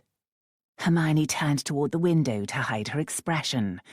Would telling Edgar Peake about her recent ordeals win them his fortune?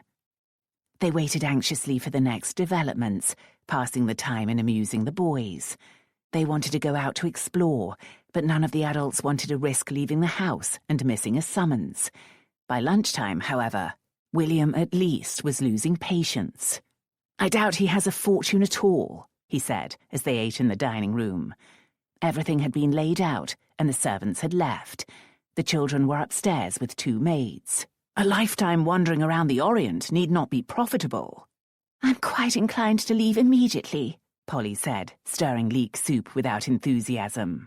Eat, Hermione said. It's good. I think he was enjoying pulling our strings, as if we were marionettes. Exactly, Polly said. And I won't stand for it. Only because you now doubt there's a fortune to be gained. Don't be like that. You want money too, for a fine wardrobe and a season. I told you, I'm not sure I do. You must want a husband. Must I? Stop squabbling, William said. This is the consequence of money. It sours people. Or the lack of it, Polly snapped. But then she closed her eyes. William, I'm sorry. Truly, I don't mind. But when there might be money for the children, I can't not want it for them.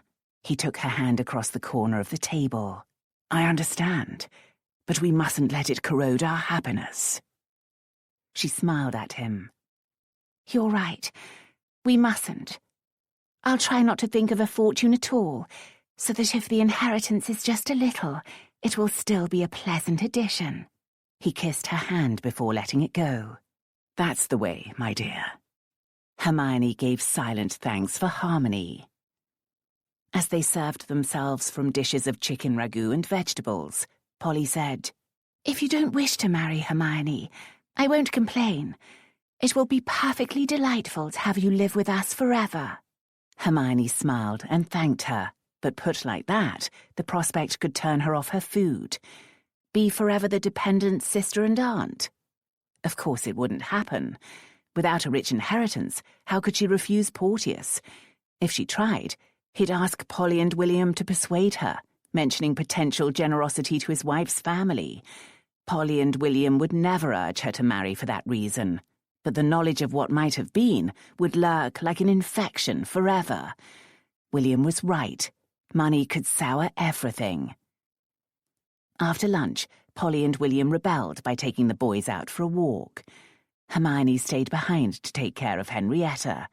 The willing maids made that unnecessary, but she was staying inside for another reason. She was fearful about going outdoors. The brute was in jail, but what if he escaped and came after her, like a bloodhound on the scent? She peered around the window frame, seeking him. Of course, she saw nothing, but it couldn't stop her nervousness. She wasn't going to watch out of a window all day, so she asked the footman whether there was a library and was taken there. It was a small room with well-filled shelves, but a very unused atmosphere.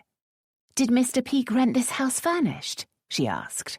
Aye, my lady, on account of his family house not being here any more. His family house? The footman was square-faced and solidly built, but clearly willing to gossip.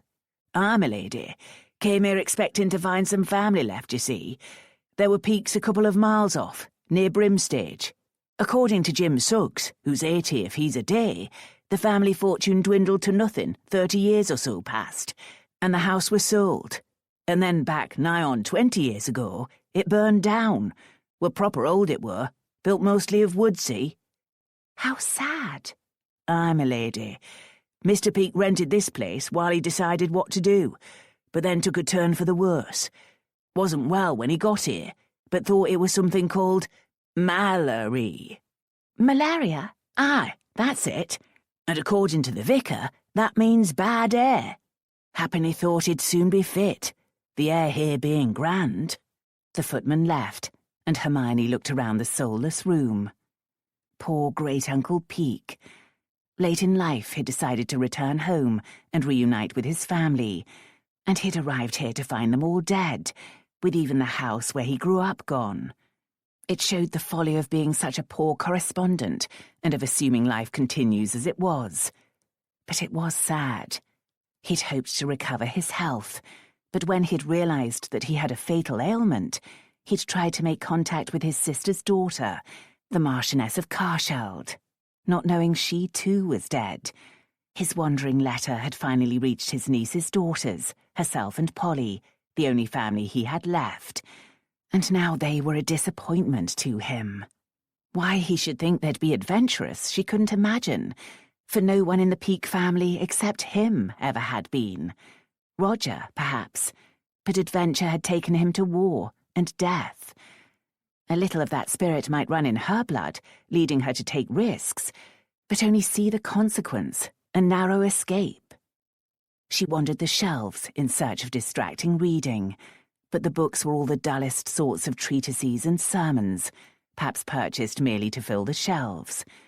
She wished there were a newspaper, for she'd like to know what had happened in Ardwick. It seemed likely she and the family would be travelling home soon, and she hoped the way would be clear of all alarms. Might a newspaper carry news of her abduction? Surely Thayne would spare her that. But if the culprit had come before the magistrates, the story would have been told, with names. A newspaper should refer to her as only a lady, or even a lady of high family. But they might feel no qualms about mentioning Sir W-S-Y. The more scandalous sort could tell the world that Lady H-E-M-Hugh had been carried off by a villain. Porteous might decide she wasn't worthy to be his wife. She shouldn't want that, but she did. She gave up hope of the library, went to get her copy of Guy Mannering, and took it to the drawing room. It was a corner room with a window in each outer wall, giving excellent views of the gardens, the town, and the river. Again she checked for danger, and her heart stopped when she saw a man on the road, looking up at the house. Chapter 17. She stepped back, but even as she did so, she realised that of course it wasn't the brute. He was in jail, and the man below was of a different build entirely, taller and slimmer, and quite roughly dressed. She sat on a sofa and opened the book, but then wondered, had he resembled Mark Thayne? She hurried back to the window, but the man had gone. Idiot to think it could be Thayne, and soft-headed idiot to want it so. Did she imagine him like a troubadour trailing after his lady? He would be on his way to London with his ill-gotten gains, and good riddance. Guy Mannering provided excellent distraction until she heard the party return. The lads sounded pleased with their expedition, so perhaps everyone would be in a better mood. Soon Polly came to join her, bringing Henrietta. She set the child down on the carpet to play with a leather ball, saying, "It was good to have some exercise in the fresh air. I've asked for tea to be served here." "Lovely. I found the library, which was uninspiring, but I learned a little from conversation." She shared what she knew. "Poor man. That must have been a bitter brew. I never liked Carsheld Castle, but I'd be upset to find it razed from the earth. And your family mostly forgotten." William came in with the boys, washed and tidied. Billy was keen to describe their discoveries and showed pieces of blue stone. Hermione admired them, and some shells Roger had gathered on the riverside. The tea came, and the boys were taken back to their room for their refreshments. "Now," William said as Polly poured tea, "we must decide what to do if Mr. Peake doesn't grant us another audience. I'm not prepared to kick my heels here like a petitioner at the gate, especially at a time of year when I'm needed at home." Polly bit her lip, but didn't argue, and indeed September was a busy time of year on the estate. Hermione didn't want to argue either, but she saw no point in ultimatums when one party didn't know of them. "I think we should tell Great-Uncle Peake that we must leave tomorrow." "Force his hand?" William asked. "Simply because he should know." "I'm not doing it," William said, making Hermione want to knock him on the head. "Then I will." "Are you sure that's wise?" Polly said. "No, but one of us should." She stood, smoothed down her skirts, then went downstairs to knock on Edgar Peake's door. It was opened by the manservant. "Yes, milady?" "I'd like to speak to my great-uncle."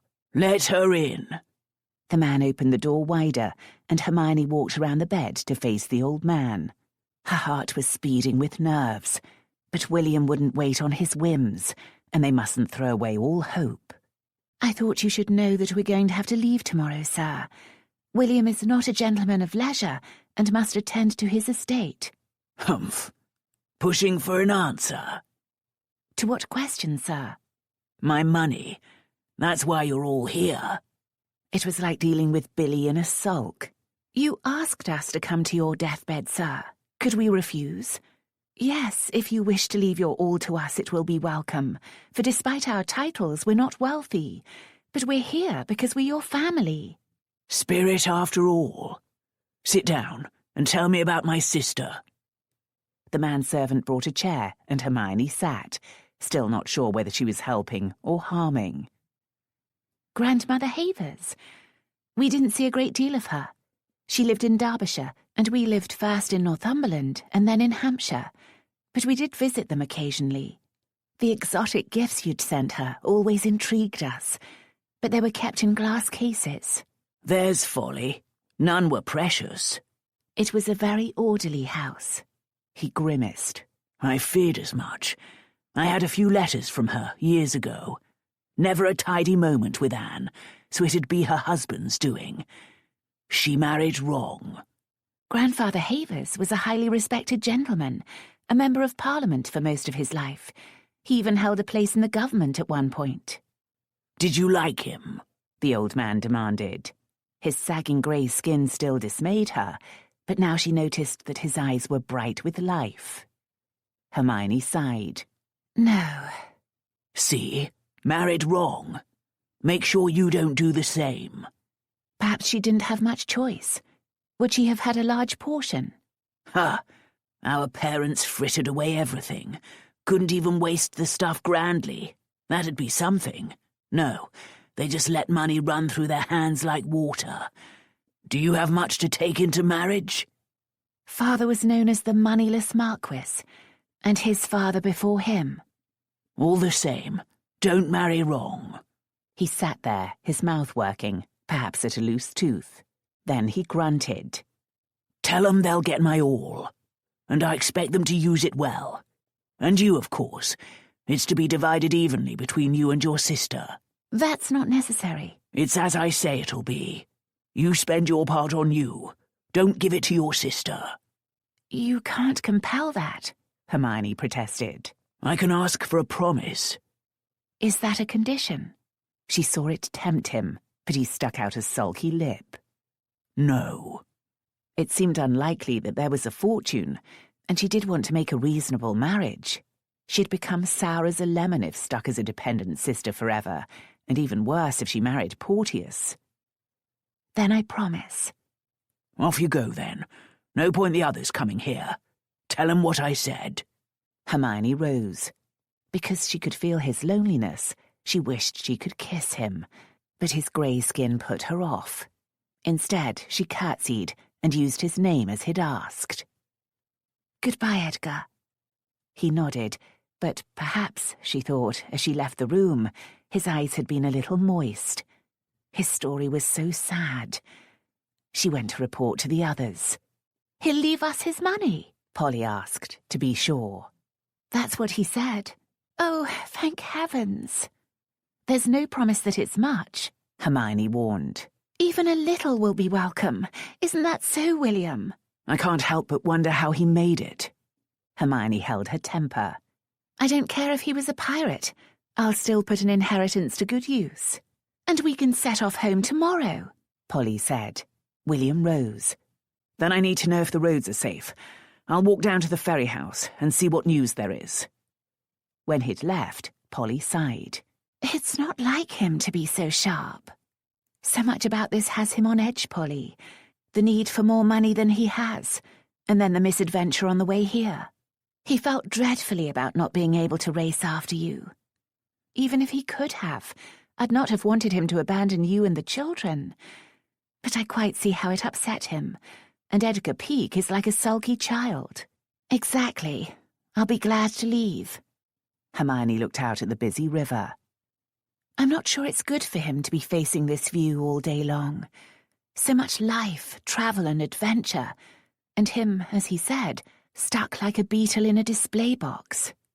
It's his choice. He didn't choose to be so ill, or so alone in the world. He's well taken care of. By servants. I think of Father in his last months. He was difficult, but I could coax him to be more sensible and make sure he received the best care. An idea grew from seed to bloom in a moment. Hermione turned back to her sister. Polly, I'd like to stay. Of course. Where else would you live? Not with you. I'd like to stay here, with Great-Uncle Edgar. What? Why? Because we're the only family he has left. It would be wrong to abandon him.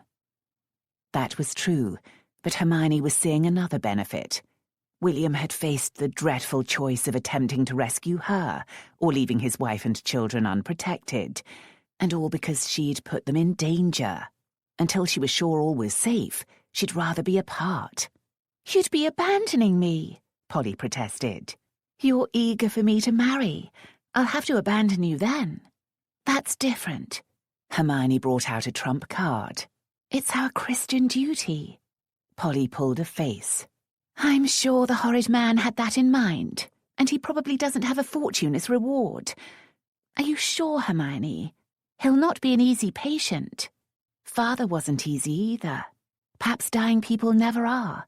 At least here there are ample servants to do the hard work. Then you're not needed, Polly argued.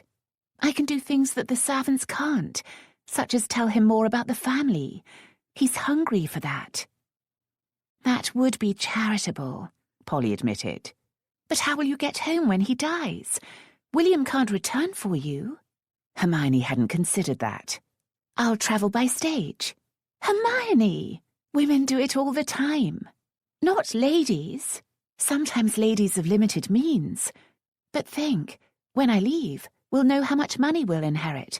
I'm sure there'll be some way to get enough of my share to hire a companion for the journey. Though that seems silly when I think on it. How is she to get back here? She'll be a servant. There'll be no difficulty about her travelling by stage alone. And no more about my doing so. You say that simply to be irritating. What if he lingers for months? He's clearly very ill, but I'm not sure he's on his deathbed. No, Hermione said thoughtfully. I wonder if he's having the best possible treatment. Didn't he say he'd stopped taking his medicine? Yes, but, Hermione, are you going to try to keep him alive? We can't wish him dead before his time. No, but come home with us, and I'm sure he'll be dead within weeks. All the more reason to stay here. You're impossible. Polly flounced out of the room, and Hermione sat hard upon the sofa, wondering what had come over all of them. Money, that was it, souring everything. But she couldn't hasten the old man's death, not even by neglect. She needed fresh air, but no, she would not be pinned here by fear. Without bonnet or shawl, she went downstairs and out into the small garden. Chapter 18. The air was chilly, but the sun was shining. The land sloped downward away from the house, but the garden had been cleverly designed with shallow terraces and horizontal winding paths. From the lower levels, occasional bushes and small trees broke the openness, without entirely blocking the view of the river. She wandered the paths, feeling soothed by nature, until she sensed someone nearby. Heart pounding, she whirled. To see Mark Thayne. It had been him she'd seen watching the house. Hand to throat, she demanded, "What are you doing here?" "Seeking a word with you," he answered. She looked around. "Is that man here? Has he escaped?" "No, he's safely dead." "Thank God," she said. "Safe." But then she comprehended all his words. "Dead? From the shot you fired?" "Yes." "You killed him?" "I was a soldier," he said patiently. "He's not the first." She remembered the explosion of gunfire. Had the villain died then, been dead as she'd fallen to the ground with him? Thayne touched her. She swatted him away. "Don't." "Then don't faint." "I never faint." But she felt close to it. She breathed deeply and commanded her body to behave. "What are you doing here?" "Keeping you safe." "If that brute's dead, I'm safe as could be. You're up to some other devilment, and you won't involve me. Go away." She suddenly looked back at the house, concerned that Polly or the children might see her talking to a strange man. The children were looking out, and they waved. She waved back, but as she did so, she realized that they wouldn't be able to see Thayne. He'd cleverly stationed himself behind a trimmed yew that just concealed him from the house. a hardened, practiced reprobate. "I put you in danger," he said, oh so reasonably. "I must ensure your safety. I'm truly sorry for having given you that letter."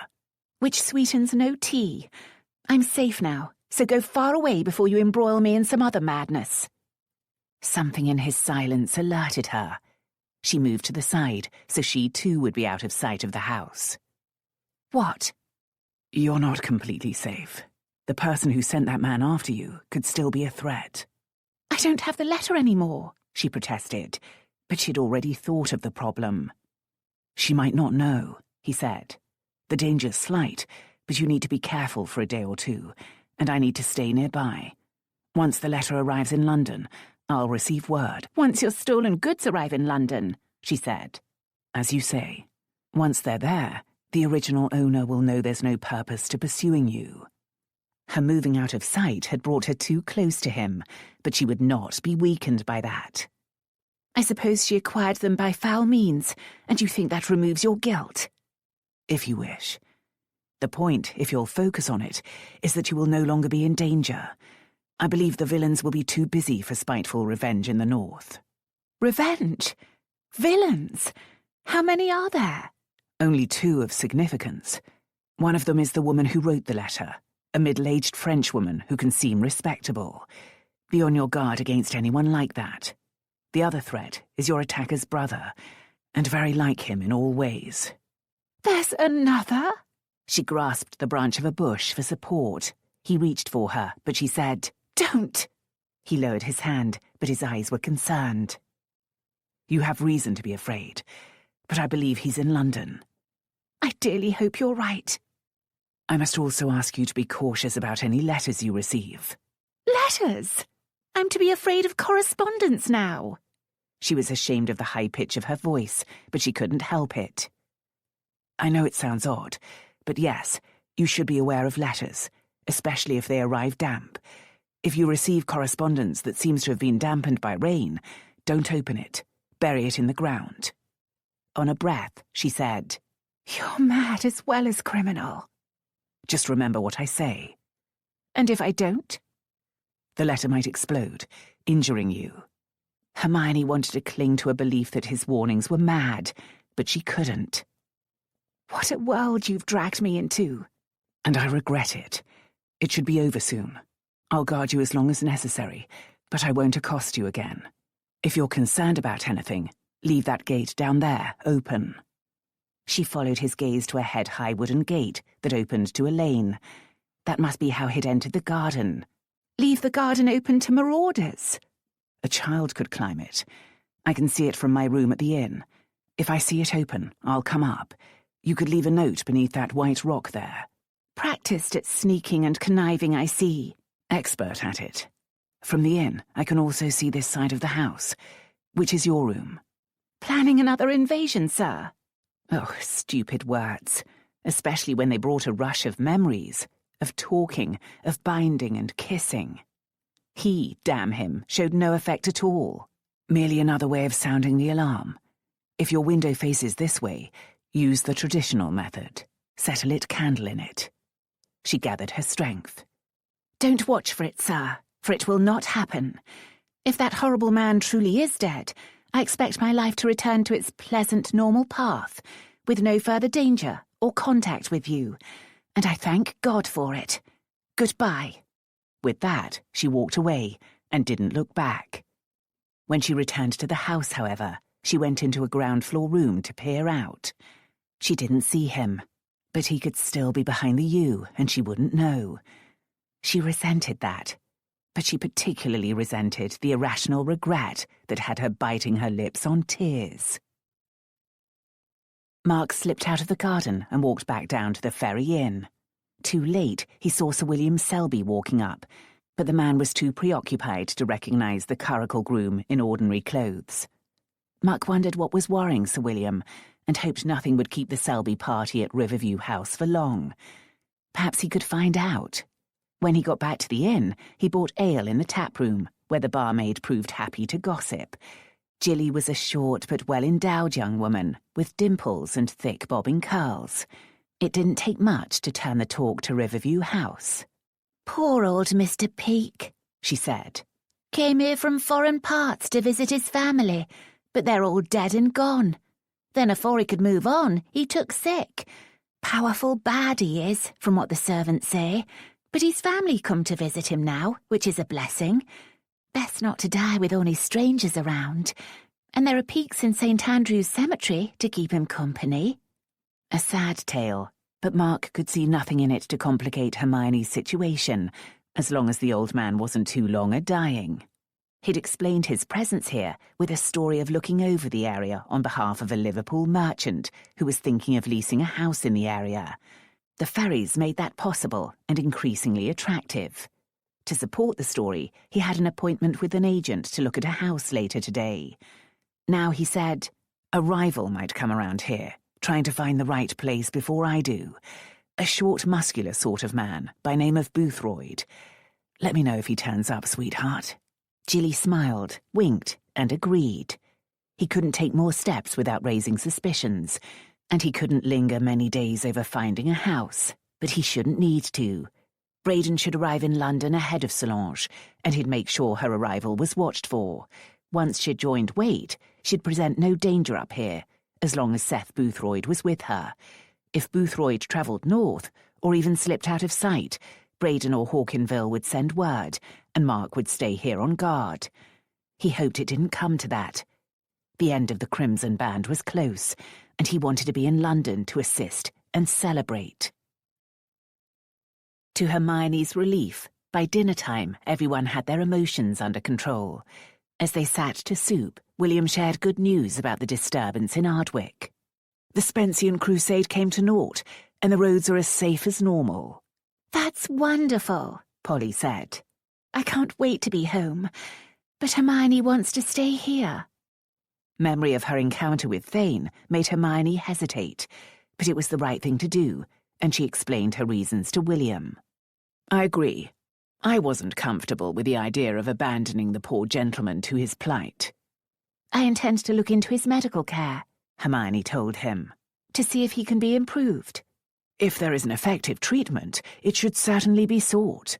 Polly rolled her eyes, but seemed resigned, probably because she'd accepted that there was no grand fortune involved. Hermione mentioned the hillside garden, and talk flowed into plans for the garden at Selby Hall, where one area sloped. The meal passed pleasantly enough. Afterward, Hermione realised that she'd not told Edgar Peake of her plans, so she knocked again on the old man's door. She was let in and found him in a white nightcap in place of the red velvet. "What now?" "I've come to ask if I may stay with you, Edgar." "Stay with me? Here?" "Yes. You should have family with you." "Why would a pretty girl like you want to be stuck here with me? I don't entertain." "I never imagined that you do. If you want the honest truth, I fancy a lazy life." She said it with a smile, and his lips twitched. "I could dismiss all my servants and let you do everything." "And I could leave." "Humph. Too bold for your own good." "You're probably right. But I may stay." "Don't suppose I can stop you." "Your servants might throw me out if you ordered them to." She saw the manservant struggling with a grin.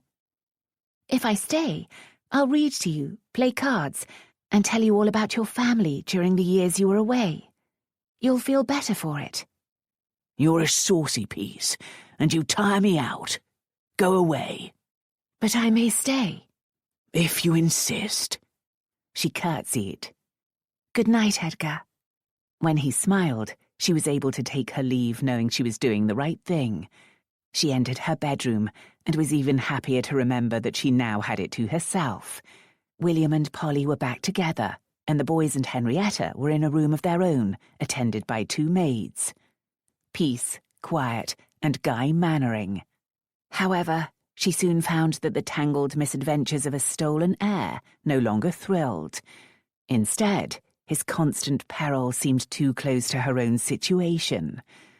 2 days ago, she would have berated herself for a wild imagination, but now it seemed there truly were villains in this world who wanted to harm her, and one was almost a twin of the brute who could still make her shudder. She couldn't shed the memory of being snatched from her family and carried off by that man, who had been ready to kill her on the spot. "Take the papers. Break your neck." Despite the ample fire, she hugged herself, and for a weak moment thought of leaving with William and Polly. Perhaps she'd be safer in Yorkshire. But then she loosened her arms and walked around to shake off idiocy. She was safe enough in this house with an abundance of servants, and Thayne had said that those concerned would soon know that she no longer had their papers. Dangerous, damp letters. Perhaps he was mad, poor man. To counter her melodramatic thoughts, she'd write to one of her Hampshire friends. Margaret Milhouse was a level-headed member of that orderly, tranquil world, now married with a child. There was writing paper in the drawer of a small desk, so she sat to relate her journey and the reason for it, and the brush with drama in Ardwick. She said nothing about truly dangerous events. Margaret had been at that ball. She might remember Thayne. Hermione was tempted to slip in a mention. "Can you imagine who I bumped into in Warrington?" No, the less she thought about the man, the better. She filled the page with weather and fashion and all the things that used to occupy conversation back in those leisurely days. It seemed rather dull, but dull equaled safe, and that was what she wanted. Despite the awkwardness of being the daughter of the moneyless Marquis, her life in Hampshire had been pleasant, comfortable, and ordinary. If only her father hadn't died. If only her father had thought to explore for coal. She could blame herself too, however. Her father had been an indolent man who never had a new idea in his head, but he'd have acted if she'd urged him to. She'd known that people had prospered from finding coal in other areas of Northumberland. Their land was unpromising, but they could have hired people to look. Carsheld had been so far away, however, and her father would have resisted spending any money on it. And it was all in the past. No point in crying over spilled milk. She folded, addressed, and sealed the letter, then went to draw the curtains. She looked down at the lights of Tranmere. Thayne had said he could see this side of the house. That meant one window down there was his. Was he looking up, watchful for a candle in the window? She drew the curtains firmly together and went to put more wood on the fire. No more folly. Chapter 19. The next day, Hermione saw Polly, William, and the children off in the coach. The children were already in a whiny mood, so she didn't regret the parting.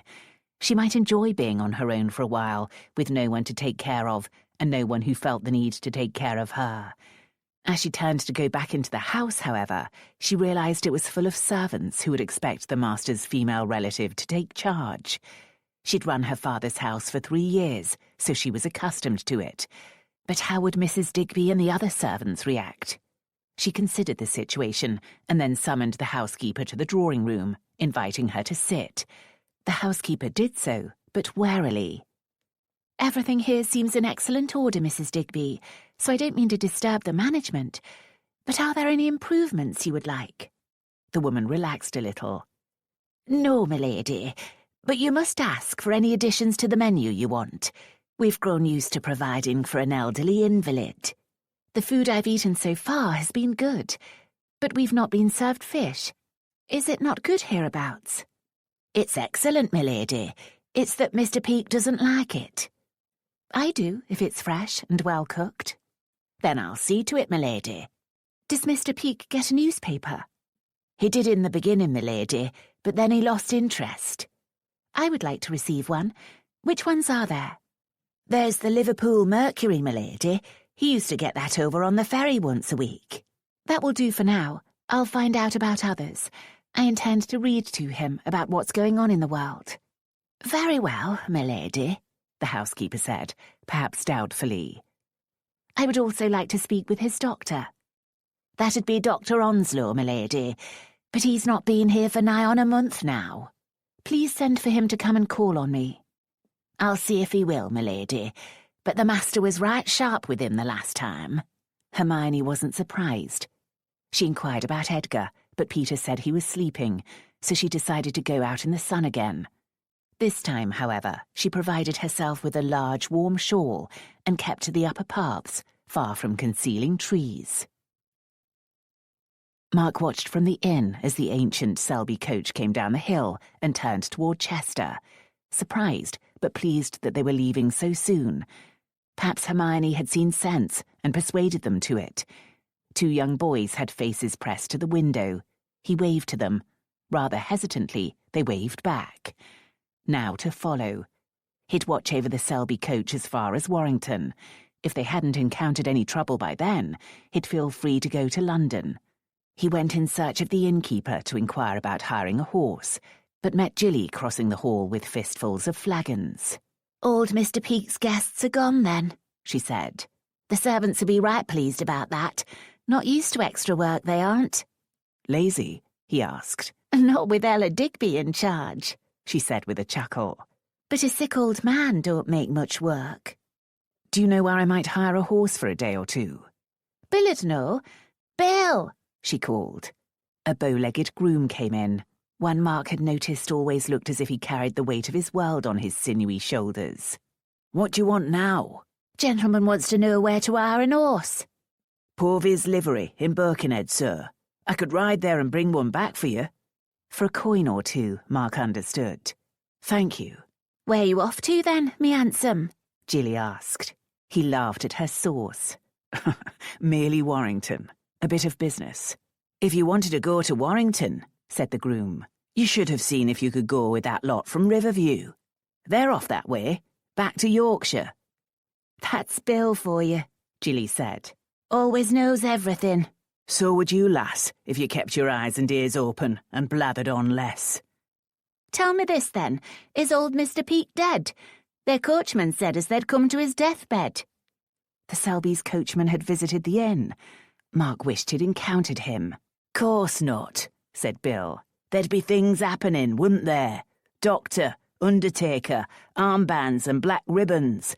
And his relatives would have stayed for t' funeral. As it is, just one lady's stayed. Lady Hermione or something."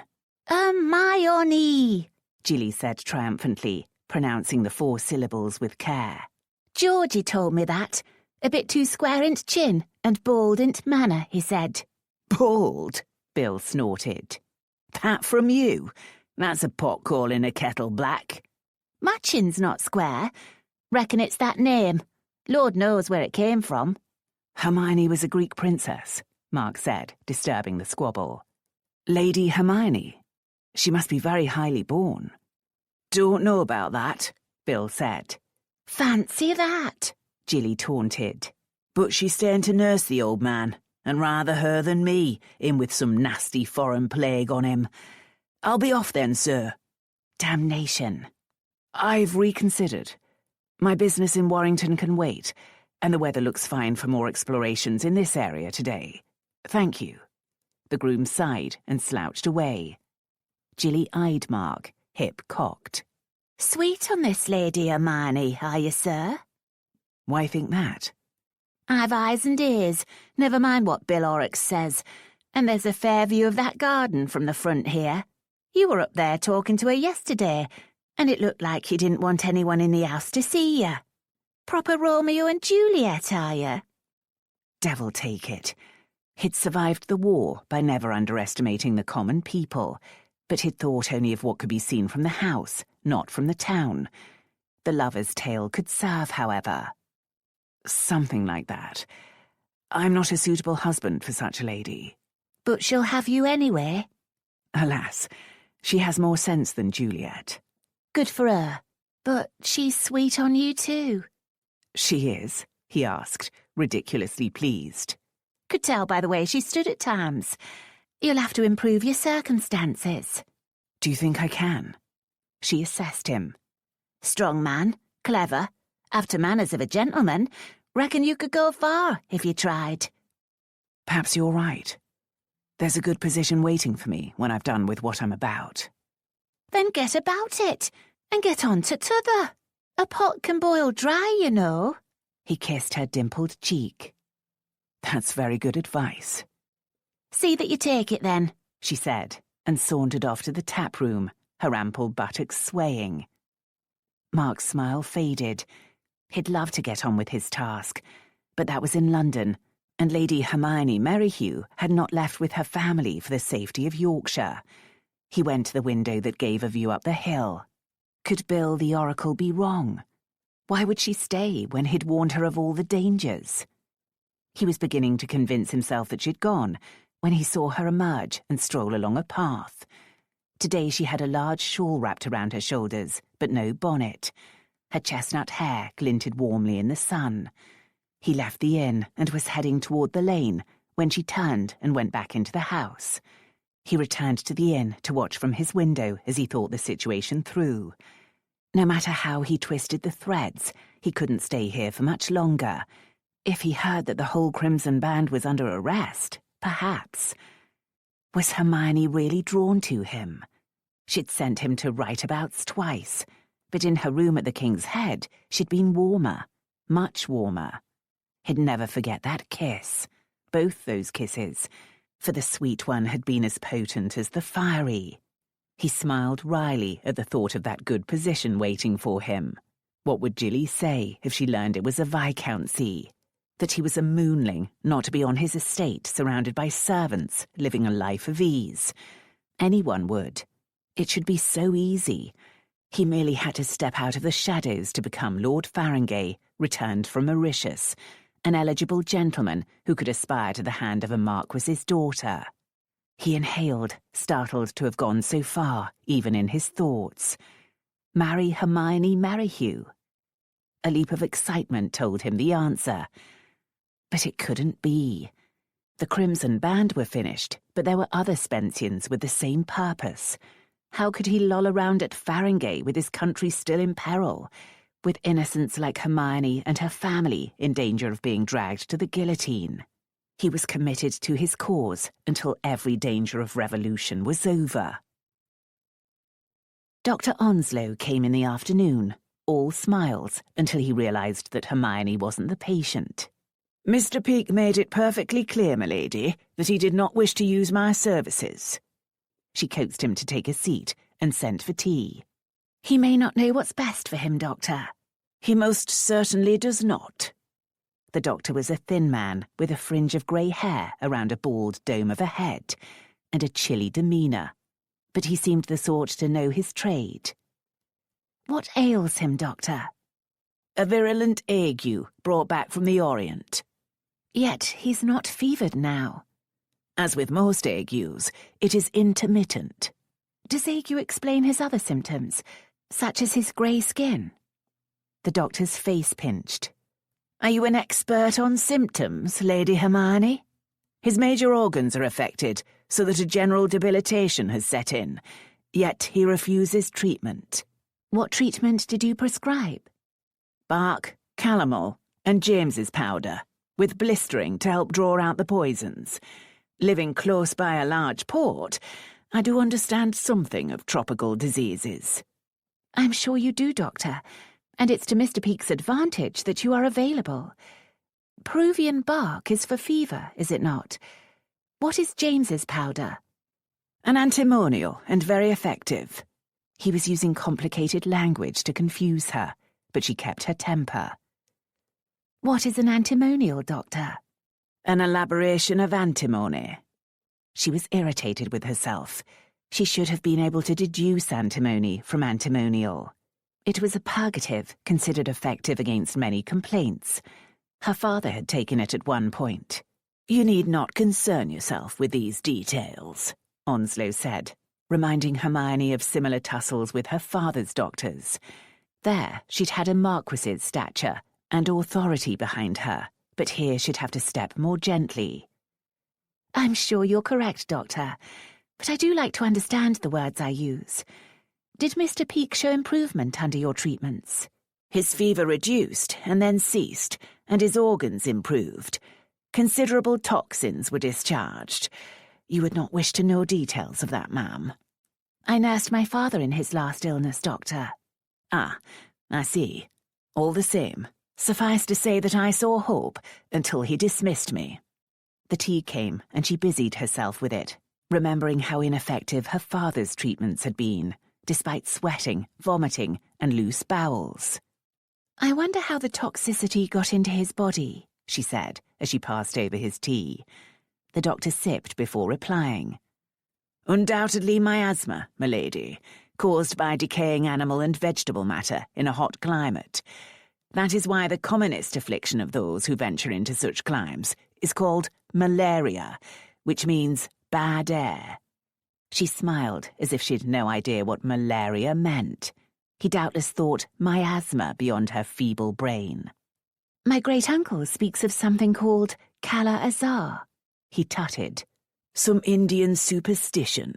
He admitted that the words merely mean the black sickness, which is descriptive of symptoms, not causes, and he could offer no suggestion of treatment. He believed it to be fatal, and gave that as his excuse to refuse treatment. Hermione drank some tea, considering the medicines he'd mentioned. "Calomel is a mercury, is it not?" He inclined his head. "The side effects are somewhat drastic." "That is proof that it is effective, milady." "And the antimonial powder? How does that work?" "By cleansing the body of toxins." Sweating, vomiting, and all the rest. That would be hard on Edgar, but she couldn't sit by and watch him die, especially not when she might gain by it. According to the doctor, he'd improved under treatment. "Perhaps we could try James's powder on its own, Doctor. If that brings about improvement, it might coax him back into other treatments. If opium was added to give relief to his symptoms, might he not be quicker to admit the benefit?" The doctor put down his cup. "You are now the physician, Lady Hermione. Opium is too often a prop for constitutional weakness upon which a patient comes to depend." Hermione put down her cup in turn.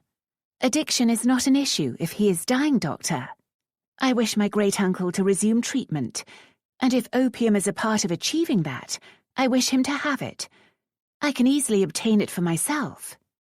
He rose, flushed with anger, but said, "I would not like to see any patient in amateur hands. I will send up a preparation. Good day to you." "And good day to you," Hermione thought, picking up her cup again, wondering whether she'd done the right thing. But she couldn't help questioning the man. Her father's last weeks had destroyed her faith in doctors. He'd endured any number of unpleasant treatments, all to no purpose. Even the doctors who'd seemed honest had felt obliged to prescribe something, especially if it had a dramatic effect.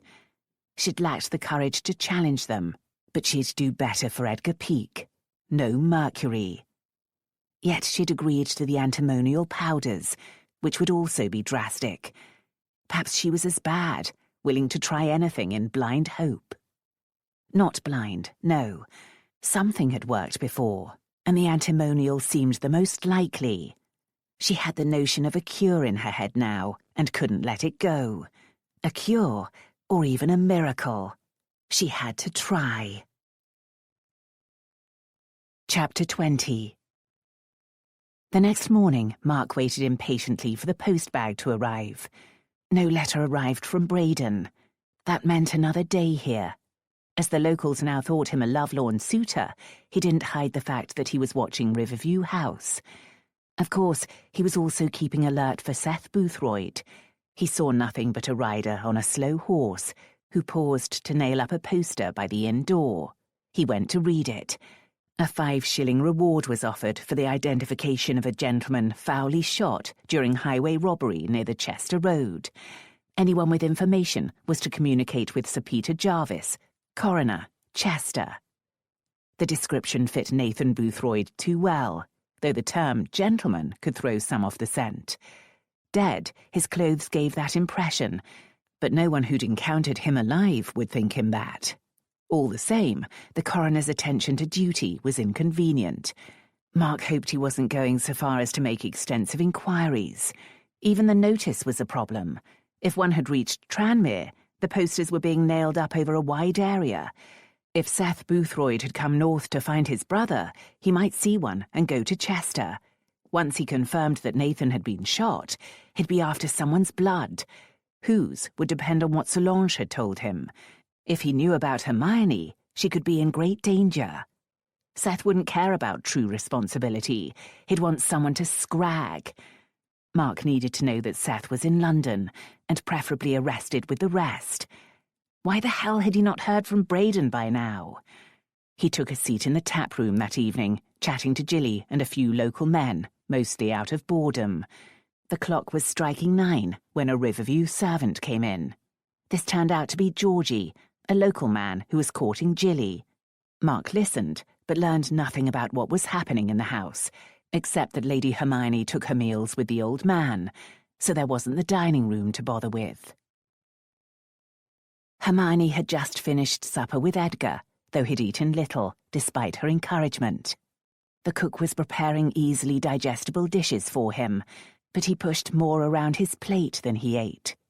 She'd been waiting for a good time to tell him about her discussion with the doctor, but it seemed there wouldn't be a better, so she explained and produced the bottles of medicine. I told him, no more quackery. It's not quackery, Edgar. You've no need of bark, but James's powders are well known and effective. What do you know about it? I nursed my father. He died anyway, didn't he? Yes, but his heart and lungs were failing. We all knew that. We should have let him go in peace. See? You're not in such shape. You're merely afflicted. He grunted. Please try the powders with some opium. I'm sure you'll feel better, and that will be something, won't it? You want me addicted? Plenty of people take opium without becoming dependent on it. But if you're dying anyway, why would it matter? You've a nasty, twisted way of looking at things, he grumbled, but then added, Oh, very well, if it'll make you happy. Thank you, she said with a big smile. Peter, please prepare the dose. Still scowling, Edgar drank it, grimacing at the taste, perhaps more than was called for. Now I've done as you want. Read me some more from that issue of the Gentleman's Magazine. She'd searched the library for books that would interest him, but found nothing. In one drawer, however, she'd found some old magazines, and yesterday she'd begun to read to him from a copy of the Gentleman's Magazine from January 1815. Now she brought it from the sideboard, but flipped past the earlier pages, saying, More affairs of Parliament and such. Read 'em. I like seeing how foolish they sound with hindsight. Is current opinion always wrong? She asked, turning back to the second page. Today, everyone's in a panic over riots and in dread of revolution.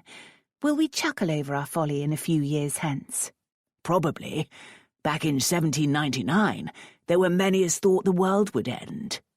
She picked up an analysis of the state of Europe in early 1815, when Napoleon had been in exile on Elba and everyone thought him defeated. Everyone was certainly wrong then, Edgar said. But enough of that. Find something else. She flipped some pages. Here's a recollection of the Frost Fair. I wish I'd been in London then. You've been there? A few times. We went there for the premature victory celebrations in 1814. They were wonderful. Visiting monarchs from around Europe, naval reenactments, concerts, fireworks. Everyone was so happy. No more fear of invasion, no more casualty lists, no more families cast into mourning. And then came Waterloo. She returned to the magazine and read the recollection of the frozen Thames, and then an article about the shortage of timber. That seemed to bore Edgar, so she flipped over births, marriages and deaths, seeking something better. Here's an article about the increased production of coal gas for London illumination. Edgar did perk up. I'd like to see the city streets bright at night. You will, as soon as you're well. It's even in the theatres now. How splendid that must be. I never thought about how the gas gets to the pipes that feed the lights, but it explains it here. The gas is provided in stations owned by various companies and gathered in mighty gasometers, from which it is delivered by pipes to the area thereabouts. The gasometer at Great Peter Street illuminates the illustrious buildings of Westminster.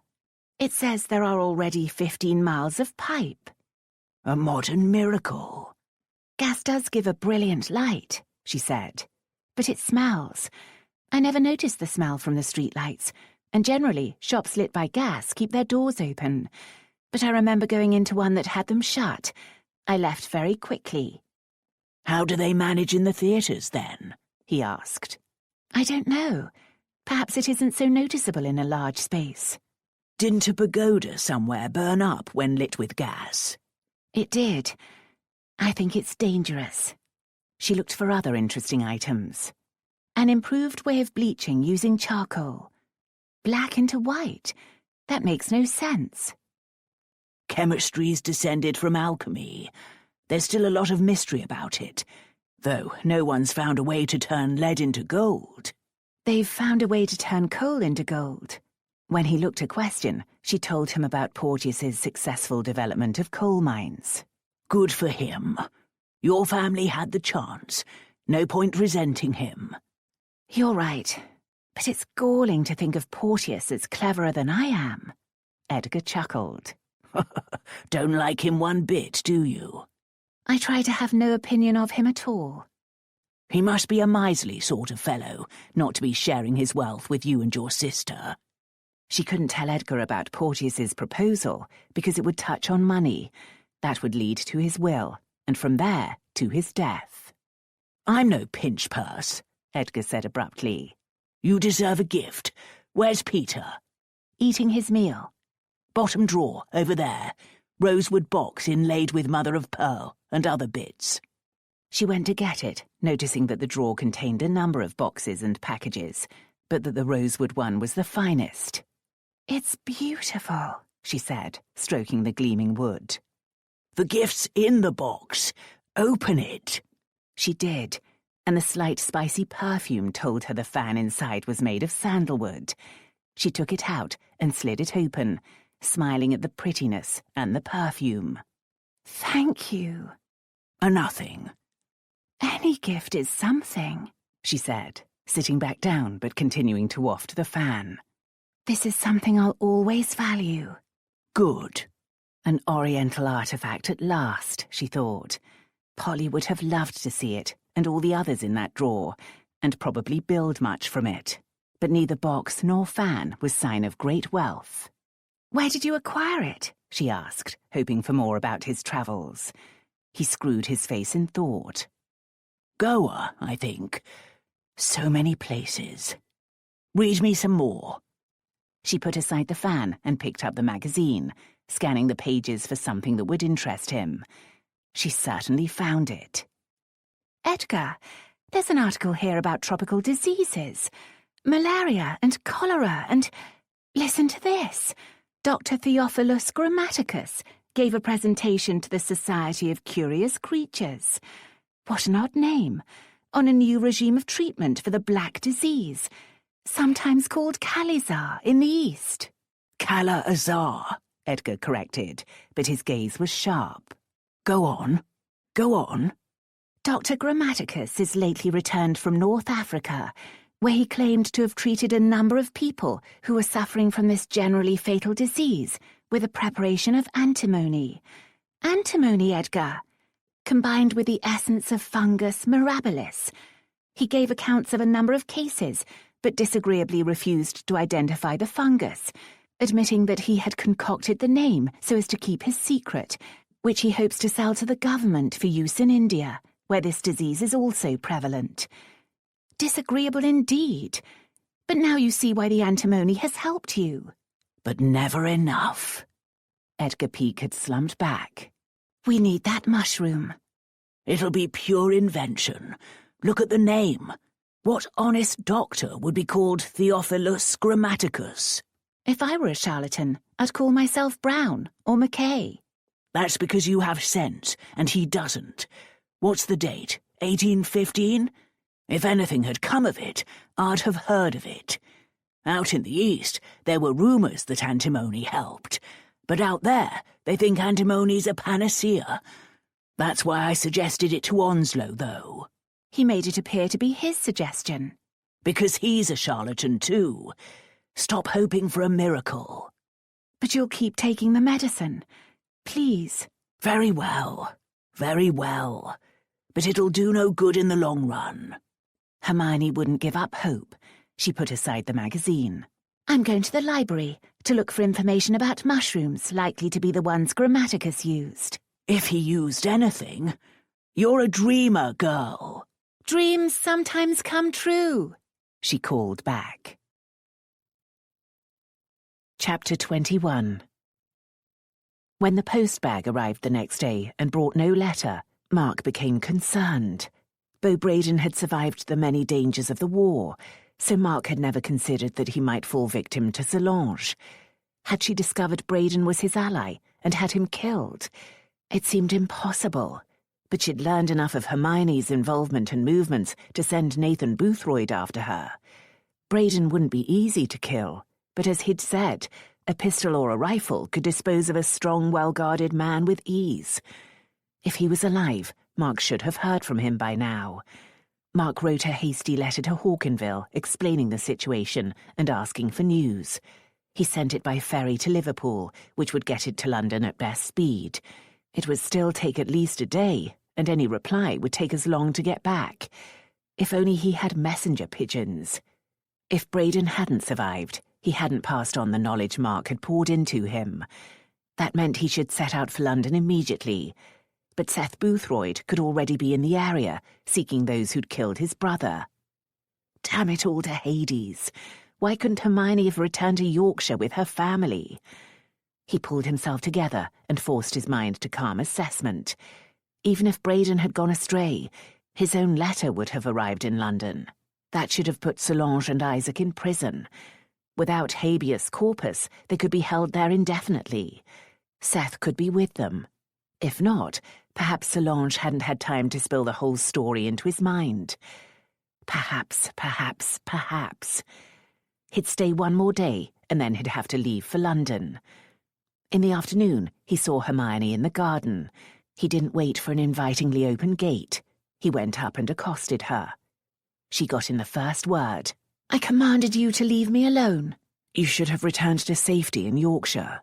She raised her chin. I have remained to care for my elderly relative.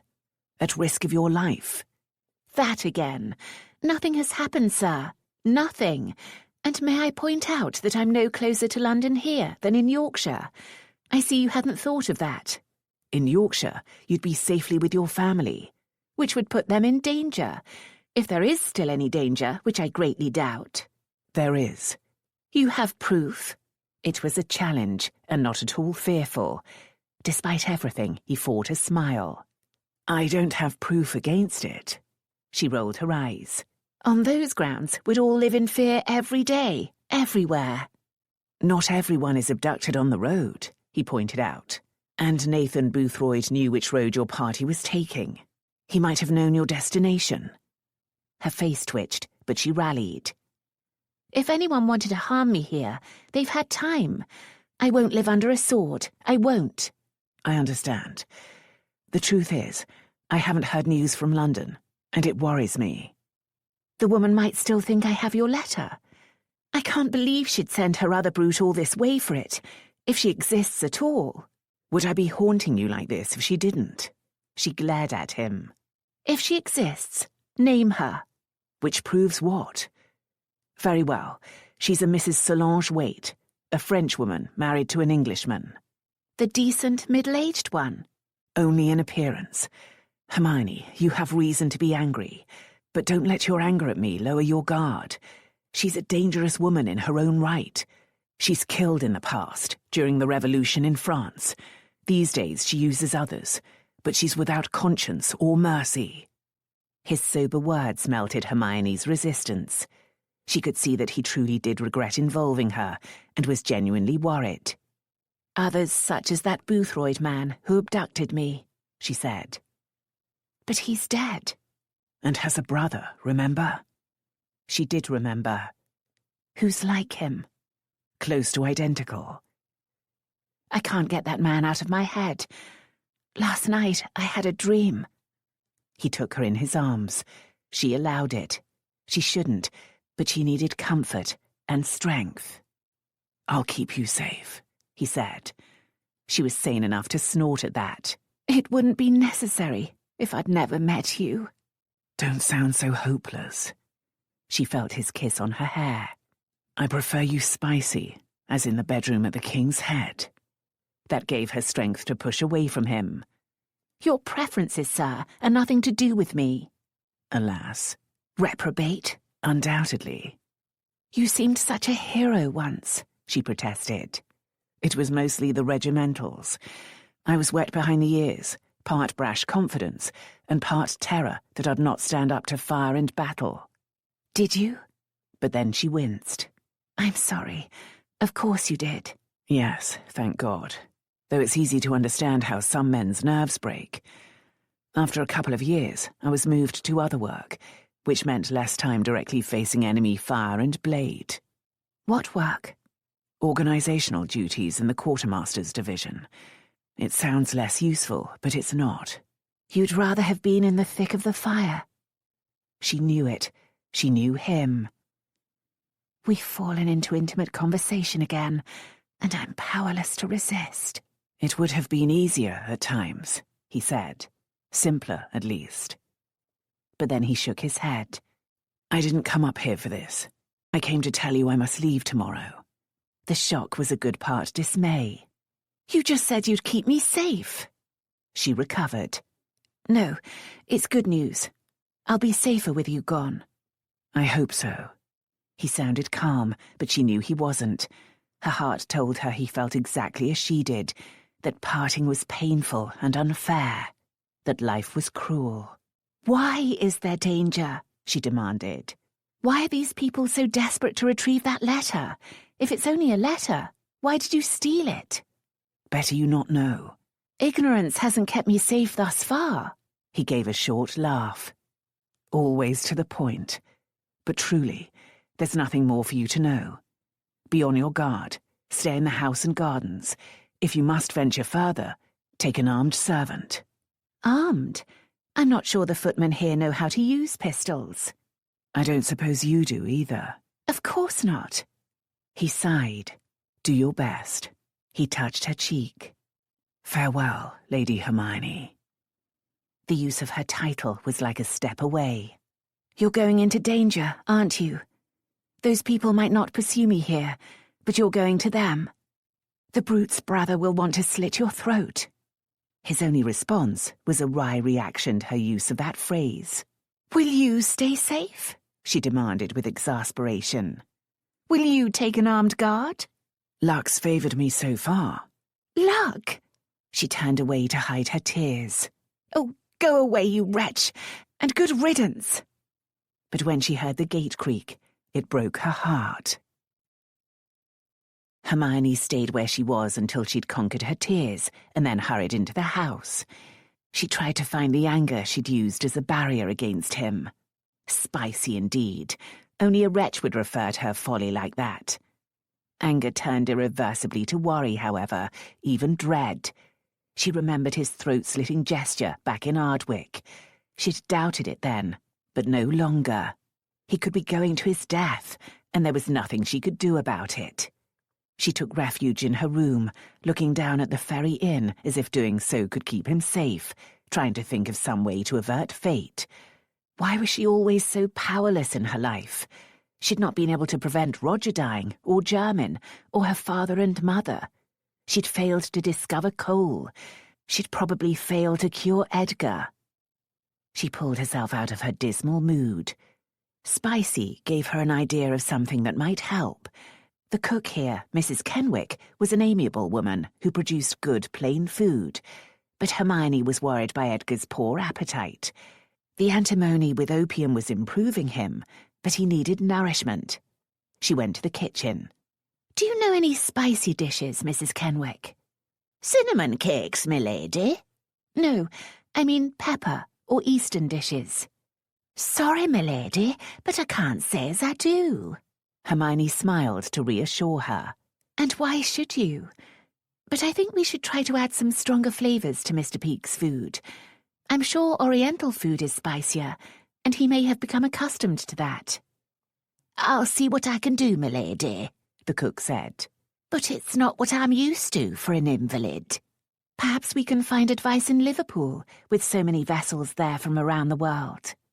Hermione went to Edgar's room to ask him, but also to check that he was out of his bed. She'd coaxed him into spending time in a chair yesterday, and even walking around the room a little. She suspected some of his weakness was from lying in bed all the time. Now he was taking his medicine again, he had a bit more strength. He was sitting in his big chair, watching the river. She wasn't sure watching the river was healthy for him, but he had to look at something. She went to sit nearby. Do you have some favourite Eastern dishes? Don't care if I ever eat again. Well, I do. I'm going to send George to Liverpool to seek out an Indian cook. I keep telling you, I didn't spend much time in India, and I don't like curries, so stop this. Where did you spend much time? She persisted. Here and there. Stop pestering me. She did, but she returned to the kitchen to pore over the few cookery books. She found some recipes for curry, but little else, except a few using ginger and cayenne. Very well, Mrs. Kenwick, we'll improvise. I want you to add cayenne to your excellent ragout of chicken, ginger too. Then for a sweet, make an especially rich cinnamon pudding with rum sauce. For an invalid, milady? We can only try. He's not eating much as it is. Hermione had taken to eating her dinner with Edgar in his room. That night, he didn't comment on the ragout or the pudding, but he ate a little more of both and drank some claret she'd had opened. Then he surprised her. What if we went in search of that Grammaticus? In search? How? At the last place we know of, the Curious Creatures in London. London? You can't travel there. I can sit in a chair, so I can sit in a coach. She hated to mention it, but said, The medicine will make it difficult. Spewing and liquid bowels. I'll stop taking it before it gets a hold on me. You can't do that. Don't tell me what I can and can't do. You can watch me die here, or you can take me to London.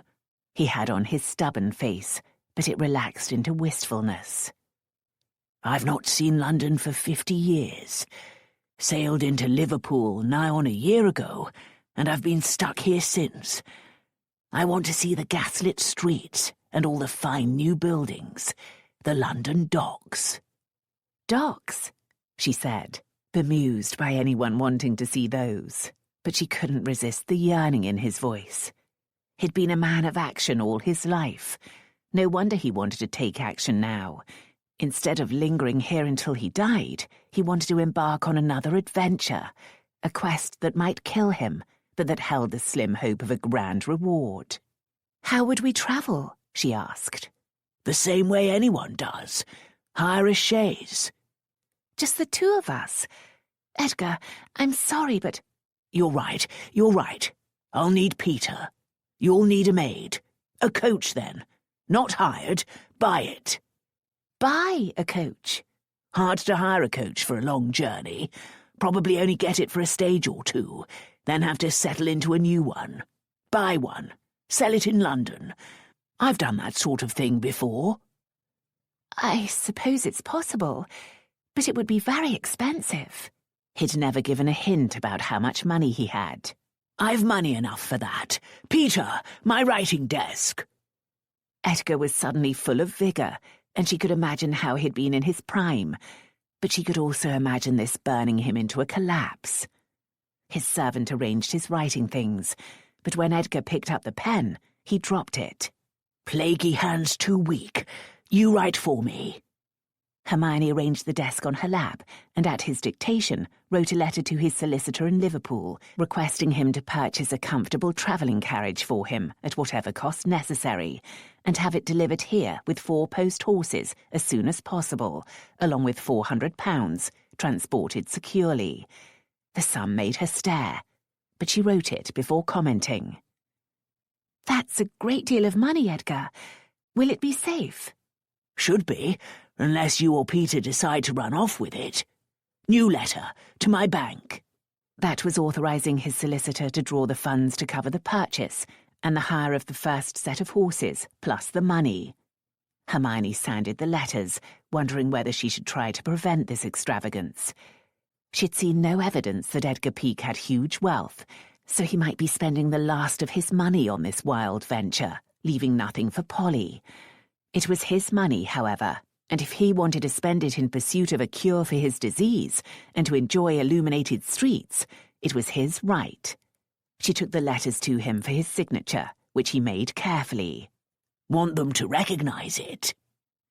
As she folded the letters, he picked up his seal. She dripped melted wax over the edge, and he stamped it. The design was some kind of oriental letter. On the journey, you can tell me all your adventures, she said. Not all of them, he said with a chuckle, eyes still bright with pleasure at their enterprise. Send the footman across to Liverpool at first light tomorrow to deliver those. We might even have the coach by the end of the day. You're used to action, aren't you? Always have been. Hate lolling around. It'll be good to be doing something, even if it kills me. She had to accept that. It was only as she went up to her room that she realised that she'd agreed to go to London, where, if Thayne was to be believed, enemies lurked. His, not hers, she told herself. But it was a good thing he was leaving tomorrow, or he'd be back up to berate her. Chapter 22. The next day, Mark packed his valise and went down to pay his bill. The postboy came by to leave a bag for Tranmere, and Mark paused in case the letter had come at last. It had. Braden had made it to London. Thank God he was alive. But as Mark broke the seal, he cursed him for being a slow correspondent. He scanned the crisp writing until the important part jumped out at him. Julius Waite returned to his London home along with Seth Boothroyd. Tregovan and Durrant returned to their separate lodgings at the same time. Solange Waite and Isaac Inkman have disappeared. Though the words were clear, Mark reread them. How the hell had they been allowed to disappear? He read on.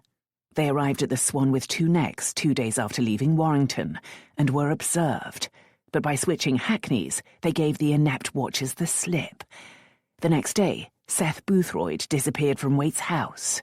Damn them all to hell, Mark muttered, with the inept watchers particularly in mind.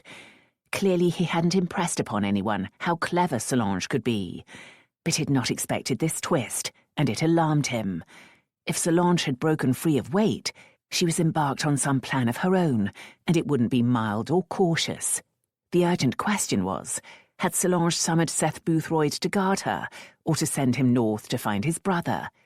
Mark tossed the letter on the fire and watched it burn, caught between two imperatives.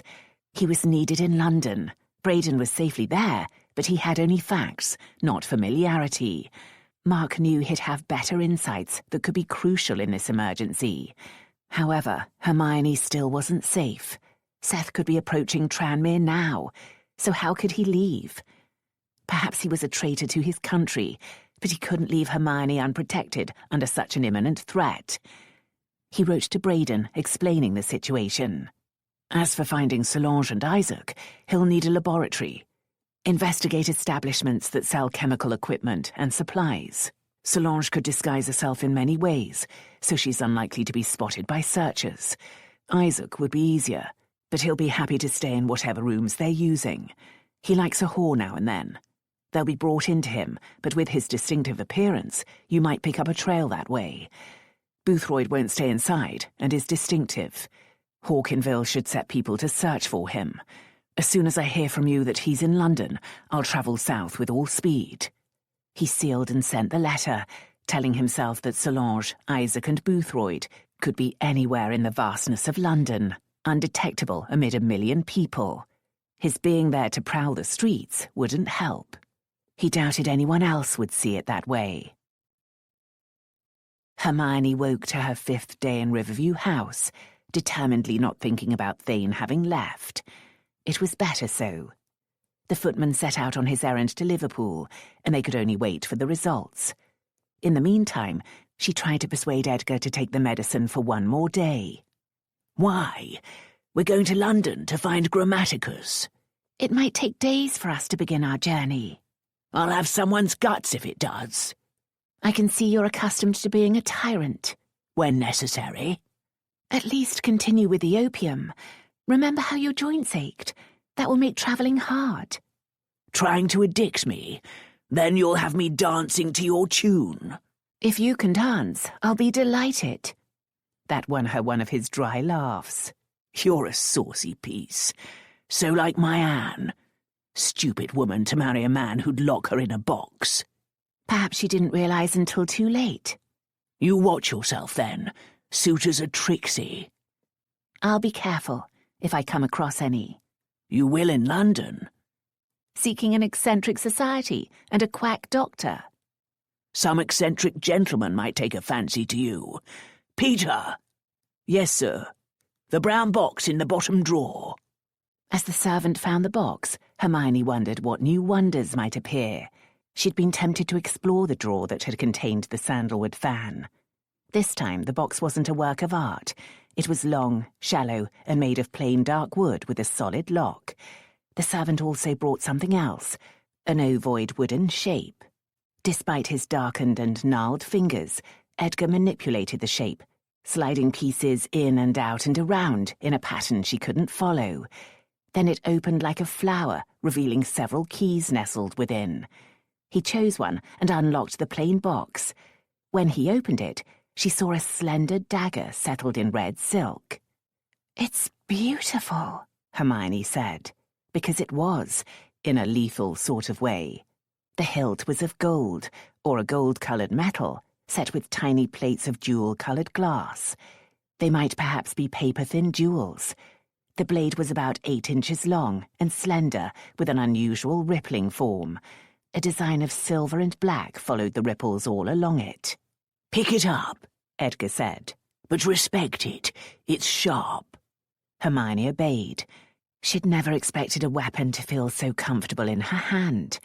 She'd held pistols, which were too heavy, and a sword that had felt unwieldy. This felt right. It's a kriss from Java, Edgar said. A lady's kriss. Women go armed in Java. Some of them. Why do you have a lady's weapon? She asked, turning her hand so light played on the subtle patterns in the metal of the blade. They reminded her of watered silk. I forget, he said. She didn't believe him. You might as well have it if you're to be dealing with suitors. I've never found them as dangerous as that. London suitors, he said, but he meant something else. You're being mysterious, Edgar. Why? He shrugged. You're worried about things, and not all of them my health. Paying attention to worries has kept me alive a time or two. He paused, perhaps hoping for an explanation. When she didn't give it, he said, We're going to the wicked city. Won't hurt to have a weapon there. It certainly wouldn't. Trying to hide her reactions, Hermione touched the blade with a finger and cut herself. It was too shallow a cut to bleed, but then she'd hardly touched it. It will hurt to have this one, she protested. There's a sheath in the lid. There was, of something hard and light, covered with red velvet on the outside. She slid the blade into it, feeling softness inside. Silk wool. Find a way to wear it beneath your clothing. It'll do you no good in a drawer. She thought of the abduction. It wouldn't have helped at first, but perhaps when the brute had dropped her on the ground like a sack, she could have got the weapon out. I don't know how to use a blade. We're not talking about fencing. If you're in danger, don't fiddle around threatening someone. He'll take it off you. Stick it in, and stick it in hard. A kriss is strong and sharp. It goes through clothes and flesh like a knife through soft cheese, and it'll go through some bones, too. She drew the blade out again. It looked so delicate, but she could sense its lethal power. I don't know. Don't be a milksop.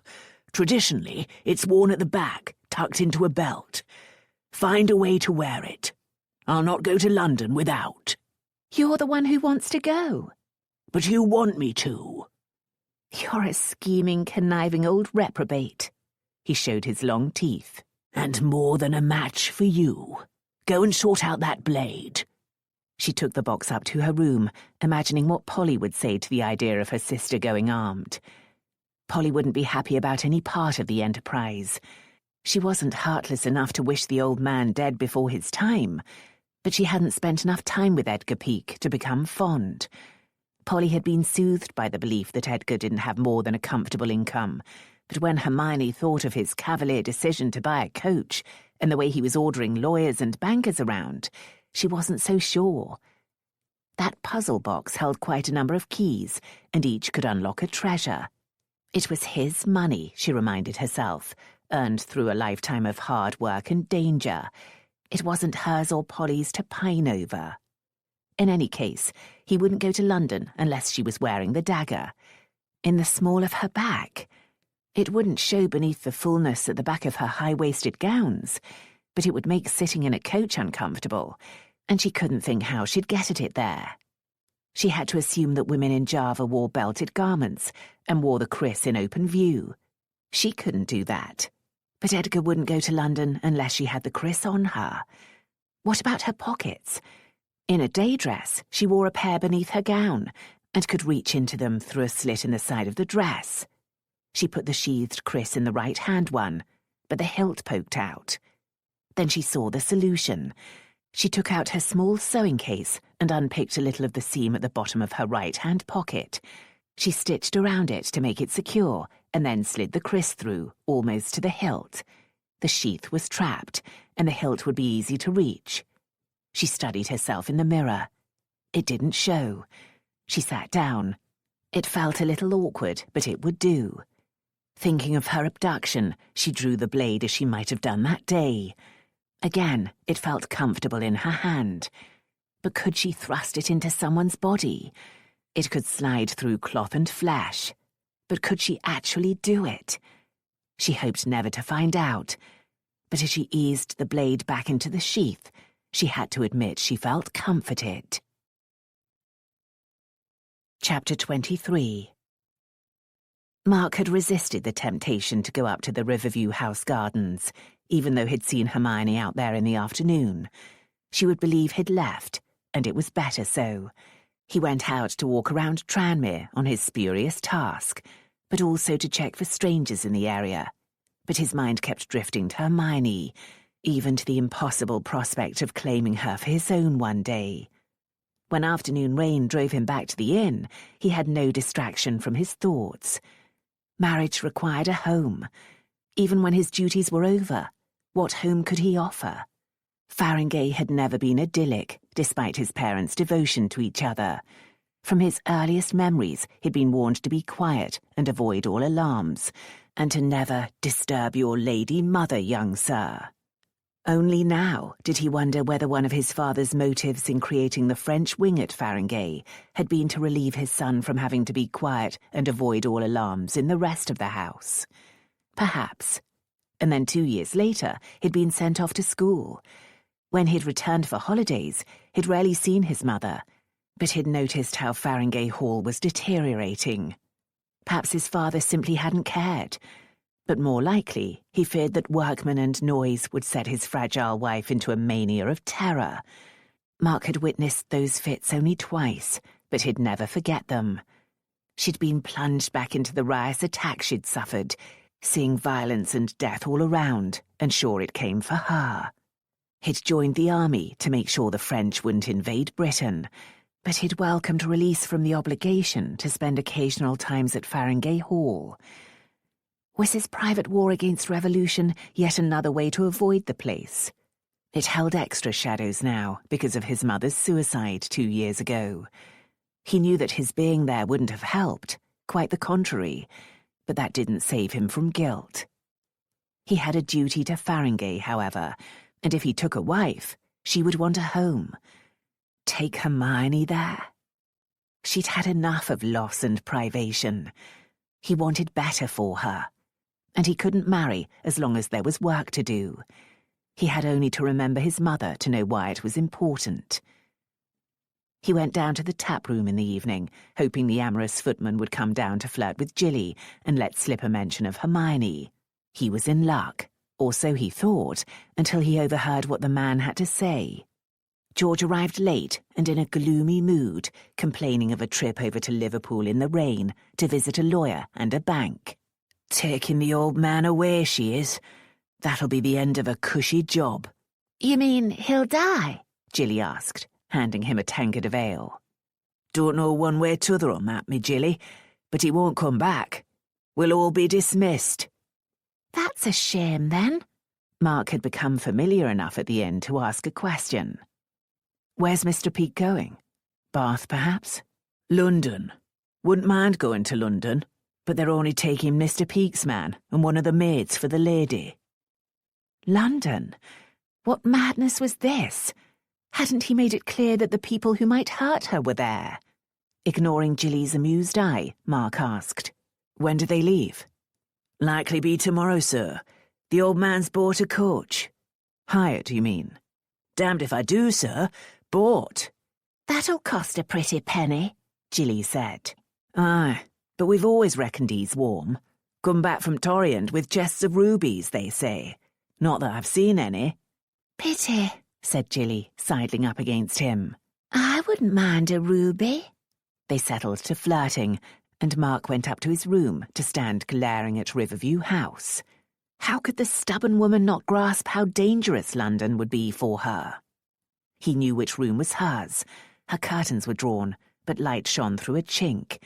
He left the inn and made his way up the dark lane without a lantern, going on memory of the lay of the land, grateful that the rain had stopped.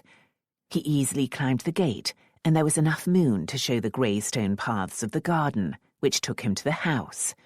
On the ground floor, open curtains showed a bedroom where an old man in a nightcap slept propped up in a bed. Old Mr. Peake, who was going to get Hermione killed if Mark couldn't talk sense into her. All seemed quiet, and George's arrival at the inn showed that the day's work was done. Some of the servants would be in bed. Any others would be taking their ease in the servants' hall or the kitchen. Presumably a back door was still open, but he'd be detected immediately. He first tried the obvious, but the front door was locked. The windows were closed for the night, and the house was inconveniently clear of helpful trellises or climbing plants that could support a man. There had to be a way.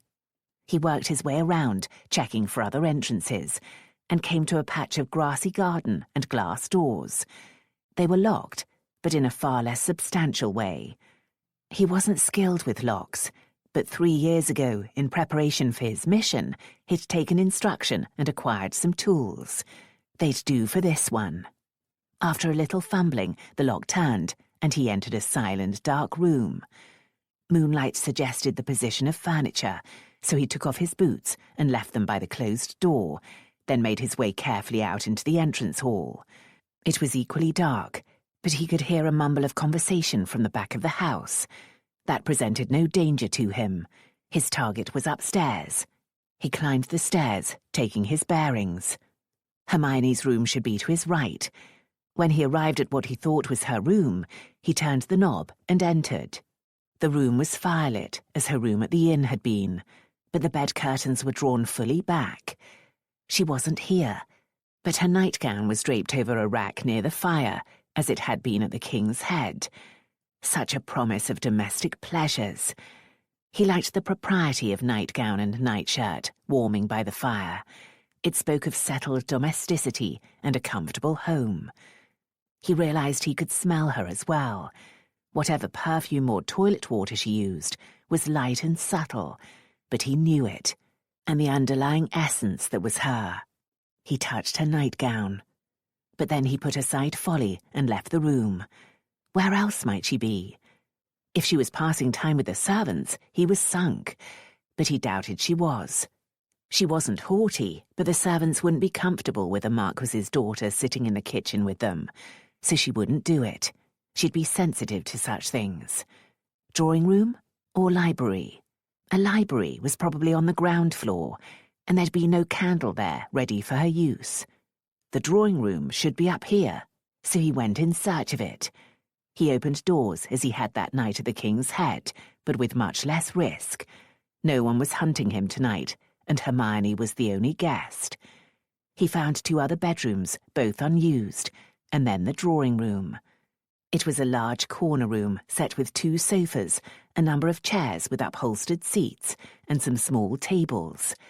A large screened fire burned in the hearth, and Hermione sat in a green gown on a gold-striped sofa, reading a book by the light of a modern reflecting lamp set behind her.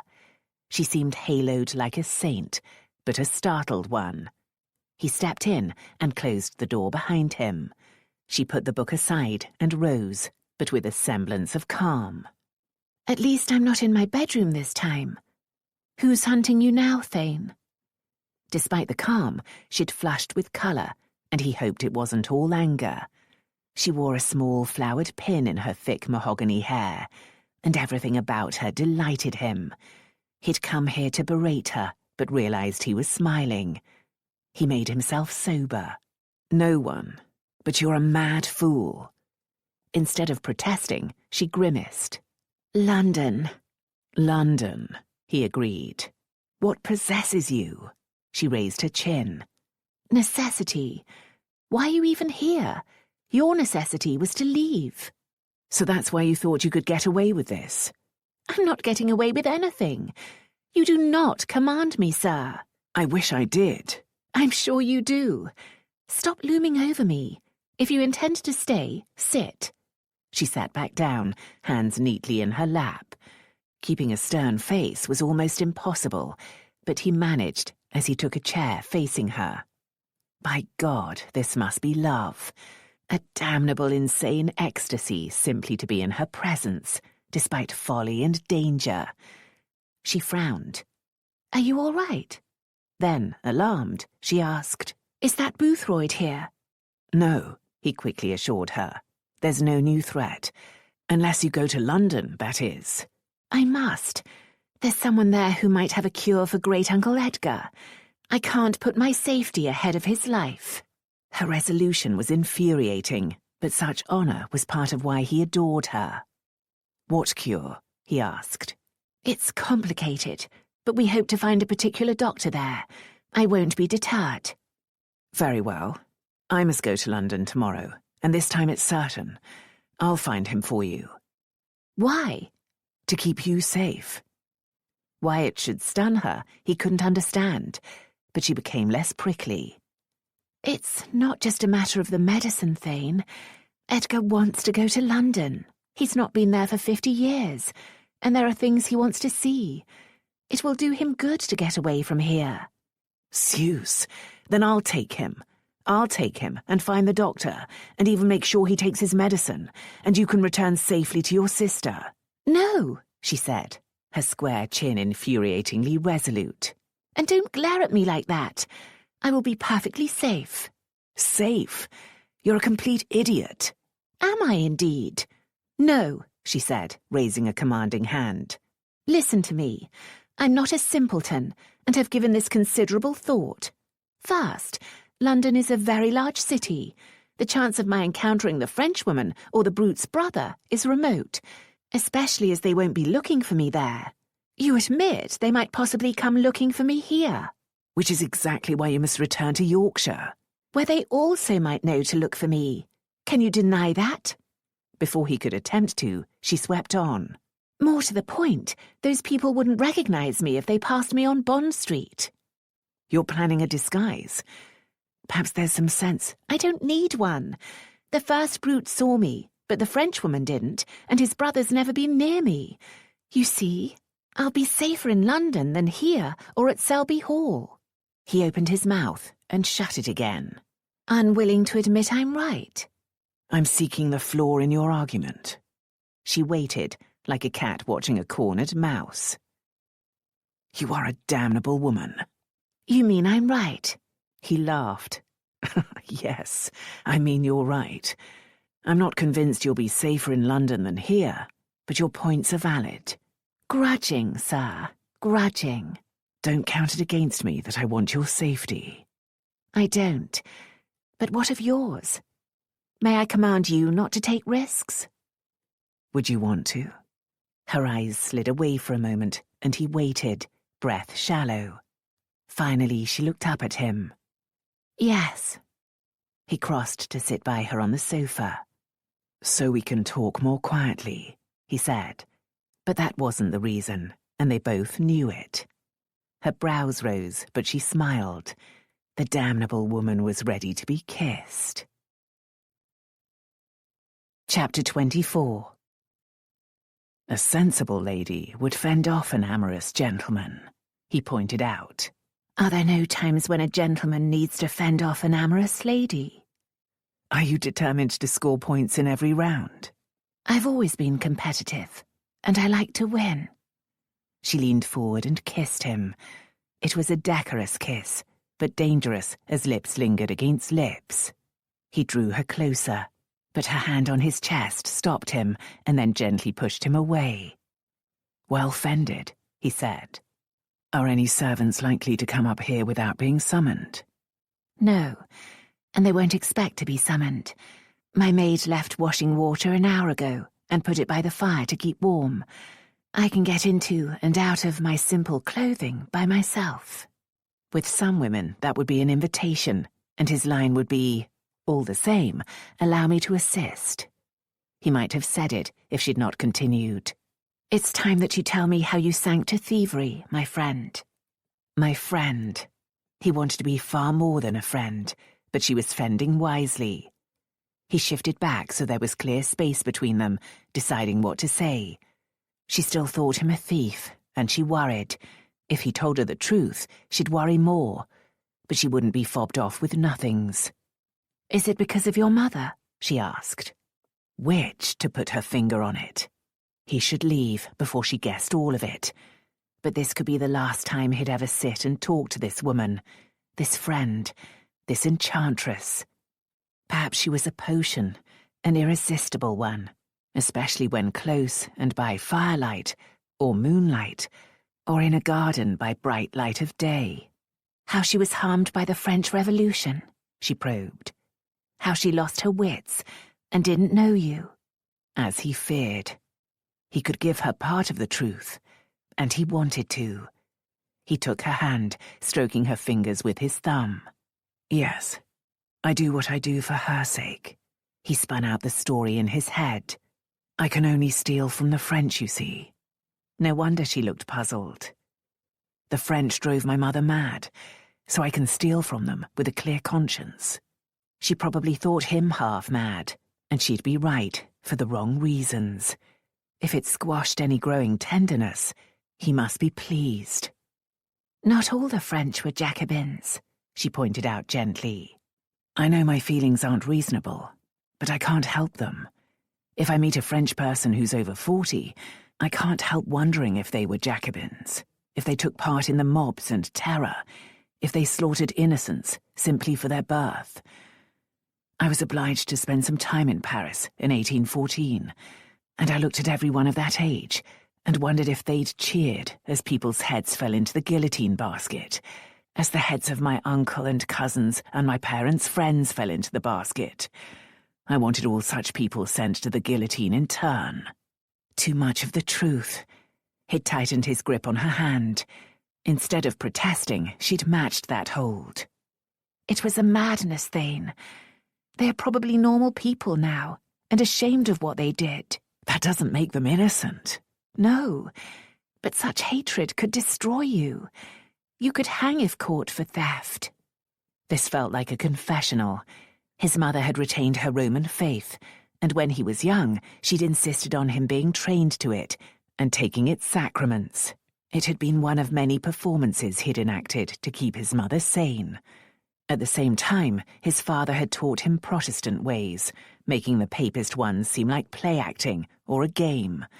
Once he went away to school, he'd left the papist ways behind him. His mother had never commented.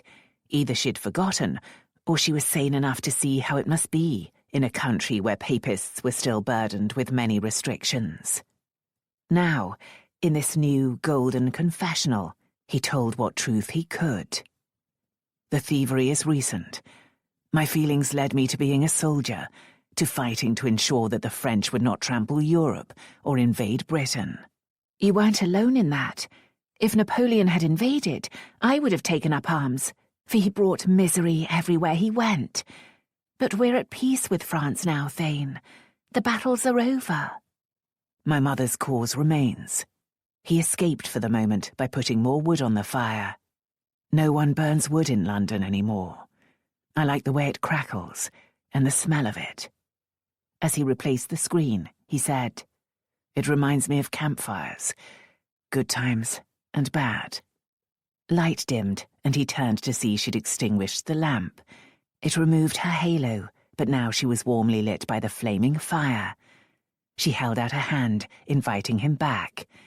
He shouldn't respond, but he turned down the 2 small lamps burning on the mantelpiece, took that welcoming hand, and sat down again beside her. "Mention of the army makes me think of my brother Roger," she said. "What would he be now if he'd survived?" Marquis of Carshalt. She smiled. True. But what if German had lived? Would Roger have stayed in the army? If not, what? And what would the army have done to him? The army didn't create my problems. She leaned toward him, and he took her into his arms. Her head nestled on his shoulder, her pinned-up hair tickling his chin. He remembered it escaping pins in the inn, and was tempted to set it free. Too dangerous by far. "But you were so young," she said. "You're not close to old now." He blew at that hair. Hoary with age, after becoming tangled with you. His joke was rewarded by a chuckle, and she turned up to him. "Then you'd better kiss me before you crumble to dust." They'd known so few kisses, and this was a new one. She offered understanding and comfort, but it instantly grew into more. He tried to draw back, but she held on tightly. "Give up your criminal life, Thayne." Delilah's kiss. I can't. "And I can't bear to think that you might hang. There must be other ways to earn money. Become a Bow Street runner." He sipped at her lips, smiling.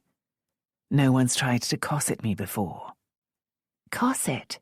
You'd wrap me in flannel and keep me by the hearth if you could. "You want to do the same to me?" I admit it, but that's the natural order. "Not in my heart. I can't bear the thought of you in danger." She kissed him then, with a fear-filled desperation, and he couldn't resist it. He tumbled her back to sprawl on the sofa as he consumed her with kisses beyond control. This indeed was truth. There was nothing moderate about his need for this woman, and nothing orderly about her response. He'd known she could be passionate, but not that she'd discard all sensible restraint and fight any attempt of his to be wise.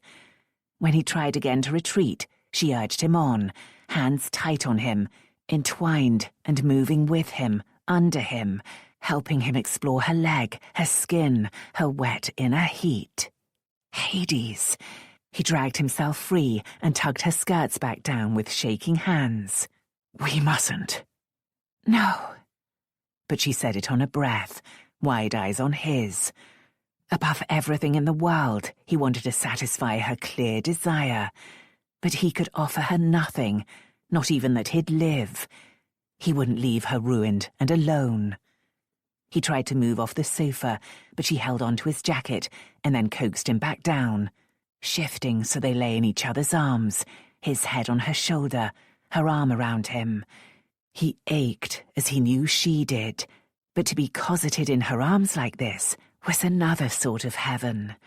Her gentle perfume spoke of simple days and rural tranquility, and the fire glowed, occasional flames licking over the logs, giving off that soothing tang. This was a peace such as he'd never known before in his life.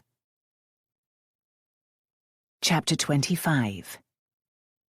Hermione stroked his hair, her body regretting their good sense, but her mind content, loving having him in her arms like this, in her protection, for this brief moment at least.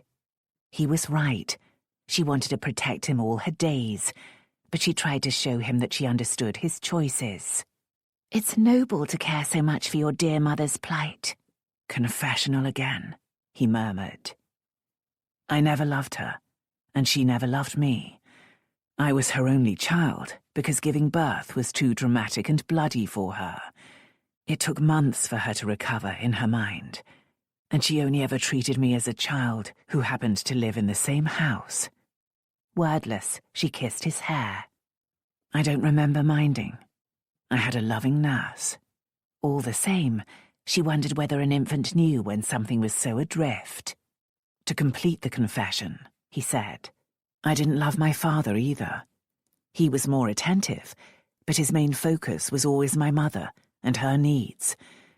When I visited before joining my regiment, he apologized for not considering children when he married, but I know he'd have done the same again.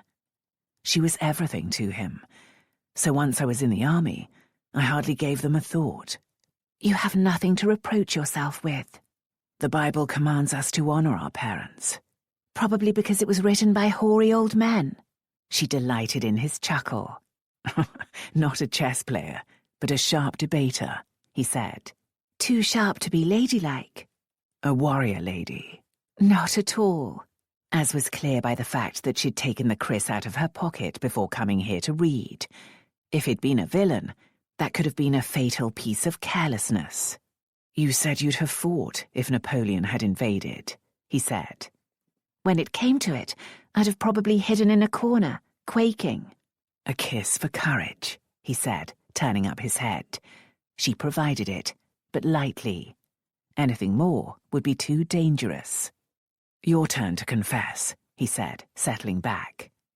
Do I gather you were stretched to honor your father? Extremely. He did nothing to deserve it, and didn't have your parents' excuse. He avoided us when we were children. By the time we were old enough to be worthy of his interest, we all knew he was lazy and selfish to the bone. Money was always short, and he flew into tantrums at talk of any spending on us or the house. But he denied himself nothing. Fine horses and clothes, and fine women in London, I'm sure. Once, when we were in London in the spring, he ate a whole dish of new peas, the first of the season, without thinking anyone else might want some. I didn't love him, and I feel no guilt about it. I grant you absolution. Perhaps the papist confessional has a purpose, she said, looking at the fire, which would soon need another piece of wood. The supply in the box was getting low, but she couldn't ring for a servant to bring more. Perhaps she'd end up cold again, but for now, Thayne would keep her warm. I've never been able to talk this way before. I'm sure Polly feels the same about Father, but she'd be distressed to tears to say it. People cling to convention. Thinking as they ought, she agreed. The world would fall into chaos if we didn't. But here, I can say I didn't grieve for my older brother's death either. Jermyn was exactly like my father. Roger was a better brother, but just as selfish. I blame my mother for that. She thought sons so much more important than daughters.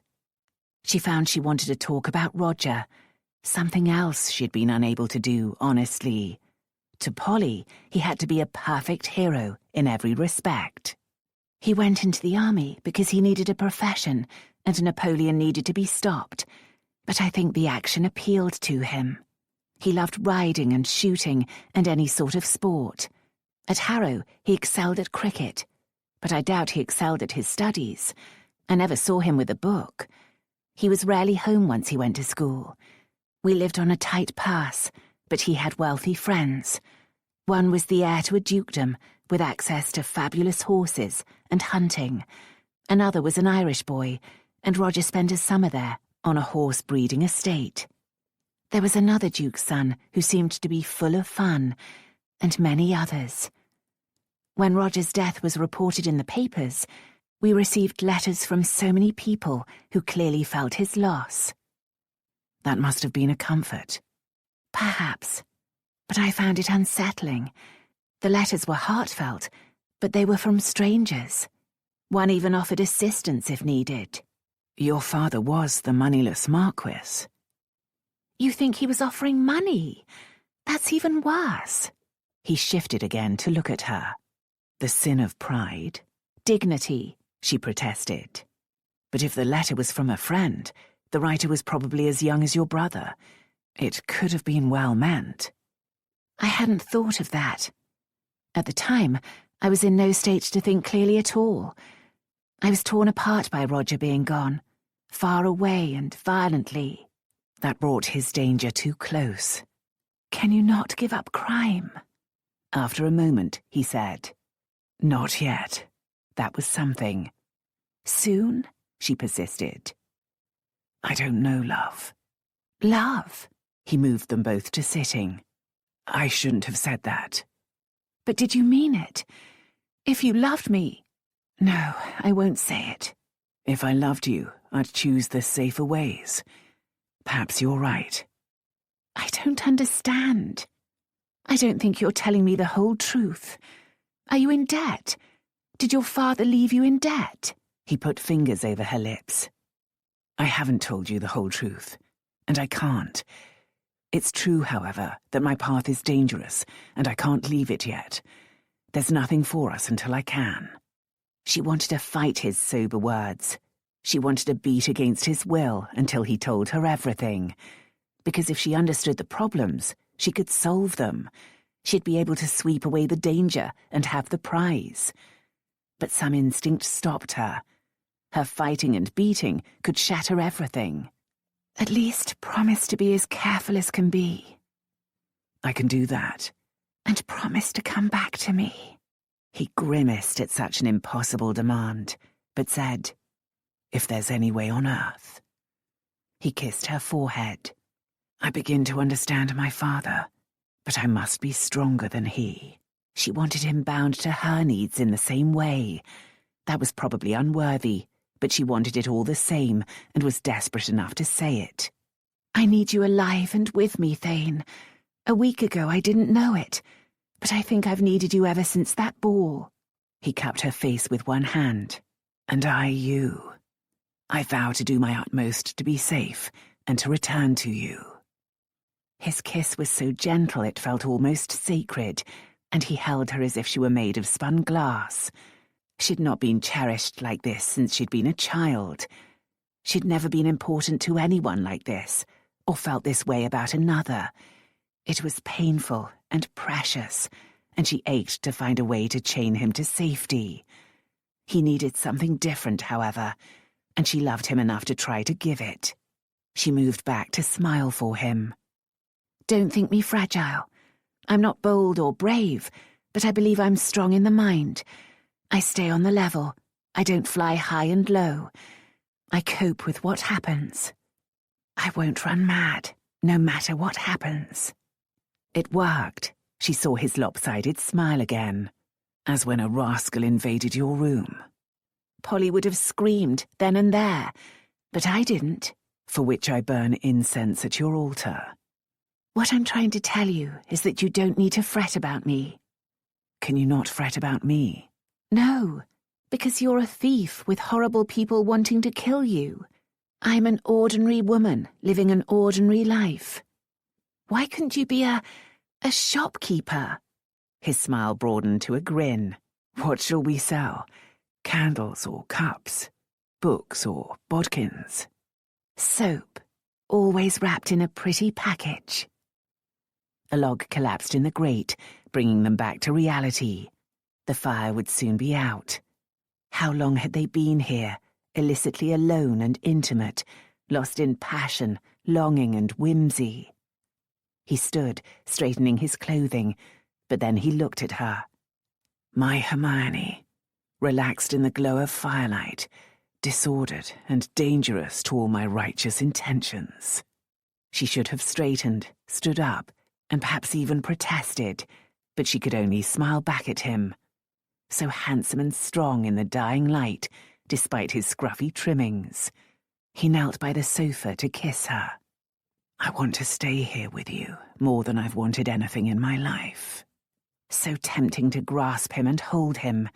Instead, she smiled. One day you will. One day, if it was within her power, a fireside conversation and kisses sweet and spicy would lead in due course to a lawful bed, and thence to heaven. But where? In a cottage? In some tenement? Reality crept into the idyll.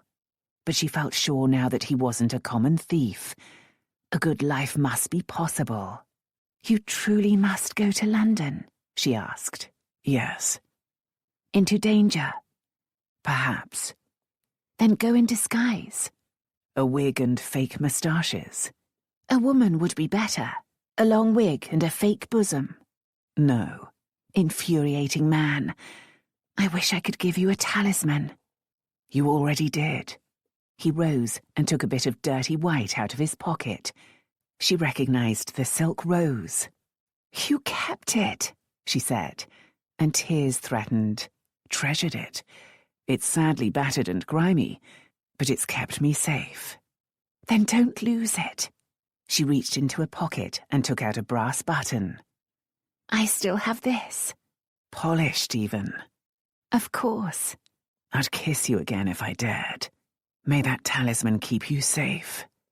Don't forget that you could be in danger too. Be as careful as you pray I will be. He was finding it hard to leave, and she wished he need never do so, but he must. She rose and lit a candle at the dying fire. How did you get into the house? Through the glass doors, into the garden. They were unlocked. I had the means to unlock them. That shook her. Was he a common thief after all? A housebreaker? She'd leave all that for daylight and sanity. I'll go ahead to make sure the way is clear. She opened the door and looked out into the dark house. All quiet and clear.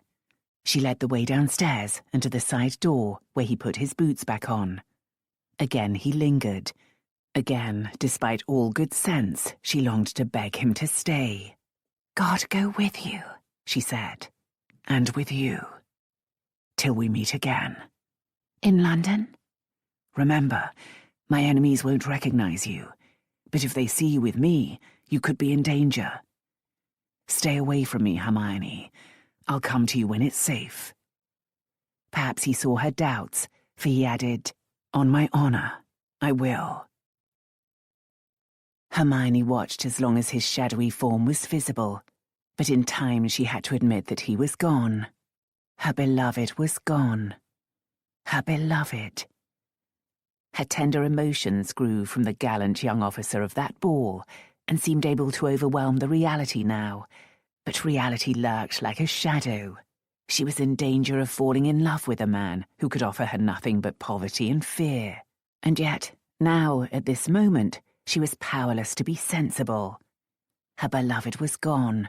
Forever, said the dread in her mind, but for now, she said out loud to fight the dark. They would meet again, and somehow she would find a way for them to be together. She remembered Edgar's money. She hoped it would be a long time before he died, but perhaps if there was a fortune, he'd give her a dowry. It might be enough for a simple, decent life. There had to be a way. She locked the door and went back upstairs, reliving the encounter, reliving all their encounters. How extraordinary that they meet again after all these years by happenstance. But somehow she felt it had always been inevitable. Why else had she kept the brass button and even polished it now and then? Why else had she found reasonable offers of marriage lacking? She returned to the drawing room to make sure the fire was safe, and then went to her bedroom, where her nightgown hung before the fire, as it had at the inn. If she'd been in her bedroom earlier, he would have invaded here. Would their encounter have tumbled even further out of control? Propriety and good sense said no, but propriety and good sense seemed to be a small part of her these days, and the rest of her ached with, what if? What if they'd lost all restraint? It would have been glorious. What if he died and they never had? The cold, sensible parts of her mind shouted how wise it had been not to commit herself, and how she mustn't let passion overrule them. But it's so much more than passion. She walked past the bed, sliding a hand over the smooth wood of a post, to the window, where she peered out through a gap between the curtains. There were few lit windows at this hour, and none not covered by curtains or shutters. It's love, even apart. Even if we were apart forever, love would rule. He had a room at the Ferry Inn, and she knew where that was, even in the dark, but she didn't know which window, and couldn't stay staring at the building forever as if that would protect him. She turned away and poured lukewarm water into her china bowl, but as she did so, she offered a simple prayer. Keep my beloved safe, dear Lord. Bring him back to me. Chapter 26. Mark left Tranmere the next morning by boat for Warrington. At the Nag's Head, he commented on the poster about the corpse by the road. No one seems to have connected it to a man who hired a horse there, nor did he hear any suggestion that Seth Boothroyd had been there asking about Nathan. Hermione should be safe, unless Seth was still on his way, or if Seth was going directly to Riverview House. Mark climbed into the London coach, trying to persuade himself that Solange couldn't possibly have discovered the exact address. But worry was agonizing. He prayed Hermione would set off for London today or tomorrow, because she'd been right, his clever lady. She would be safest there. As the coach rolled out into the London road, he hoped he'd arrived to the news that Solange and Isaac had already been found and jailed, and that Seth Boothroyd was with them. At the first stage, he considered leaving the coach and riding back. He could ride guard on Hermione and her party as they travelled to London. They'd travel slowly, however, with an elderly invalid, and he must make speed. She should be safe. Should be wasn't good enough, but it had to be.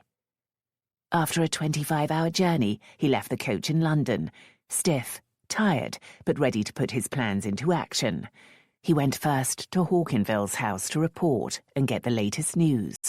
He'd never visited the Peel Street house, but he knew the way of it. He entered by the back of a house 3 doors down and passed through the cellars into number 32. Major George Hawkinville was a tall, lithe man with an appropriately hawkish face and a fierce intelligence. Though not much older than Mark, he'd been awarded a baronetcy for his organisational work during the war. "Have you breakfasted?" he asked. "No? Then do so as we talk. We had Braden's report. Clever, that. But I need to hear of recent events from you."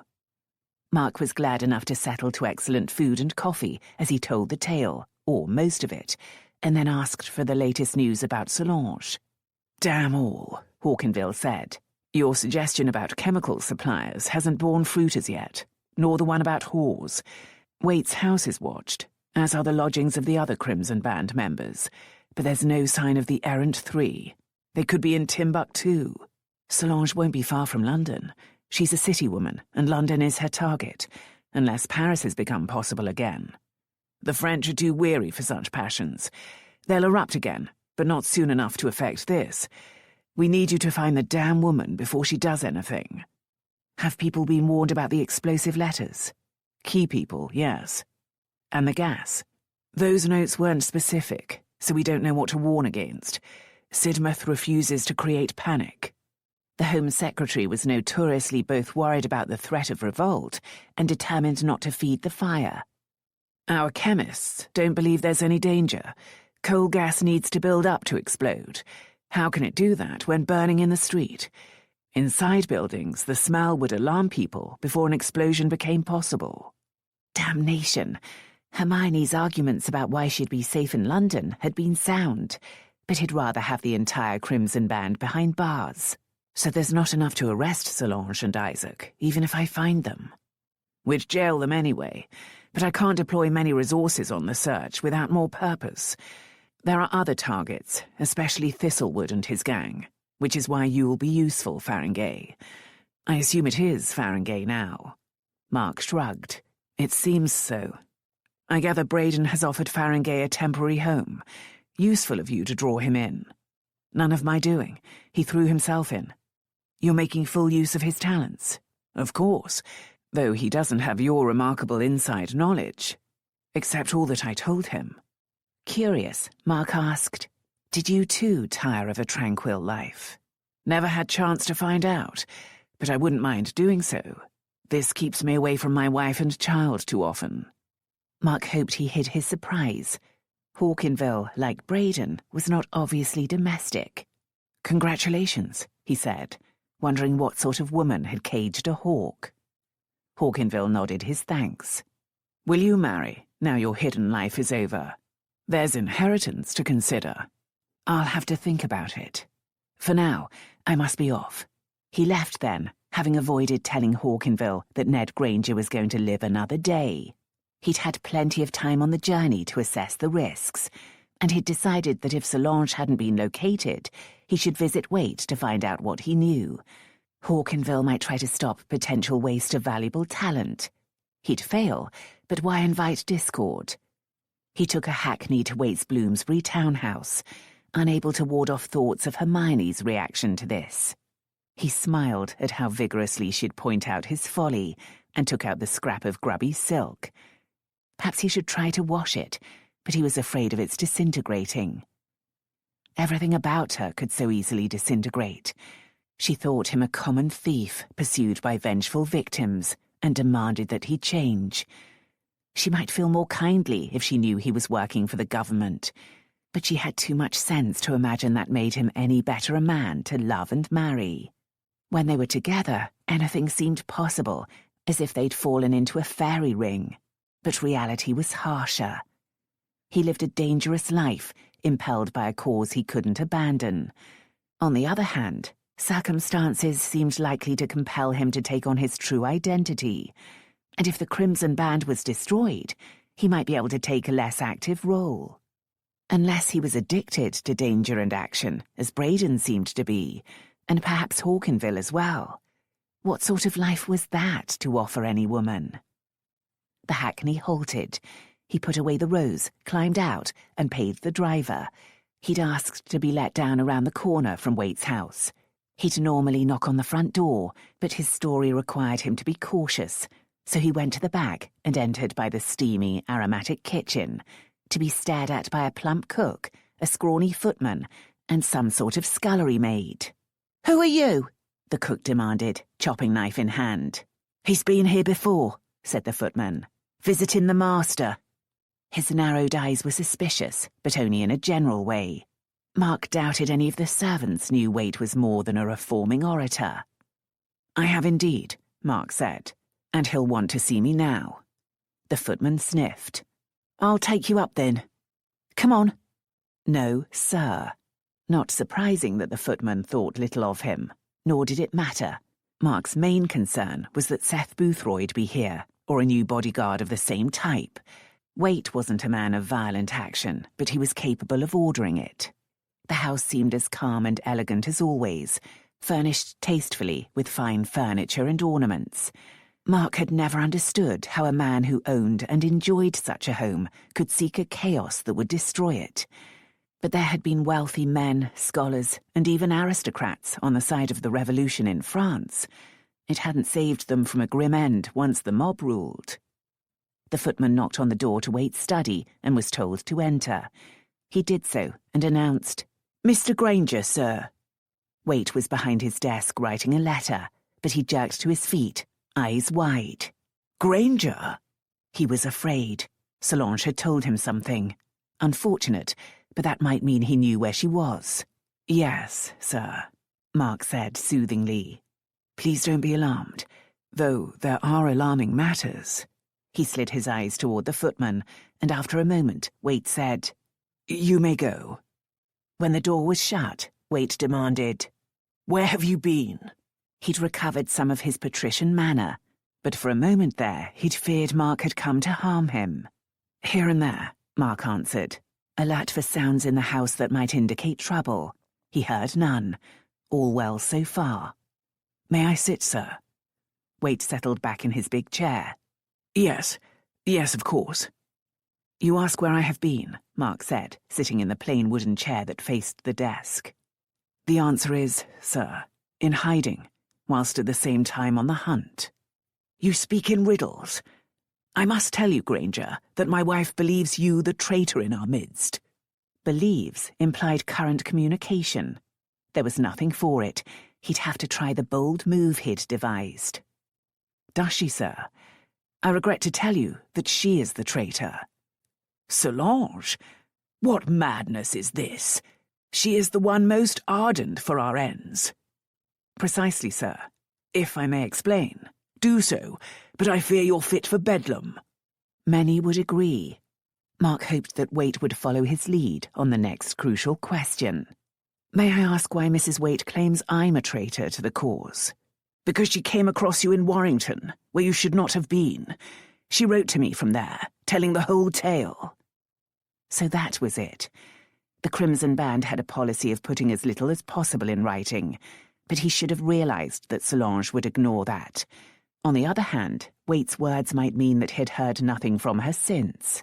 She sent Nathan Boothroyd to demand an explanation of you, Waite continued. And you fled from him. That proved that you were the person who stole some vital papers from her in Ardwick, and therefore the traitor we suspected was among us. I was both shocked and hurt, Granger. Deeply hurt. Mark simply asked, "What vital papers?" You claim ignorance of that. I claim ignorance, sir, but I'm also puzzled. I thought it our policy to avoid putting anything of importance in writing. Yes, but the subject was complex, and my wife believed it essential to record it. The papers were stolen from her room. We believed you innocent because you were already on your way to London, but then you were discovered the next day in Warrington. Which looked like proof of guilt. I see. Permit me to tell you what really happened, sir. As instructed, I purchased a seat on the night mail from the George and Dragon, but then returned to the King's Head with an idea that Durrant could incorporate into a speech. Passing Mrs. Waite's bedroom, I heard her speak. You'll remember, sir, that the walls and doors were thin. Yes, go on. She said, "Your pardon, sir. Waite is weak. I'm done with him, but I'll sow discord before I leave." Waite's cheeks flushed with anger. What? I don't believe you. But was there a hint of doubt? I found it hard to believe myself, sir, but the words were clear. A man replied, but in too low a voice for me to catch the words. I thought it was Tregovan.